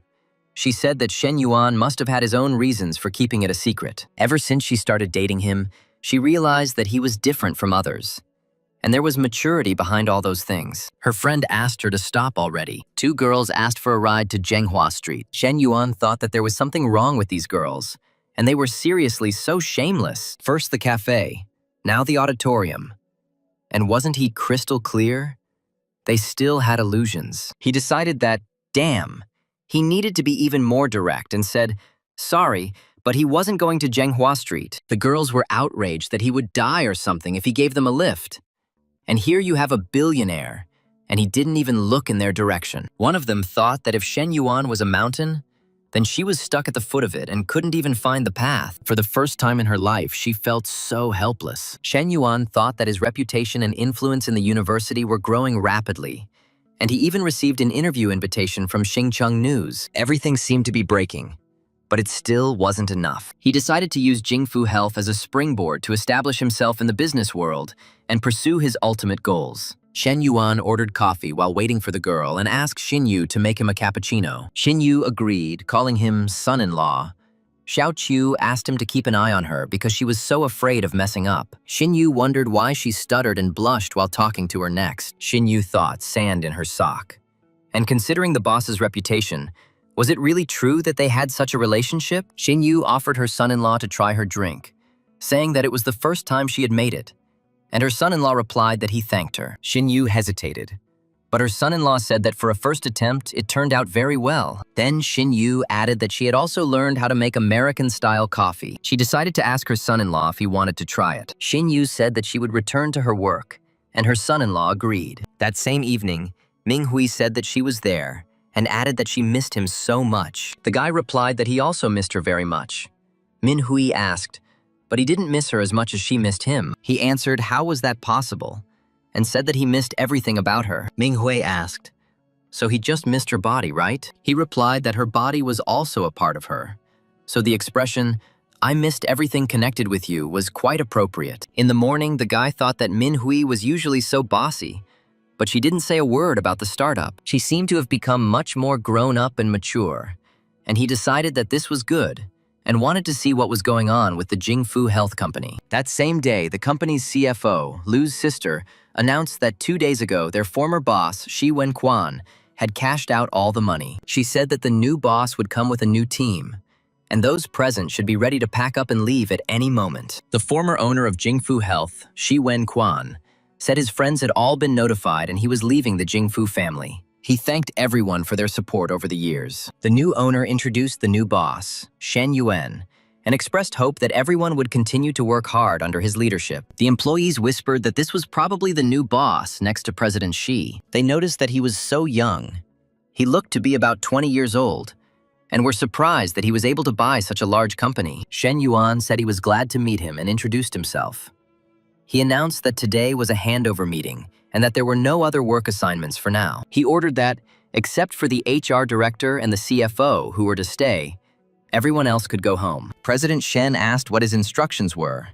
Shen Yuan asked to send him the reports by mail. He then called his secretary and said that the project to create a startup base was almost completed and the work could be entrusted to Jin Han. He told her to come to work at his company, Jingfu Health, tomorrow. Fu Yingzi was surprised and exclaimed, Mother of God! Shen Yuan also had another business, and he turned out to be a true master of stealth. She said that there was still half a month left before the summer holidays, and she had classes every day. Shen Yuan replied that she simply didn't fail the exams. and her internship started in October, so she could start earlier. Fu Yingzi asked for time to prepare and send the company's address, promising that she would be on time tomorrow. Shen Yuan looked at the financial reports and personnel reports. He saw that the 2 fitness centers and yoga studios were quite profitable. Even a medical center with poorer performance can reach the break-even point. He noted that the company's problem was overstaffing and excessively high monthly online marketing costs. When Shen Yuan called, no one answered, and he wondered what was going on. They told him that Su Shu Wei had left an hour ago, saying that her family had urgent business. When he asked what the urgent matter was, they told him they didn't know, and added that they had called her later but she hadn't answered. At Su Shu Wei's house, Zhang Liang Feng was indignant that harsh words were one thing, but now she was at fault. But she acted as if she was right. She asked what she had done wrong and remarked that who in the house doesn't have leaks, and that a leak is already a crime. They told her that there was a leak in her house, but she didn't even go down to tell anyone or deal with it. When Su Shu Wei's younger brother came and told her, she even scolded him and was asked how she should behave in general. Zhang Liang Feng replied that this child knocked on the door without even saying hello, completely without manners. So what's wrong with her scolding him? Shen Yuan said that if you leave things as they are, then next time, things will only get worse. Su Shu Wei replied, asking to forget about it, and she did not want to discuss it anymore. Shen Yuan ordered to apologize to the child, because he was not guilty of anything. Zhang Liang Feng was indignant, apologized, and laughed or something. And why would she apologize? Zhang Liang Feng added that he wasn't even married to her, but he was already so eager to protect her. Do you really have a civil marriage with her? And noticed that young people know a lot about entertainment. Shen Yuan repeated that she had scolded the child, so she should apologize to him. Zheng's son Liang Feng asked, "Who the hell are you? And who did he think he was when the hero hit him?" Zhang Liang Feng's son told Shen Yuan to just wait and he would call his guys now. He called Brother Long, shouting that he had been beaten. Shen Yuan replied that go ahead, call him, and he would also call his people. 15 minutes later, a car pulled up and someone who arrived asked who had hit him. Brother Long arrived and shouted that it was he who raised his hand against his brother. Shen Yuan asked if he should call the police. Brother Lon said that fighting wouldn't solve anything and that the police were needed for this matter. At that moment, the police arrived. Brother Lon was indignant that if he called the police, then why did he call him? His brother replied that he didn't know, and he thought it would be guys like them. Brother Lon called him a moron. The deputy head of security at Guansha Police Station, Shen Wei, turned out to be Shen Yuan's cousin. He asked Li Wenlong why he was everywhere and what happened this time. He told him to stand there while he inquired about the situation and asked his younger brother what had happened here. Li Wenlong apologized to Brother Long and said that he didn't know the guy had such connections. He thought that he had money and it could be squeezed out of him. Brother Lon told him to handle it himself and he was not going to get involved in these problems. Shen Yuan suggested that they simplify things, and if the woman apologized to the child and fixed the water leak, they would simply forget about the matter. Zhang Liang Feng apologized to little Jia and said that auntie was too harsh. Let him not take it to heart, and his aunt is very sorry, and she apologizes to him. Shen Wei said that the matter was resolved then, and let them go back and fix the water leakage problem. They promised that everything would be fixed and said goodbye. Shen Wei asked if this was his girlfriend. Shen Yuan replied that not yet and asked to keep it a secret for his sake. He added that after the incident, they would no longer dare to disturb Su Shu Wei's family, and other families would look at the Su family differently. Su Shu Wei hesitated and thanked him, her favor level rising to 61. Shen Yuan thought that she finally had a good impression of him. He asked, and so she says thank you. And how about expressing gratitude in another way? Su Shu Wei was scared that there were a lot of people upstairs. Shen Yuan said there was nothing to be afraid of, and that this was just a normal hug, asking that it be considered a friendly farewell. He thought that her full, firm contours were very generously endowed by nature. Su Shu Wei's younger brother brought eggs and said that his mother told him to bring them for his older brother. Shen Yuan was surprised that there were so many, and asked if she gave them to him, would there be anything left for the family? The boy replied that his aunt had brought quite a lot. Shen Yuan said, okay, from now on, when he sees him, don't call him elder brother. But then, the boy asked his older sister what son-in-law meant. Su Shu Wei repeated in confusion, and her son-in-law mumbled in embarrassment in response. Shen Yuan suggested that Su Shu Wei move to another apartment, closer to her company. Su Shu Wei replied that she too would like her family to live better, But with their current income, it was impossible. Shen Yuan said that he would help her find a place and asked her not to worry about money. He promised to cover the rent for now, and as soon as she started earning more, she would be able to repay him. Su Shu-wei replied that she appreciated his kindness, but there was really no need for it. Su Shu-wei thought that he was doing this again. Her brother said that her brother-in-law had left and suggested that she come back, sister. At home, Shen Xuan told her brother that he had returned so late and she was simply starving. Shen Yuan replied that in the future, if she was hungry, she should just go and eat. Shen Xuan said that her sister-in-law told her to eat first, but she and Xin Yu really wanted to wait for him, and she would be ashamed to eat alone. Shen Yuan asked if she was ashamed, and if she knew what shame was, then why did she still live here and not go home? Shen Xuan replied that she liked it here, and besides, she was not an outsider, so let her stay. She asked her brother when he would bring his daughter-in-law to meet his parents, and he would also bring Coach Liu. Shen Xuan called him shameless, and the dinner ended with laughter and jokes. Later, when Xin Yu was in the shower, Shen Yuan accidentally saw her. He silently prayed to Buddha and apologized, saying that he really didn't mean to, and the steam was very strong and he didn't see anything. Xin Yu replied that it was not his fault, and that she forgot to close the door. Shen Yuan thought that she even took her phone with her to the shower, but he had to say that she and Chen Na were indeed equally good-looking. Chen Na was elegant, and Xin Yu was pure and innocent. Xin Yu thought that she would never have thought that the first person to see her completely naked would be her son-in-law. The next day, Shen Yuan asked Coach Liu to help him inspect the 2 gyms and the yoga studio. He said that it is necessary to evaluate their work, the level of service, the efficiency of their employees, and note their pros and cons. Coach Liu asked him to inspect them and whether he wanted to buy them. Shen Yuan replied that he had already bought them, but he didn't really understand it yet. Coach Liu wondered if this was serious. She thought that even the smallest fitness club cost more than $1 million. The system detected that the user had begun to evaluate their business and reminded them that the business should not only be stable, but also improved. Coach Liu asked what Daddy was thinking about. Shen Yuan replied that regarding the gyms and yoga studio, he told her to use any means necessary to infiltrate and conduct an investigation. The next day, in the chairman's office, Shen Yuan realized that it would take more than a couple of days for Coach Liu to infiltrate. Manager Jia said that the examination centers in Xingchen rarely made a profit and were already considered quite good. He asked not to worry, said that he already had a plan and would expand sales channels. He said he had recently hired several talented, well-connected salespeople and asked for time. Shen Yuan asked if he already knew about the need for expansion, then why did they only start hiring staff now? Manager Jia replied that he had every right to criticize him and that it was his mistake. He explained that they had recently upgraded some of the equipment and he had focused only on that, misplacing his priorities. Shen Yuan said that it was clear and he could go. Manager Jia thought about why Shen Yuan was asking about his family and felt uneasy. Shen Yuan decided that this Jianan show needed to be replaced.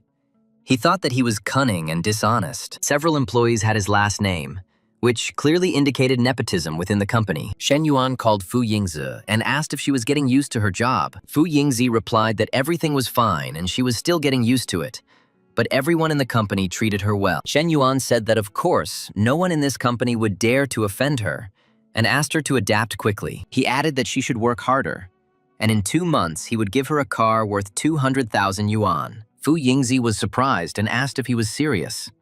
Shen Yuan replied that he had deceived her at least once. Shen Yuan thought that everything should be taken gradually, and even the maids should be taken one by one, and there was no need to rush. In the office of the general manager of Jingfu Health Examination Center, Old Man Yu told Chief Jia that the people he hired were really reliable. He asked him to watch them closely. Old Man Yu reminded him that he had just made a promise to the new boss, and if anything went wrong, they would all be screwed. Chief Jia replied that Old Man Yu should not worry, and said that these sales managers were his former subordinates. In the evening, Chen Na returned home and said that she had gone to the Nigatron shopping mall in the morning and bought Shen Yuan a pair of suits. Shen Yuan thought that the men's business wear was from Nia and Bloney, and it probably cost a small fortune. He asked how much she spent. Chen Na replied that it was about $1 million. Shen Yuan said that most of it probably went on the Peter watch, and it cost about 800,000. He called her silly and said that she should spend money on herself and why spend it on him? He asked his dear Chen Na to come to him so that he could reward her. Chen Na replied that no, and Xin Yu was also at home, If she saw it, she would be ashamed. Shen Yuan told her what she had to be afraid of and added that it was just one little kiss. Xin Yu saw them, apologized, and said that her sister and brother-in-law could continue. Chen Na said that it was his fault and she really saw everything. Shen Yuan replied that Xin Yu was already 18 and she was not a child. The next day, Shen Yuan thought that although Xin Yu was currently helping out at the cafe, Chen Na still went out to the store early. He decided that he should meet Professor Li at her home today to discuss personnel management. Xin Yu called out to him. Shen Yuan asked why she didn't leave with her sister. Xin Yu replied that she had a half-day off, and she noticed that his car did not have a card for a phone number. She said that when he bought a car for her dad, he got another card for her. But until now, she hadn't had a chance to give it to him. Shen Yuan thanked her. Xin Yu accidentally touched him and asked him not to tell her sister about it. Shen Yuan thought that she meant the card for the room. Or there was something else she wanted to hide from Chen Na. Li Meng asked her sister if Shen Yuan would come soon. Professor Li was surprised how she knew. Li Meng said that a person who usually does not wear makeup suddenly puts on light makeup at home and carefully chooses clothes. Professor Li replied that Shen Yuan would come to study. Li Meng asked if she should go into that room and said that was fine. And her little sister learned all his bad habits. Shen Yuan arrived.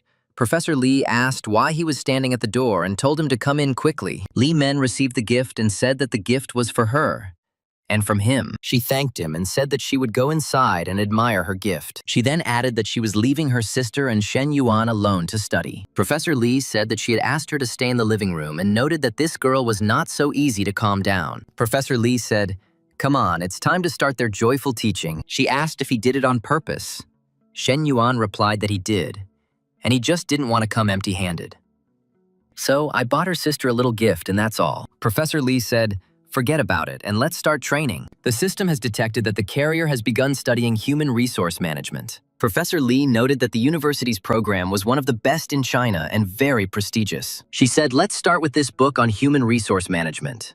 Shen Yuan agreed. After an hour and a half, Professor Li thought that if it had happened earlier, Shen Yuan would have already tried to pounce on her. She found it strange that he studied so seriously, and she didn't buy it. She decided to check him again and called his name. Shen Yuan asked the consultant and said that he came to study and what she was trying to do. He said that she had just played with fire. Shen Yuan asked what she was up to and noticed her clothes today and asked if she did it on purpose. Professor Li replied that she was simply tidying herself up before meeting him. She asked that when they were alone, they stop calling her a consultant. The girl said that if he really couldn't hold back, she would help. Shen Yuan asked how. The girl looked away in embarrassment and began to sink to the floor. The protagonist's eyes widened when he realized what the girl was up to. At this time, the girl's sister was watching everything from behind this wall. Professor Li asked for a little more time to prepare and asked how he thought a man should restrain himself at such a moment. Shen Yuan replied that he could now concentrate on his studies. Professor Li said she had to leave for a meeting at the university soon,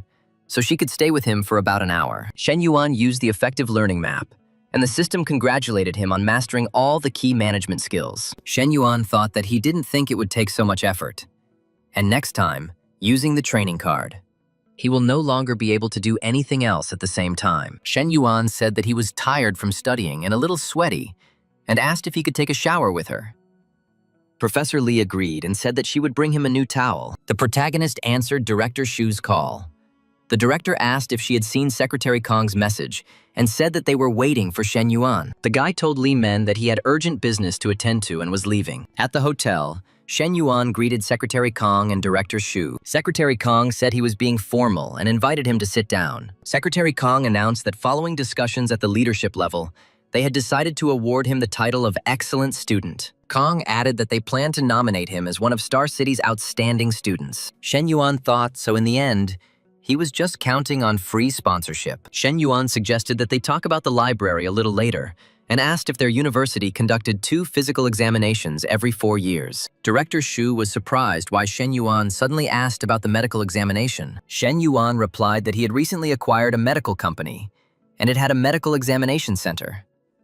He said he would like to expand the partnership and their university would be a great place to start. Director Shu said that although he understood the matter, he had no authority to make a decision and felt awkward sitting here. Shen Yuan asked, "So what is his decision?" Director Su said that it looks like we'll have to share resources through this library agreement. He explained that, ultimately, Whoever conducts medical examinations receives a commission. Shen Yuan said that he had overindulged and was starting to feel dizzy, and he was getting drunk quickly. Director Shu came over and asked where Shen Yuan was, and was told that he said he couldn't drink anymore and left first. Director Su noticed that this Shen Yuan was much more complex than he thought, and at his age, he didn't care about titles and fame. Half an hour later, Coach Lu said that the next time Shen Yuan went out to drink, he should take her with him. She could help him cope with at least a couple of glasses. Shen Yuan replied that how was that possible, and she had worked so hard on her physical fitness. Coach Lu said, "Stop teasing her," and handed him some honey water,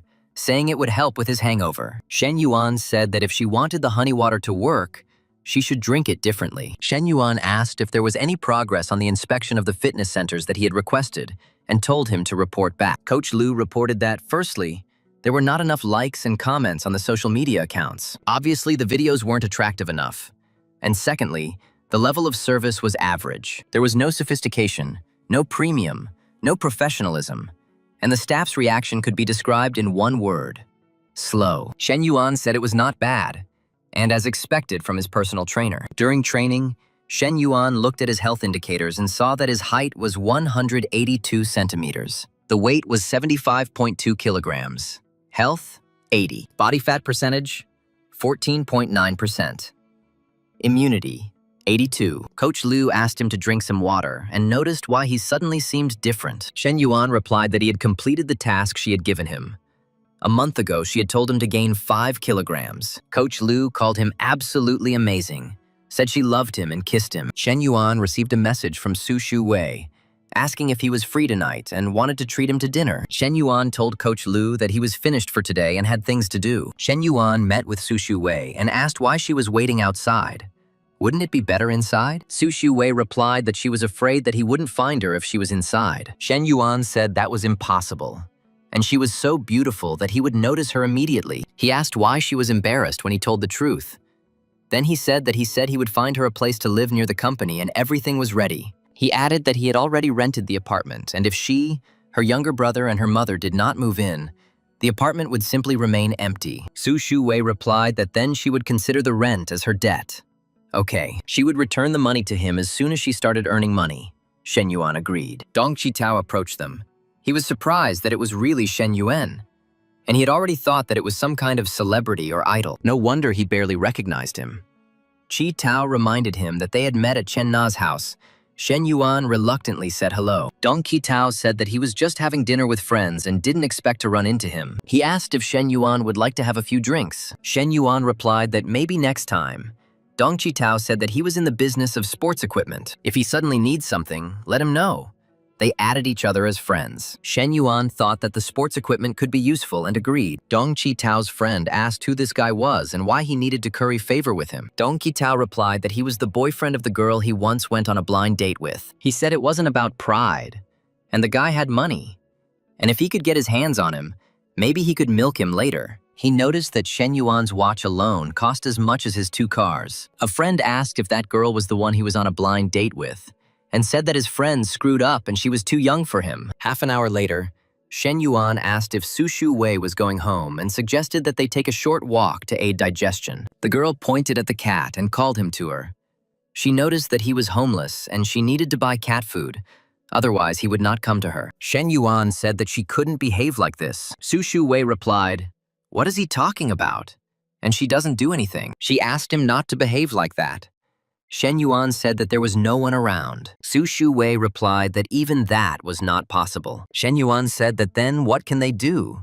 And every time he thinks about it, his head explodes. Su Shu Wei thought that he really thought about this kind of thing all the time. She noted that although he acted like a playful prankster, when he was serious, he surprisingly turned out to be responsible and even reliable. She thought he was so complex and hard to read. And yet, he made people want to understand him better. Her affection level jumped to 67. Shen Yuan was surprised why her affection level suddenly jumped to 67. He thought that with other girls, he would have to spend a few hours in the hotel to increase affection. Later, Su Shu Wei told her mother that they would move in a couple of days. Her mother asked them where they would move to. Su Shu Wei replied that she didn't know yet. But Shen Yuan said that he had already found a place to live for them. The mother asked if Wei Wei had thought everything through carefully, and added that once they moved, there would be no turning back. Su Shuwei replied that yes, she had thought it over, and she thought that she liked him. The next day, the man asked if there was any news about the health screening partnership. Shen Yuan asked why he was there at 10 in the morning, and was told that since he had come, he should come in and sit down. Jingfu Health Medical Center's marketing manager, Yu Ji Feng, wondered why Shen Yuan was here, since today was only the first meeting. Yu Ji Feng cursed to himself that he had prepared the entire presentation, and Shen Yuan hadn't even glanced at it once. Shen Yuan told them to continue and ignore him. He added that he happened to be nearby and decided to drop in to meet Director Shu. He asked Director Su to continue, and said that he would leave them alone. Shen Yuan thought that the inspector had finally left, and thank God. He decided that if Ji Feng was capable, he could take Jia Nanshuo's place. But first, he needed to find out everything about him. He thought that if Yu Ji Feng turned out to be the same as Jia, it would be unpleasant. Shen Yuan decided it was time to go to Jingfu Health, and he still had a lot to do. At Jingfu Health, Shen Yuan asked Manager Chen why online marketing was so bad and TikTok videos were so disgusting. Manager Chen replied that good promotional videos usually featured attractive female trainers. Shen Yuan asked why they needed models and couldn't their trainers appear in the videos. Manager Chen responded that some were camera shy, and others did not want to be filmed. She explained that since online clients were distributed equally between the trainers, Shen Yuan asked if they hadn't addressed this issue before, and Manager Chen replied that the fitness club still received plenty of casual clients. Shen Yuan asked Manager Song what his opinion as the general manager was, and why the online traffic was low. Shen Yuan asked if he was wrong. Manager Song replied that he was not, but Shen Yuan said no buts, and ordered him to draw up an improvement plan and submit it tomorrow. Manager Song obediently agreed. Shen Yuan thought that their fitness center had always been the best in both scale and profit. Shen Yuan spent the day studying the documents, then returned to Chen Na's home. Xin Yu said that her son-in-law had returned. Shen Yuan asked why Xin Yu was there and where her sister was. Xin Yu replied that the cafe was full of people and her sister was busy. She was afraid that Shen Yuan would get hungry, so she sent her home early to cook for him. Shen Yuan asked when his sister would be back. Xin Yu replied that it would not be soon, and his sister had just written that they should not expect her for dinner. Xin Yu added that it might not be as tasty as her sister's and asked her to ignore it. Shen Yuan replied that as long as it was her or her sister, he would be happy with it. However, he immediately corrected himself and clarified that he meant the food they were preparing. Shen Yuan said it tasted good. Xin Yu said it was true, and she noticed that he liked these dishes, so she cooked them. The girl said that she needed to go to the bathroom for a minute. Xin Yu then asked if she could call him Shen Yuan, but then she got scared that she almost said what she wanted. She told herself, no, no, no, and those words must never, ever leave her mouth. Xin Yu thought that she needed to explain herself to her son-in-law. Otherwise, something bad would happen. Xin Yu said that son-in-law. In fact, she didn't mean that. Shen Yuan replied that he knew and everything was fine. Shen Yuan thought that she wanted to explain herself, but he said that he had nothing against it, so why was she angry? He decided that the thoughts of these 17 and 18-year-old girls were really difficult to understand, but since his previous answer had upset her, he should rephrase it. Shen Yuan said that everyone has the right to choose, and she should not confine herself to the confines of society. Xin Yu wanted to say something, but at that moment Chen Na arrived. Chen Na asked Shen Yuan and Xin Yu if they had eaten yet. Xin Yu replied that yes, they had eaten, and asked her sister if she had eaten yet, and offered to warm up the food for her. Chen Na said that Shen Yuan had created such a wonderful, wonderful environment for her. The next day, Coach Lu said she visited 2 other gyms. Shen Yuan asked her to tell her what problems she noticed, and Coach Lu replied that the yoga studio provided good service, but she had few clients and was having trouble attracting customers, and another gym was having similar difficulties. Shen Yuan said that these were all minor problems, and it all depended on whether the managers were willing to solve them. He asked who she thought he was, and said that he was free that afternoon and suggested going on a date, but he added that in addition to reporting the problems, she should provide him with a plan to solve them in the evening. They spent 230,000 yuan, and after triple cashback, the net profit was 460,000 yuan. Coach Lu said that today was probably, perhaps, the happiest day of her life. Her affection level reached 93. Shen Yuan thought that the cashback wasn't that important. The next day, the fitness center's general manager, Song Zheng, said she had conducted a self-analysis and provided improvement measures. She admitted that they might not be enough yet, and he was more experienced and asked him to take a look. Shen Yuan replied that there was no need for introspection and told her to sit down and give him a summary of the new measures. Song Jiang began reporting that if staff were late or sloppy in public places, they would be fined. The same was true for subsequent checks, which required constant monitoring, and any omission would lead to a reduction in work results. Shen Yuan stopped her and asked if these were all just punishments and no rewards. Song Jiang responded that the punishments created a sense of urgency, making employees take their work more seriously. Shen Yuan said that punishments are acceptable, but there should also be rewards. He ordered the use of rewards as the primary tool and punishment as an auxiliary one, and emphasized that the main thing is motivation. Song Jiang said she understood. She thought their new boss was incredibly capable and assertive, with such a determined attitude, and he's only 21 years old. She realized that the company's phrase, "the company doesn't need slackers," meant that if she messed up, she would be finished. And Shen Yuan scared her to death. Fu Yingzi thought about it and said that she wanted to tell him some inside gossip. Shen Yuan said they were alone and asked not to call him Mr. Shen because it sounded strange. Fu Yingzi revealed that the real person in charge of the university's work is Yu Ji Feng, and he used to work in marketing. Fu Yingzi added that she checked his background and he was the deputy general manager at another medical center, until his wife cheated on him with his ex-boss and he beat that man up and had to quit his job. Shen Yuan said that she was even able to dig up such rumors, and his little secretary turned out to be incredible. He said she was so capable and asked if she had a boyfriend. Song Jiang was at a loss, wondering why he suddenly asked her about this. He already had a bunch of girls. She assumed he was tired of the big ones and now wanted to try her baby. Fu Yingzi thought that the boss already had enough mistresses and he didn't need her, and it was better for her to just remain a hardworking bee next to him. She saw Ming Hui's daily posts and realized that she was completely in relationship mode. Ming Hui asked if he wanted her to bring him lunch, but Shen Yuan said that it was not necessary and that he would come to her after lunch. She asked him not to come to her house because she was already scared. He admired her thin waist and the perfectly curved line of her hips. The ratio was just insane. But she was wearing a mask and he couldn't see her face. The man told her to finish registering the client and call home to check. Then he asked why she was sneaking around like a thief. The girl told the main character that she was not him, and he had no idea how much she was risking. He asked if it wouldn't be better if everyone knew, but she replied that it was not time yet, and first she needed to change. 5 minutes later, he said she knew her clothes were making it difficult for him to concentrate on his work. The hero told her to turn around. When she asked what, he said she should make it up to him. And when she asked how, he said on her knees. The girl cursed when she saw how they called her and said, "Oh shit." It was Zheng Xiang. He called Chen Na and asked if she was home now. She replied that yes, she was at home, and asked what. And he asked what she was doing. She replied that she was making dumplings, and he said that it was nothing important, and that he just missed her and wanted to call. She thought she couldn't stay any longer and needed to go back. And knowing him, he would definitely come home to check on her. Her partner told her to just get through this period and everything would be fine. An hour later, my husband asked if she was still cooking and what the occasion was for dumplings today. And she replied that there was no reason.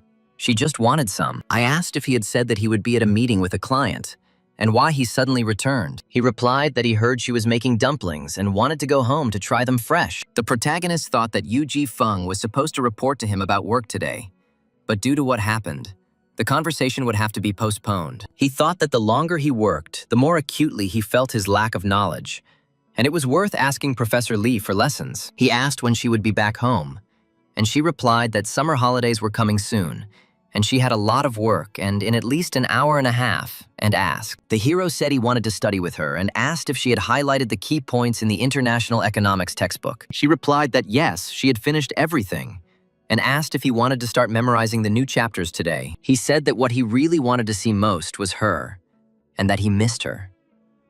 A colleague asked if she was dating someone, and she replied that the meeting was starting soon and to stop fooling around. The colleague said that she understood everything and smiled meaningfully. The girl remembered how the main character harassed her right at her workplace and thought that they could have been seen.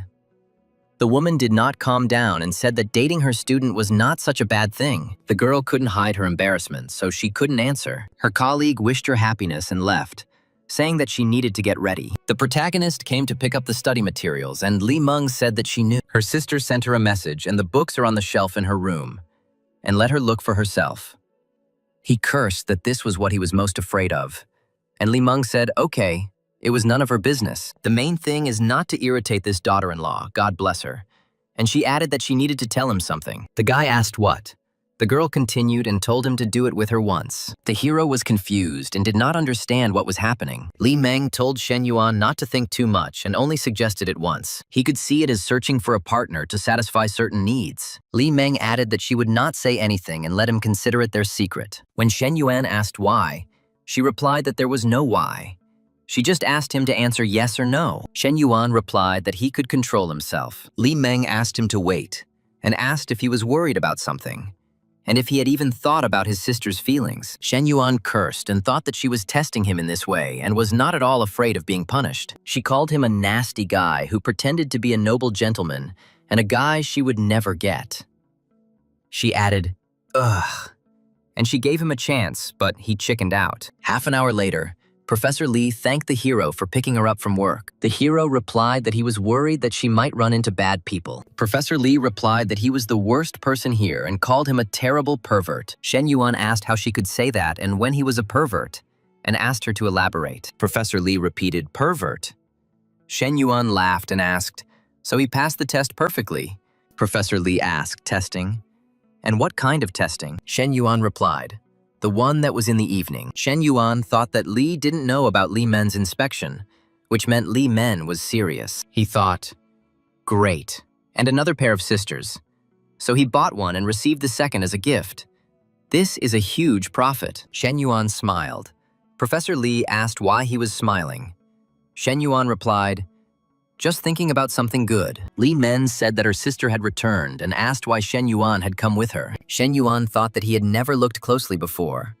But although Li Meng was 172 centimeters tall, his legs were longer. He thought that Professor Li, at 168 centimeters, was not so tall, but her breasts were larger. Professor Li told him to ignore Li Meng and that she was just trying to show off. She noticed that Shen Yuan didn't seem to tell his elder sister anything. Li Meng said that it was okay and she would not disturb them and would go to her room, and asked Shen Yuan not to misbehave. Shen Yuan said that this was not an outrage, and he got straight to the point. Professor Li asked to spare her today because she had been busy all day and was tired. Professor Li called him a scoundrel and asked if that was why he was smiling in the car. After 20 minutes, Professor Li asked if he was now satisfied and if he could go home. Shen Yuan replied that it was almost midnight, and he would stay here today and sleep on the sofa.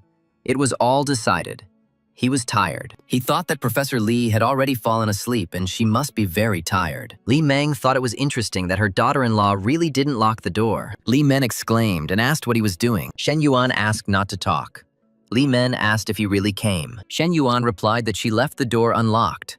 And why should he not come? Li Meng said that what she said earlier was nonsense and a momentary madness, and asked not to take it seriously. Shen Yuan replied that he had already taken it seriously. Li Men groaned. Shen Yuan thought that she was already so loud, and he hadn't even inserted anything. Li Men tried not to make a sound. Shen Yuan asked if she was satisfied now that 2 hours had passed. Li Meng said that it had been a long, long time since she had been so satisfied. The guy asked if she had had partners before. The girl replied that no, and he was the first.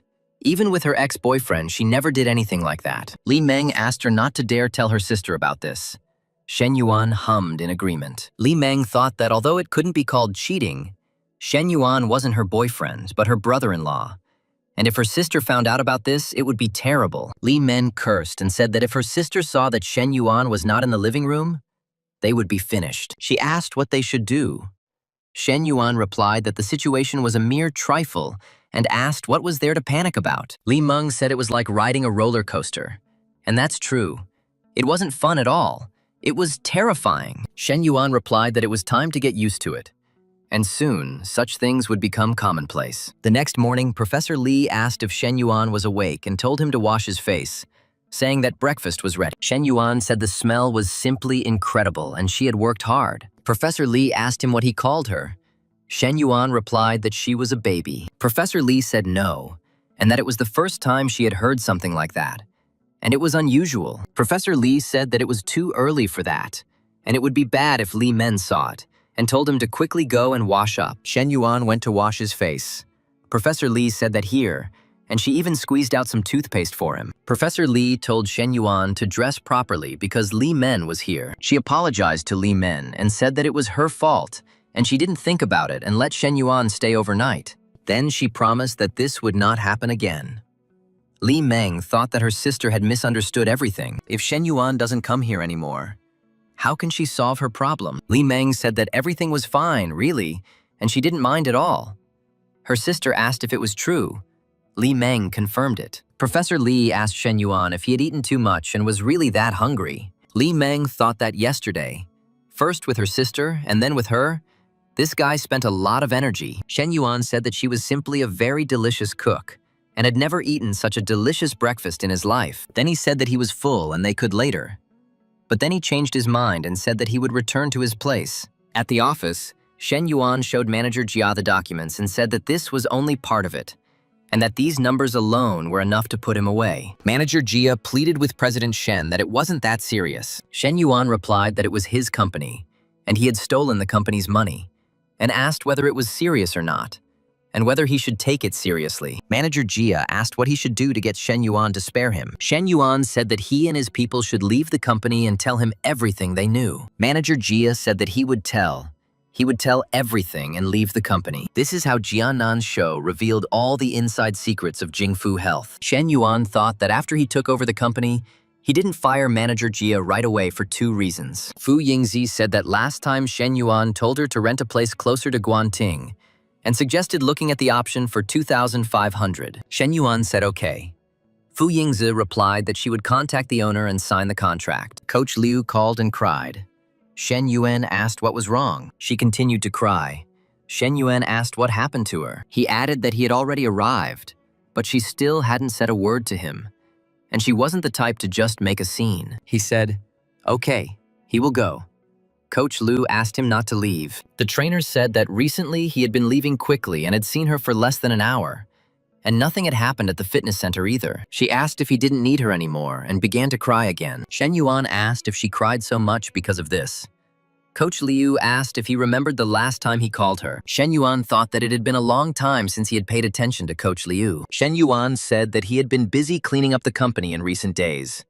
And Coach Liu asked what he was talking about. Shen Yuan replied that the renovation work at the fitness center had already begun, and it would begin soon at the remaining 2 branches. He said that once they had completed all the modifications, she would need to check the result. Coach Liu asked if she would have an official position in Jingfu. Shen Yuan confirmed. Coach Liu thanked him and said that he had not forgotten about her. Shen Yuan asked how he could and what she was thinking. Coach Liu replied that she was obviously thinking about him and his big baby. Coach Liu asked what about it then? Shen Yuan said that if she continued like this, she would regret it. 2 hours later, Li Yuhan said that their bar would open in test mode today, and he gathered his classmates in as a co-owner. At the bar, the hero noticed that there were quite a lot of people, and most of them were probably friends whom Li Yuhan had invited. Someone called out to Shen Yuan and they greeted each other, saying that it had been a long time since they had seen each other. Shen Yuan replied that they hadn't seen each other for a long time, and his interlocutor became even more handsome. He told Shen Yuan not to think that he would end up being the most handsome guy in the class. The hero asked where Li Yuhan was, and they replied that Li Yuhan said he had something to do and would be back later. The interlocutor said that it seemed like they were the only ones who came without a partner, and he heard that there were a lot of beauties in the Faculty of Foreign Languages. He asked why he didn't invite a couple. Shen Yuan replied that there was no need, and there were plenty of beautiful girls here too. If he liked someone, let him just go and talk to her. He asked to help him choose which of them is better. Shen Yuan noticed that it was Xiao Lei, the cosplay girl, and wondered why she was here. He suggested that she was probably helping that streamer. One of the guys said that the girls in places like that knew a thing or two about quality, and with a pilot watch costing 300,000, he would have no problem winning them over. One girl said she would come over for a drink after she finished streaming. Another said her WeChat was blocked, but she also agreed to come when her friend finished the stream. Half an hour later, Xiao Lei approached Shen Yuan and said hello. Shen Yuan asked Xiao Lei what she was doing here. Xiao Lei asked what he was talking about and said that she didn't even know he was here. She added that if he had noticed, he would have called her a long time ago and would never have given another guy a chance. She asked when she approached them how she should behave, as acquaintances or strangers. Shen Yuan replied that he could do whatever he wanted and it made no difference to him. Shen Yuan thought that this girl was complex, straightforward, and had a strong character. And it was interesting. She was introduced as an influential girl in Xingchen with about 800,000 fans in Klaoyin. Xiao Lei said that he was too kind and that she was just a small blogger and was glad to meet them. She was invited to sit down. The guy asked the name of the beautiful lady next to her. Xiao Lei introduced her friend Lei. They raised a toast to their new friends, and Layla thanked them. Xiao Lei told the hero that she would drink a glass with him, but only one, and it tasted like soda.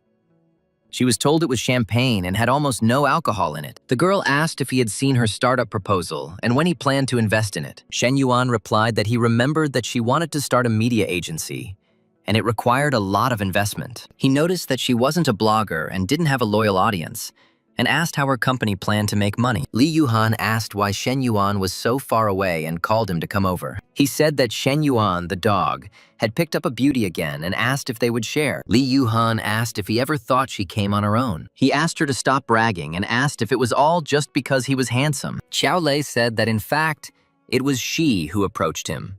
And yes, because he was handsome.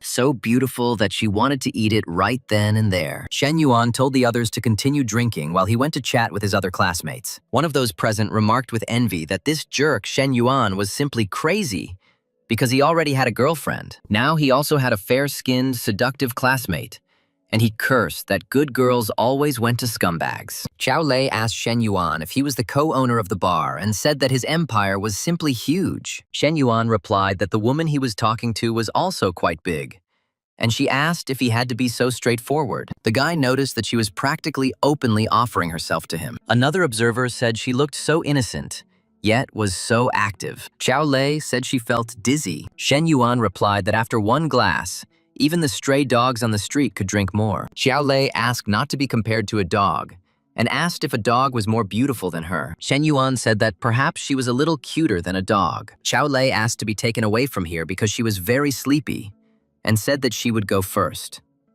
Shen Yuan apologized and said that he had something to settle and would leave first, and suggested that they meet next time. He was told to get out or enjoy life. Shen Yuan asked where she was going and guessed to the dormitory.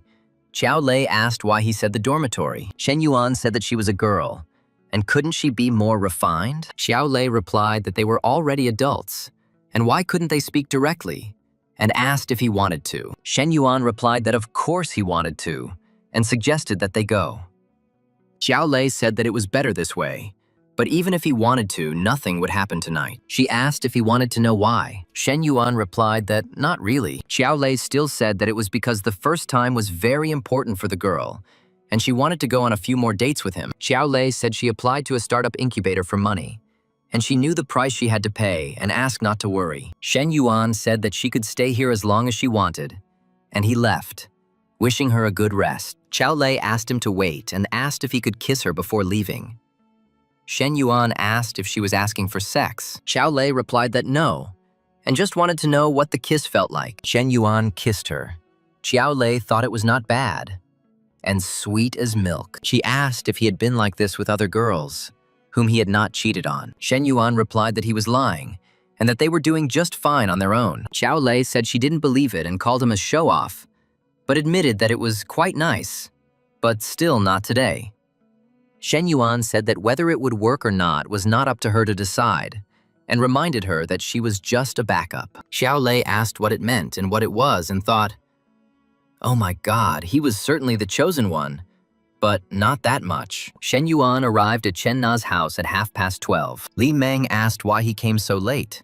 Shen Yuan replied that he had been drinking with friends and could not find a place to spend the night. Li Meng said that her sister might believe this lie, but not she, and asked if he was looking for her or her sister. She added that if it was hers, then she was already asleep, and if it was hers, then forgive me, but this lady was also going to sleep, and let him come another day. Shen Yuan said he just wanted to sleep on their sofa. Li Meng asked if he wanted to use force. Li Meng told him to stop, and warned him that his sister might hear. Shen Yuan told her to relax, and they went to the bedroom. The door slammed too loudly. Professor Li asked if Li Meng was already asleep and what that sound was. Li Meng replied that she just went to the bathroom and slammed the door too loudly. Li Meng called Shen Yuan a fool and said that he was so damn brave, and asked if he was afraid that she would catch them. Shen Yuan asked, "Isn't it gentle enough?" And he's already holding back. After 2 hours, Li Meng suggested that they no longer do this at home because it was too dangerous. And from now on, let's meet in hotels. He replied that no way, he was a poor student.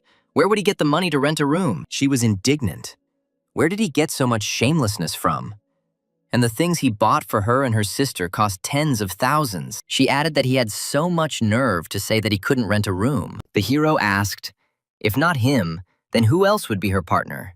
And next time he would be more gentle.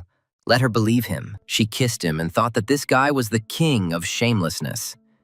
But she couldn't do anything about him. The next day, Professor Li asked Shen Yuan and when he arrived. He replied that it was around 1 o'clock in the morning, and Li Meng let him in. The girl said that if that was the case, then next time he should tell her. Then the professor kissed the main character and told him to get some sleep. She decided to go and cook breakfast for the guy. Professor Li entered the kitchen and asked why her sister didn't wake her up when Shen Yuan came home late at night. Li Meng replied that it was very late and she was afraid of disturbing her sleep.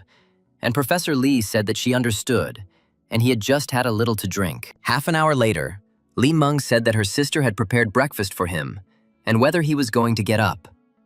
The guy stretched, and she said it was time to go eat. He did everything as he was told, and Li Meng thought he was her sister's boyfriend, and there was nothing wrong with him looking at her. Why did she get angry at him?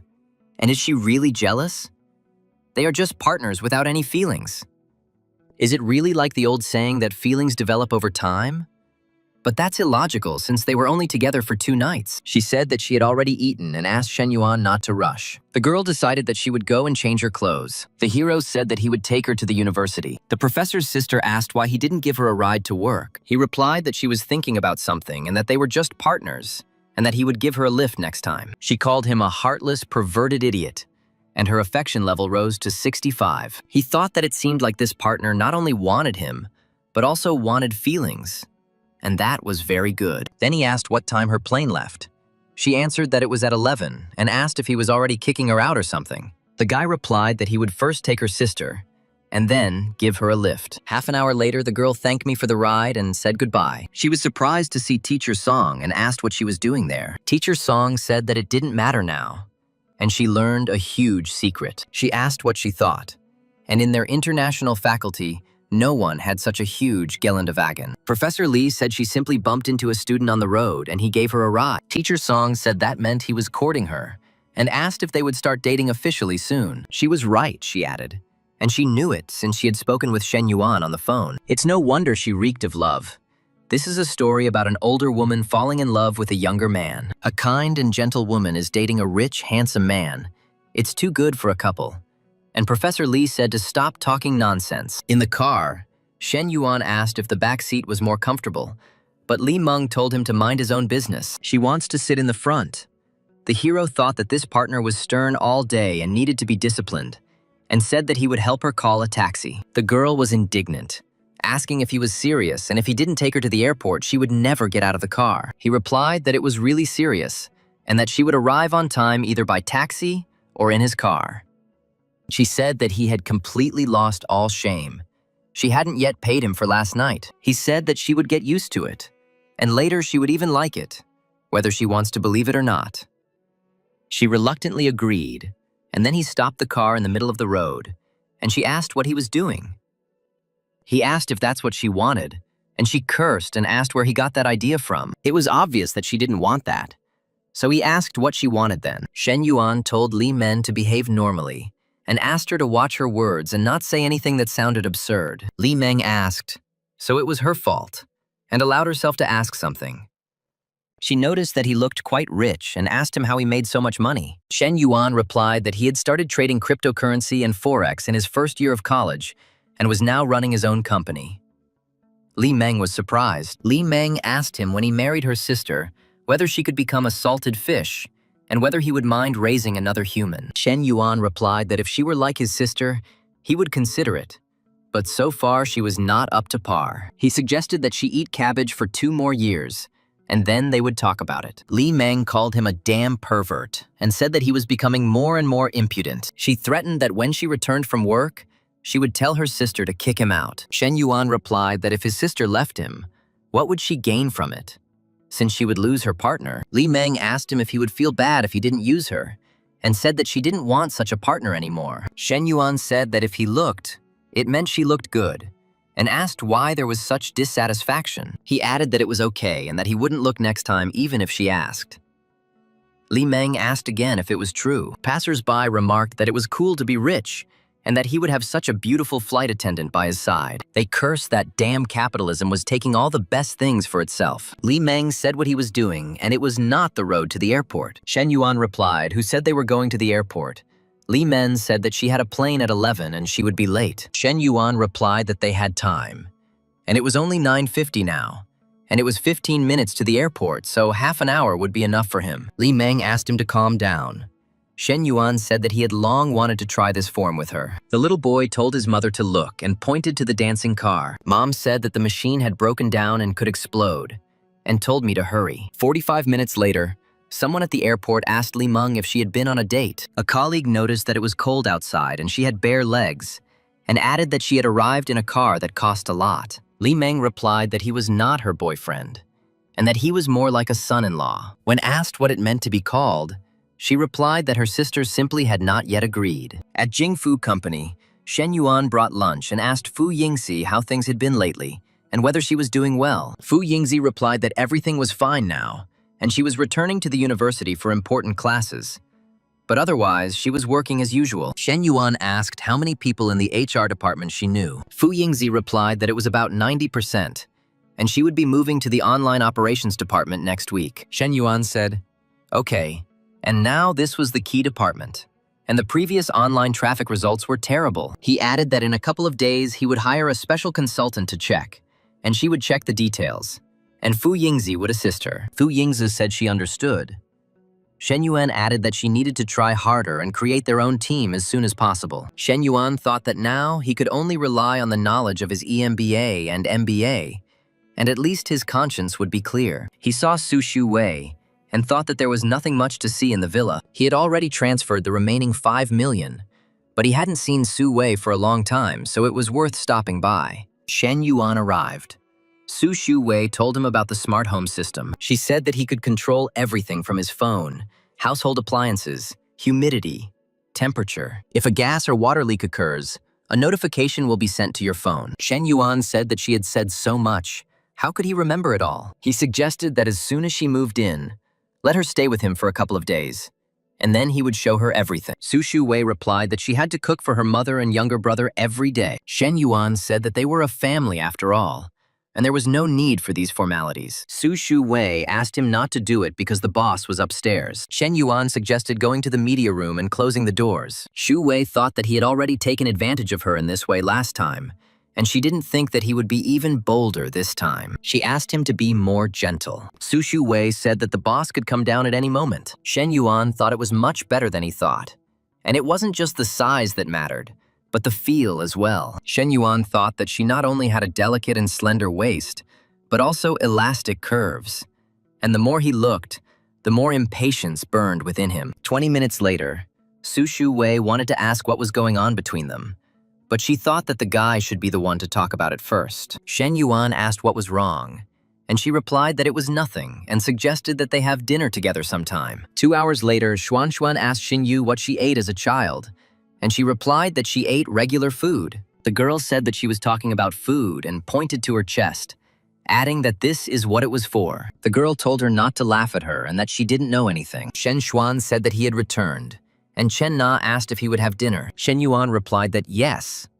Then she asked if he wanted to take a bath, since he hadn't washed himself yet, and she would draw water for him. He agreed. Xin Yu noticed that her sister-in-law had spoiled her brother terribly, and said that she even drew a bath for him. Shen Xuan said that she came to take care of her daughter-in-law and Xin Yu, and of course she would sleep with Xin Yu. 2 charming girls will sleep together. They told her that, considering how lazy she was, and suddenly taking care of her daughter-in-law, it was enough that she would not have to take care of her. Shen Xuan asked her brother to leave her some chips. Xin Yu said that if he wanted more, then she would come down and buy them. Shen Xuan was indignant that Xin Yu, what she would buy, and even she spoiled him.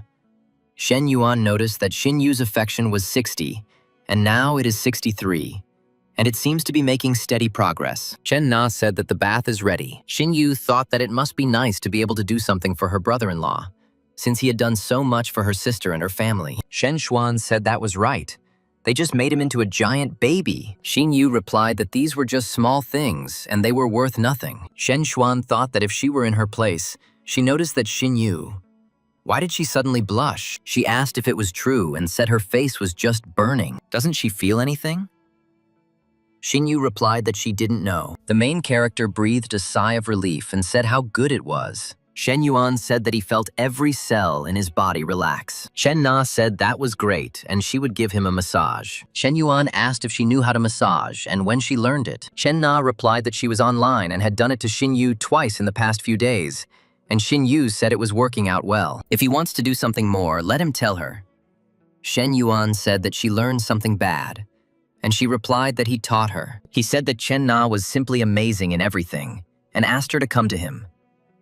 His phone rang, and Chen Na said that his phone was ringing, and what if something happened? He replied that even a global catastrophe is not as important as what they are doing now. The protagonist suddenly thought about Ming Hui, thinking that she was becoming more and more mischievous. It seemed to her that he had only said a few words to her recently, and she felt offended. He asked her if he was underestimating her, and whether such ordinary things would make her act. She asked if he wanted her to send him something really tasty then. He replied that he would be grateful, and asked to send it right away. Ming Hui thought he was retreating to pounce later, and it was obvious that inside he was passionately wanting to do so. She will continue to tease him. And that is the beauty of love. The hero thought that as for the next Layla, it would be worth keeping her in limbo for a little while longer. The girl was surprised that he didn't want to meet me, and I couldn't believe it. And she said that's enough. Just because she wasn't with him yesterday, he refuses to meet her. Shen Yuan told Ming Hui to forget about joking and meet him tomorrow morning. Ming Hui was delighted and said that then he would have to take her away. Shen Yuan remembered that the last time Long Jinhan brought the documents, he promised to meet her this week. Chen Na asked Shen Yuan how he planned to celebrate his birthday. Shen Yuan replied that he would spend it with her and suggested that they go on a trip. The girl was surprised and delighted. Shen Yuan said of course, and added that Chen Na smelled so delicious. Chen Na said that they had just finished. Shen Yuan replied that once was not enough, and he wanted to spend the whole day with her. Chen Na asked Daddy to unzip the zipper and asked him if he liked it. What about this uniform? And if he was sure he wanted to be with her. Xin Yu asked to be driven unconscious. The girl asked what kind of role-playing game it would be this time, and said that she was looking forward to it. The other girl said she was ready and asked me to be gentle with her on her first time. Another one asked which of these she should wear. The main character woke up and cursed, asking what he was thinking and whether such a blissful life in a harem was possible. Chen Na asked him what he dreamed about, and she heard him talking in his sleep. Shen Yuan asked if he was talking in his sleep and what exactly he said. Chen Na replied that she didn't hear him clearly and he just said a couple of names. Shen Yuan hesitated and said that it was probably work-related and he had been on edge lately. He thought that thank God it was Chen Na, and if it had been Professor Li or Su Shu Wei, he would have been in trouble. Xin Yu said that breakfast was ready. Shen Xuan noticed how generous it was and said that Xin Yu was terribly biased. Xin Yu replied that there were only 3 of them, and they would not be able to eat much, and a large amount of food would simply go to waste. Shen Xuan said that she loved her the most, but she still lost. Shen Yuan told Chen Na to stop fooling around and try it. Xin Yu thanked her son-in-law.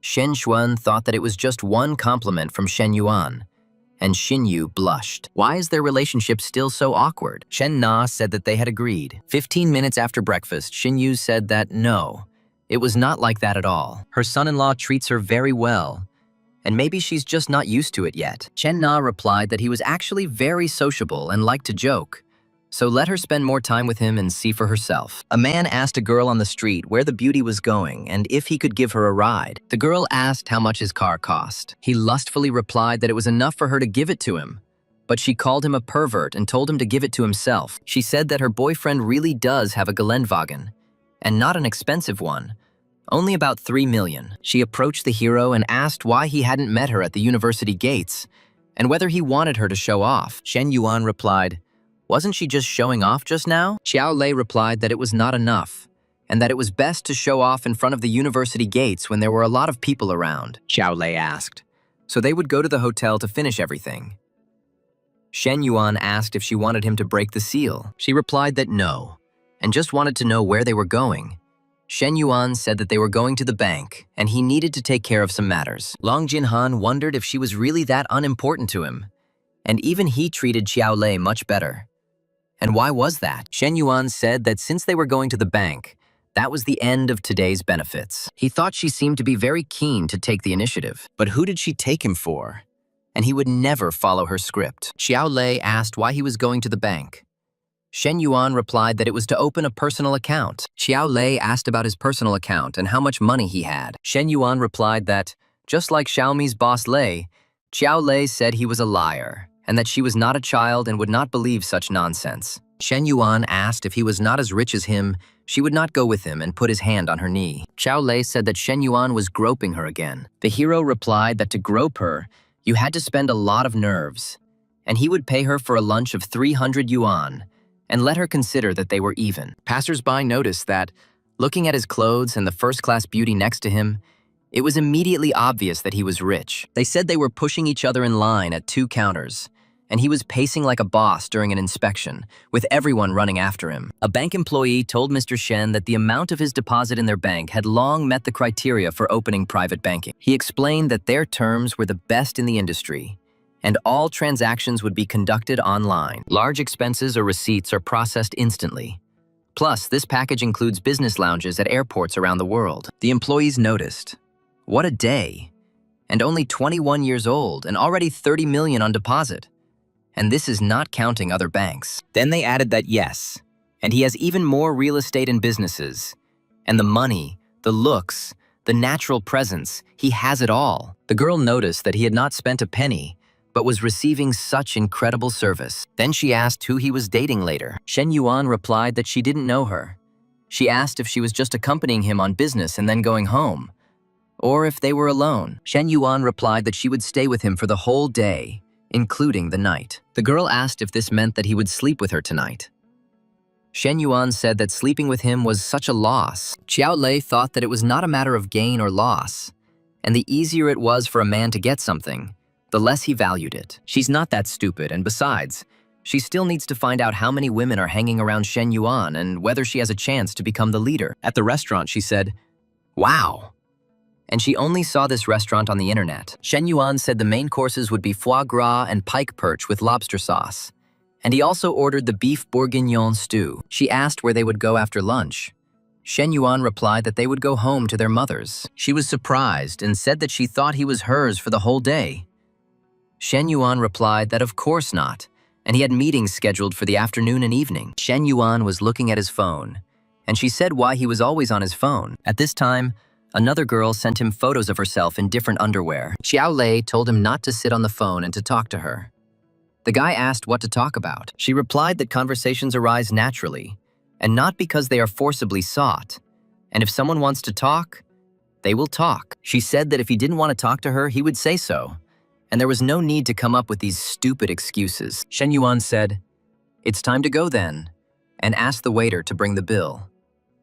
The waiter said the total amount was 2,492 yuan, and he could scan it here. The guy said what she asked, and he did, and she muttered, "Okay." 30 minutes later, she asked if he was seriously taking her to the dorm, and he replied, "Where else?"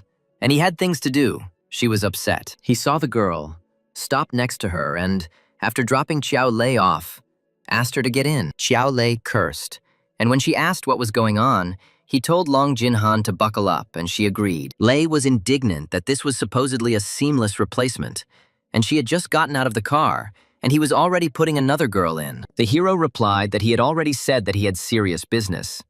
She thought that other women were his serious business. The girl angrily asked what he was going to do, and he replied, "Isn't it obvious?" He asked if there was anything else, and if not, they left. And she asked to wait. She said she would go with them, but he told her not to show off. He had serious business and asked to leave quickly. She asked if it was serious why she couldn't go with them, and she dug in her heels, not wanting to go out. Shen Yuan asked Long Jinhan if she was okay with it, and she was indignant but said she was okay with it. Xiao Lei thought that her rightful place next to the driver had been taken and even hidden. Long Jinhan asked if she could take his arm, and he said, of course. He wondered if Long Jinhan was naturally this timid, or if it was just with him. She does everything carefully and needs to be treated more gently. But Long Jin-han thought it was so stupid, and Shen Yuan really liked it. The girl behind her realized that she was the odd third wheel here and asked what she was doing. Long Jin-han suddenly thought, it means that Shen Yuan spoiled Xiao Lei more. However, the main character told her to hold on tighter.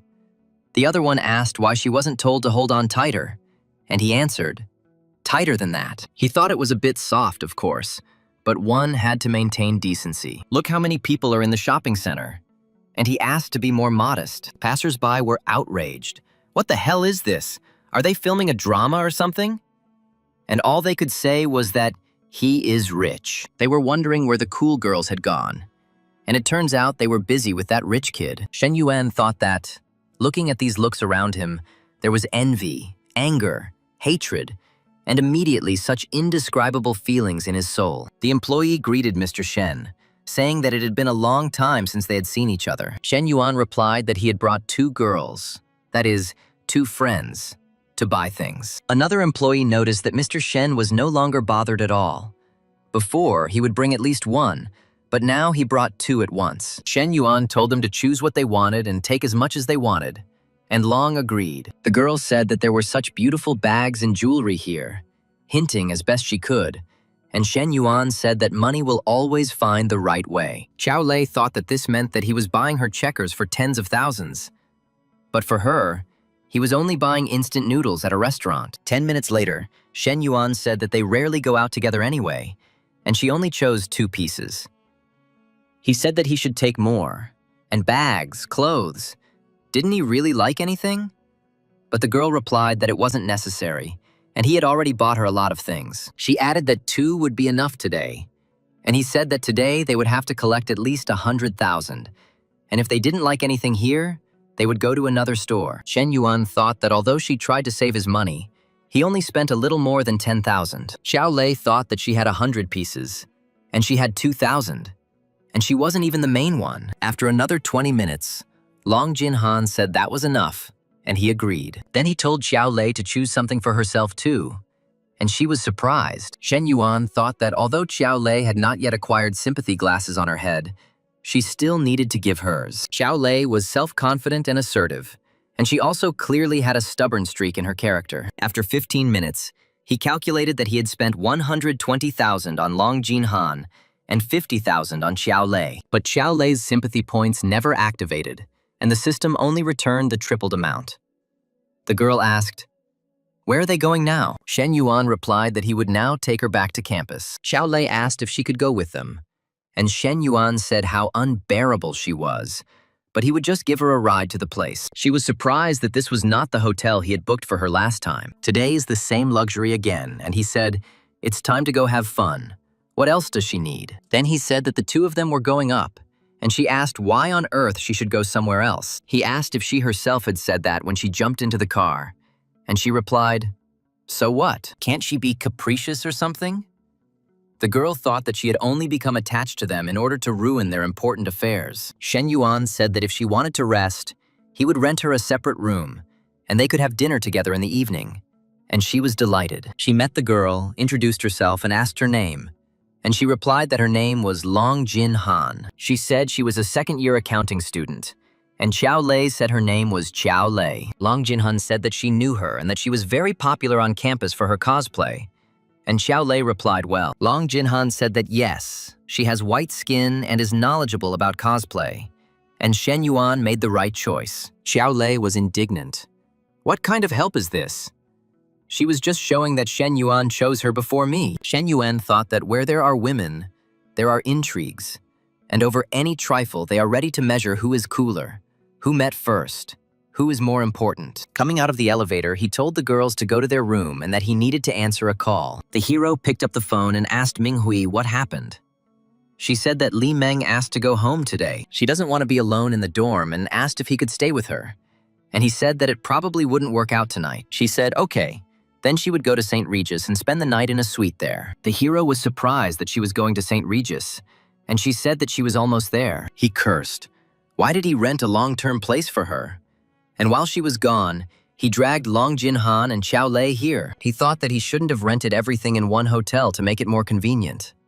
And the only luck in complete bad luck was that the rooms were different. Long Jinhan was asked if she knew who Shen Yuan was talking to on the phone in the hallway. She replied that she had no idea, and was asked if she had slept with Shen Yuan many times already. Then the girl corrected herself and asked him not to think anything like that, and she just wanted to understand why he treated her completely differently than he did her. Long Jinhan replied that she thought it was a big difference, and she would like to see how he behaved with another girl. She was asked what she was like and who this girl was.